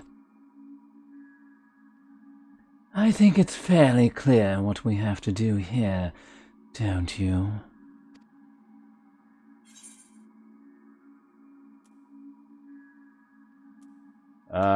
Chocobo, what should we do? Let's ask the Chocobo.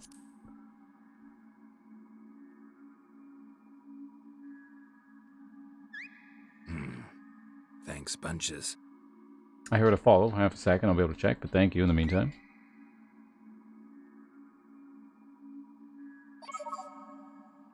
Thank you for your cooperation. You are provisionally assigned to the Alpha Group.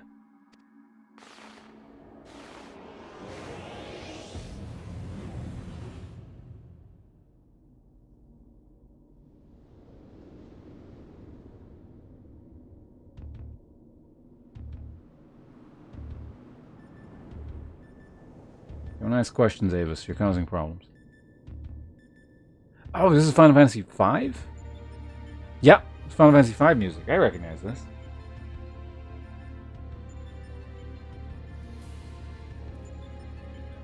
Oh, my alert thing? Yeah. Yeah, Recon, that was you. Thanks for the follow. Looks like some manner of tower. Or egg.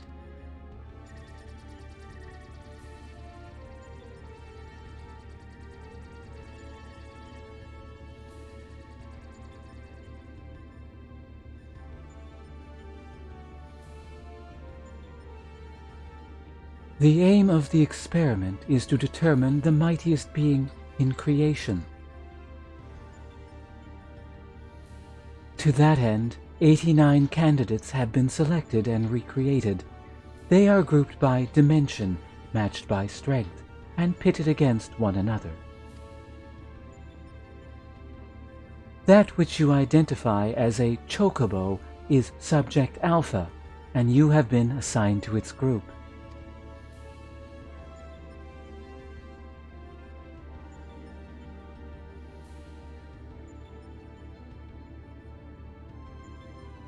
Assassination? That's a weird word, whatever. This assignation is tentative, however, pending an assessment of your fitness to serve as full-fledged test subjects. Your combat capabilities will be evaluated shortly.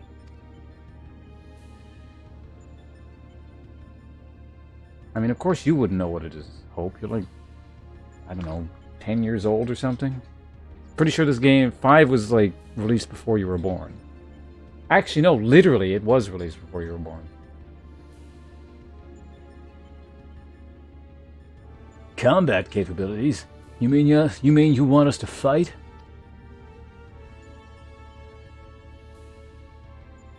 Affirmative. A course shall be constructed for this purpose, through which you must attempt to fight your way. Your suitability will be confirmed upon reaching the Deltascape test world beyond. Please note, however, that only entities with existential authorization may interact with objects in the rift. Of your number, only Alpha has this at present. Before you may engage in combat, said authorization must be temporarily transferred to you.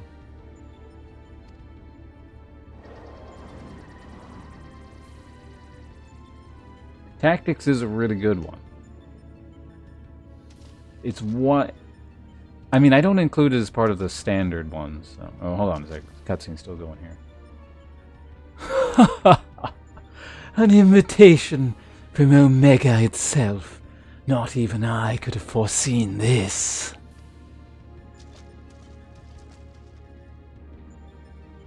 We are accepting it, of course. It's preferable to summary erasure, I am sure you'll agree.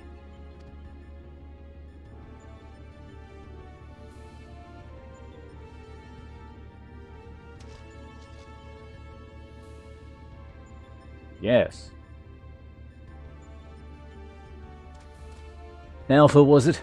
My colleagues and I are minded to participate in Omega's experiments. Will you transfer your authorization to us?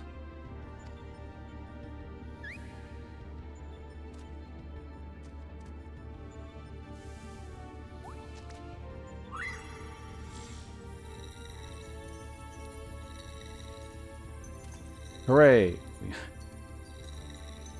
We're in 1080p now. Burp. Existential authorization transferred. Subjects ready to engage. Please begin at your own convenience and proceed as directed.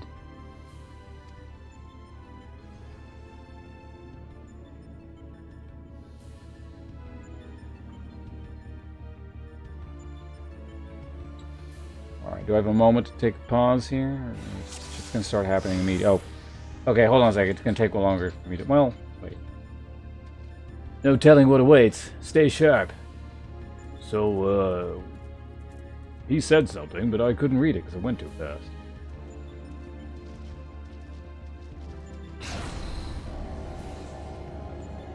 No idea what any of that is yet. Made him... Oh, wait. Oh, shit. Yeah, hold on. I'm going to read chat after the instance is done.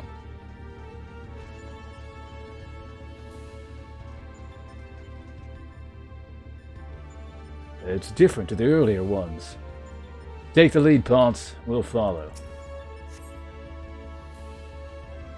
Level checker? Alright, let's go.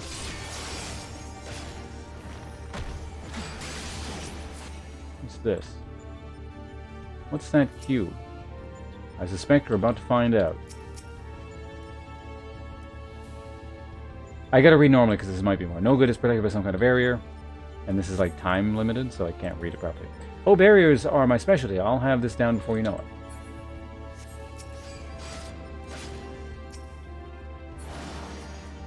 Got a barrier? Nope, still invulnerable. Chief, something's happening to the cube. Stand over here so it doesn't explode on me. White flame. Switch into life form and a hostile one with that. Okay.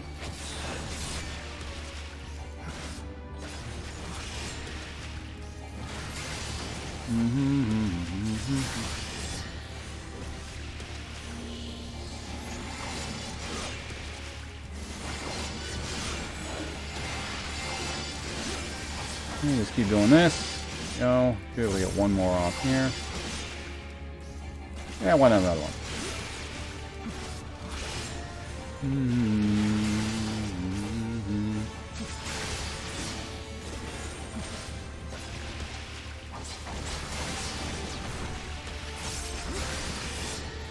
Another enemy continue to spawn so long as the monitor is operational. Okay.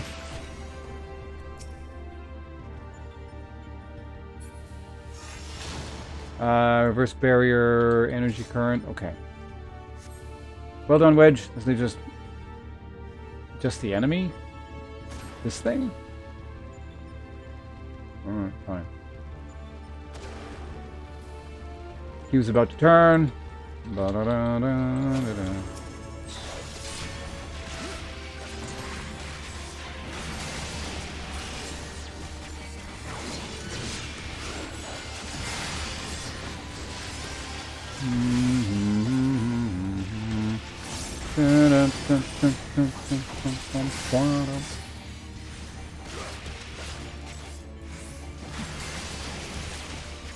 It's really nice hearing like all these old Final Fantasy tracks.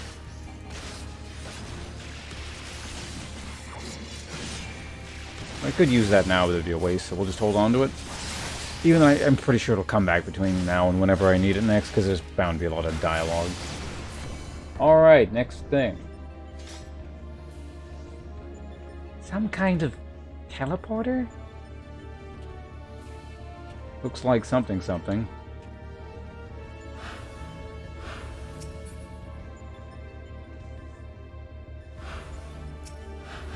Can I go? Thank you. Rally point 2. Alright, next part. This is not cutscene town, so I guess I can turn the camera on.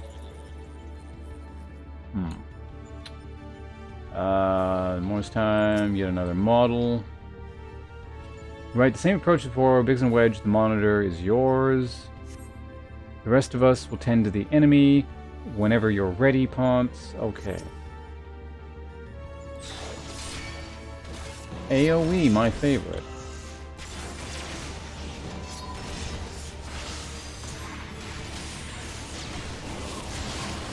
Okay, these enemies are like pretty shitty, so I don't...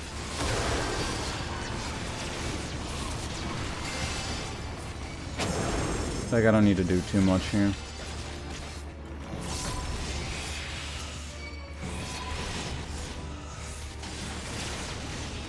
Too bad I can't use my other ability. I don't know. Fuck it, let's go ahead and do this.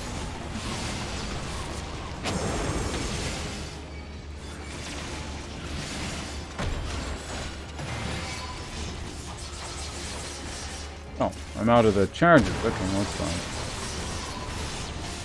AoE up. Ba-da-dum-dum. So much junk.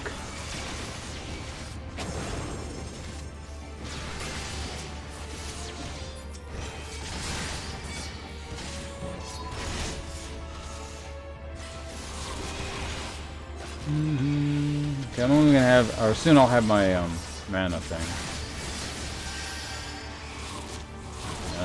AoE lifesteal. Gonna love it. That should be the end of it here.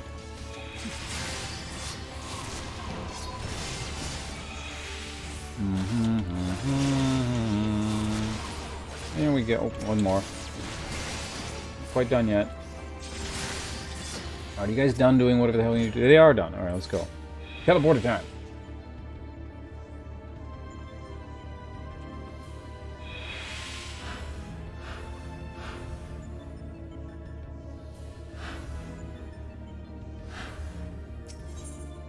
Point 3. This is a bit more involved than I was looking for. I thought it was going to be something short that opened access to a big instance, which it still might be, but at the very least this part isn't very short.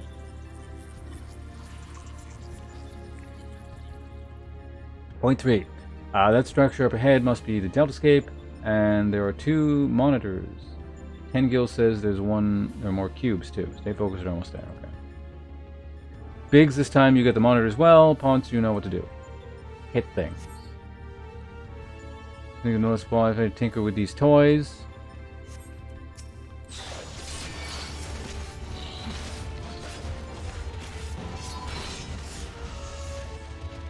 Stack them over here, maybe.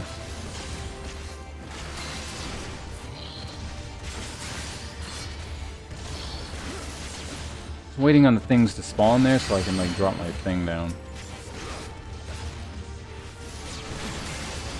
Oh, behemoth, cool.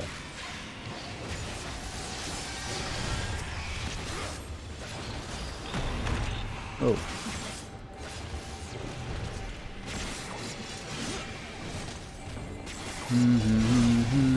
I don't have time to read what the fuck he's saying, so.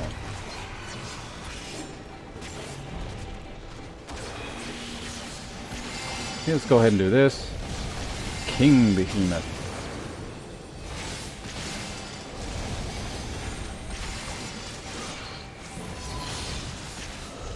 Huh. We don't want to get hit by anything there. There we go.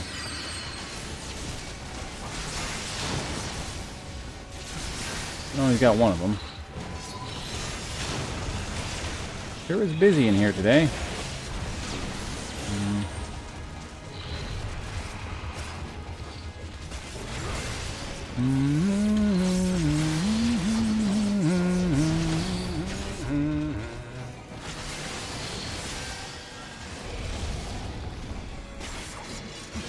Use that thing. Christ, will you stop doing that?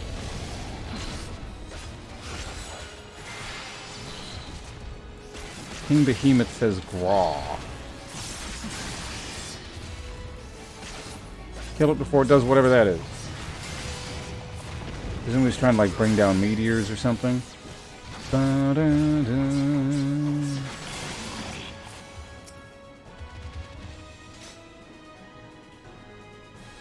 Duty complete.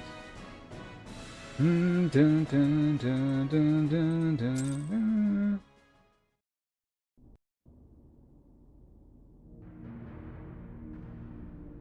Wait, is my webcam on? Oh, it is. Off it goes. That's our goal. Deltascape, if I'm not mistaken. What do you think is waiting for us in there? Omega said that it groups subjects by dimension. If the creatures we fought on the way were merely intended to separate wheat from the chaff, it would seem certain that far greater challenges await inside that egg-like object.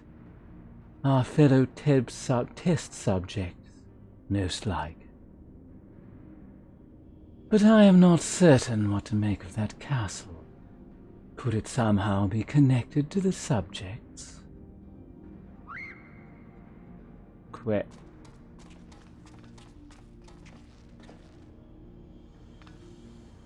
Alpha, but hold on a moment. Shouldn't either one of us... one or the other of us be translucent?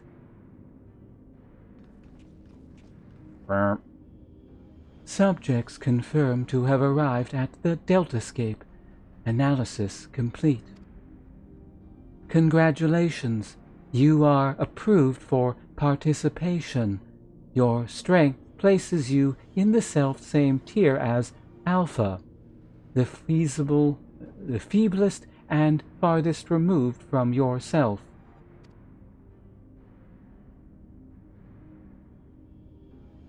Nonetheless, you are now fully fledged test subjects. Welcome, weakest of challengers. As corporeal life forms, you need not undergo development within a test world. Instead, you may use this space freely. Not quite what I would have chosen, but one must make do. Speaking of which, what is it that we are supposed to do exactly? You are to enter the Deltascape and defeat all test subjects within. Please note, however, that strength in numbers will not be acknowledged. There is a strict limit upon how many entities may participate in a battle. Only a small party may have existential authorization transferred from Alpha. Good luck.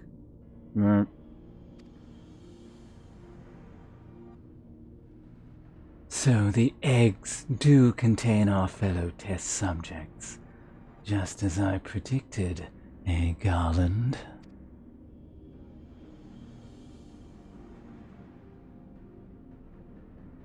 Before we turn our thoughts to the Deltascape, I suggest we set up a base of operations here.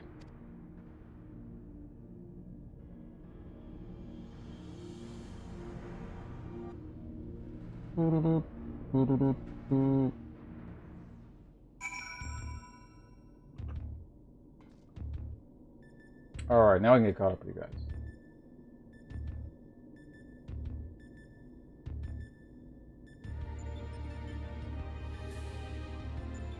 Bip boop? No, I don't. Well, I mean, sometimes I don't bother, but usually I'll say like burp. That indicates like a computer turning on noise. That's what it sounded like in Chrono Trigger, anyway.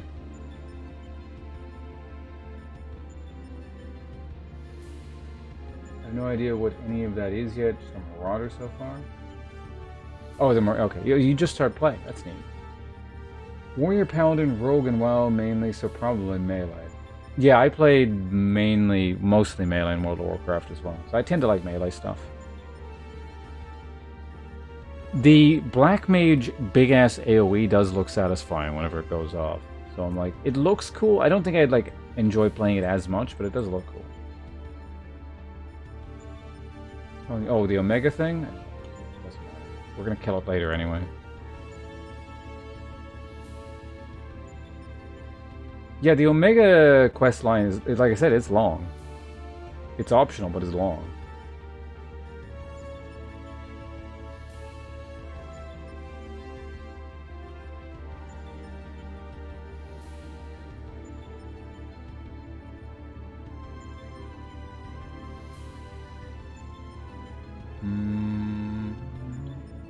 So I think I missed something earlier. Oh, you're at Eyes. Okay. I forget what the last one was actually called. Storyline-wise, if you told me what's happening, I'd know where you were at, but... It's somewhat cobbled together, but this should suffice as a base of operations. Take heart, old friend. Though every step we take seems to raise more questions, we will wade through this mire of mysteries eventually. Of that I have no doubt.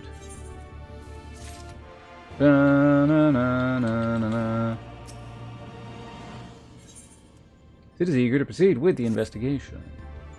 Oh, wait, cutscene. All right.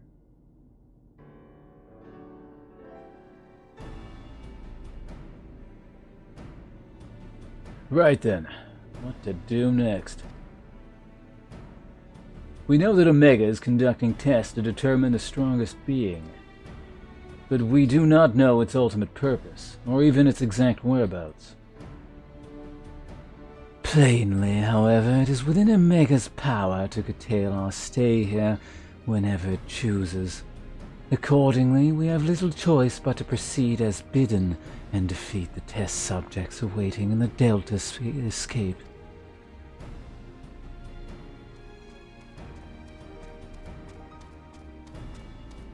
Jet Scream? That's not storyline. But I'm gonna guess you probably haven't been reading, given the pace you're going at. You're probably just like blowing through all the cutscenes and stuff. Well, Alpha certainly seems keen, though it might be best if you left the fighting to others, little one.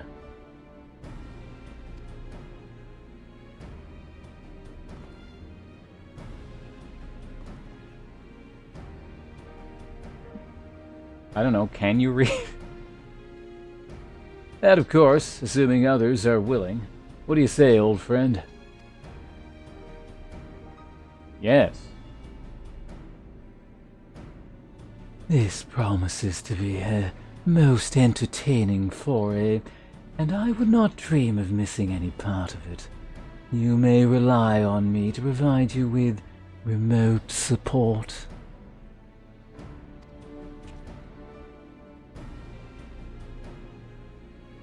With commendable foresight, I took the liberty of borrowing the various monitors that were lying around, and shall extract all the information I can from them. Correct.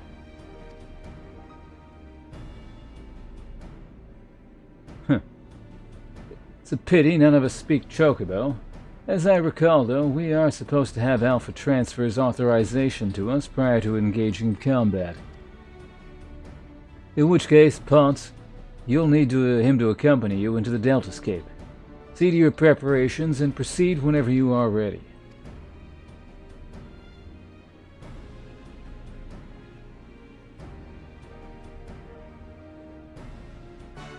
Da-da-da-da.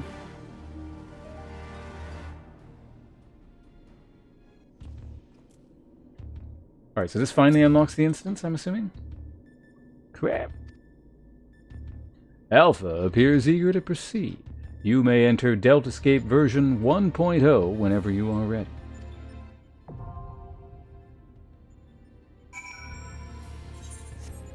Alright, what is this instance? It's a raid, I'm assuming, yes? Where are raids? There's raids. There's Deltascape 1.0. So it's actually lower level than this thing, in terms of gear score. In your hunt for the elusive Omega, you and your comrades find yourself unwitting test subjects in its fiendish experiments. With no recourse but to do as bid, you resolve to venture into the Deltascape to do battle with against foes unknown.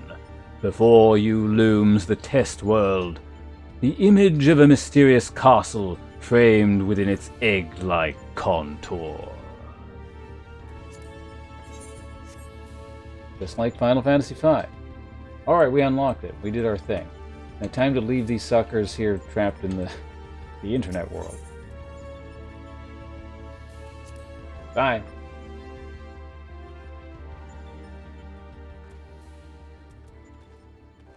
What the hell is another quest here? What the hell are you for?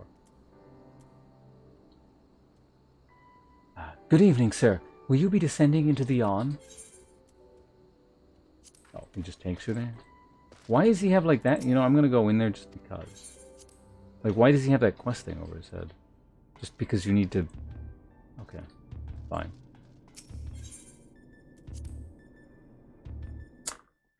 Man, my webcam is... Is my webcam too bright? Yeah, I know I have the quest to do. It's just, it's weird that, like, the entrance guy looks like he has the quest thing on it.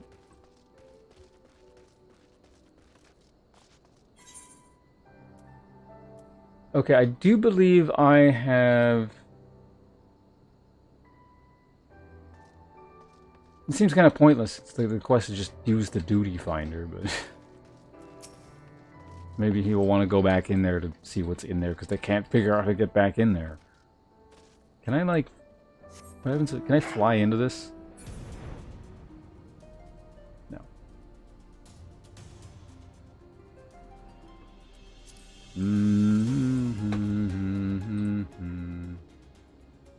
Okay, well, it was 10:30 is probably a good point. So starting tomorrow, we can probably...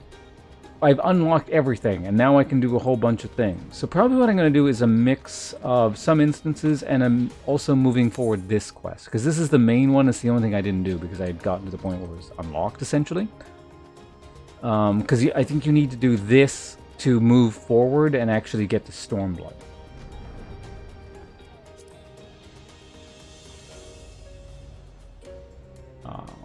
Which is going to take a little while longer, given that I want to do all these raids and stuff like that. And I've been doing a whole bunch of little side quests that are clearly not necessary, but, you know. There's no point in, like, running out of content, right? I've got 2 months, like, paid time, and how many months until the actual expansion pack? It's like November, right? So we got August, September, October, you have, like, 3 months to do everything. So, yeah, on that note, I think I will indeed call it. Thanks for hanging out.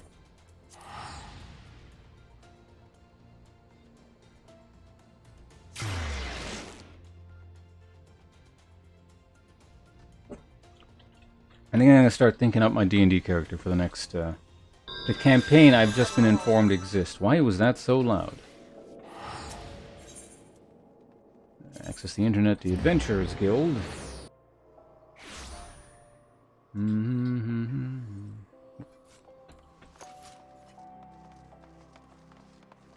Blum, blum, blum, blum, blum, blum, blum.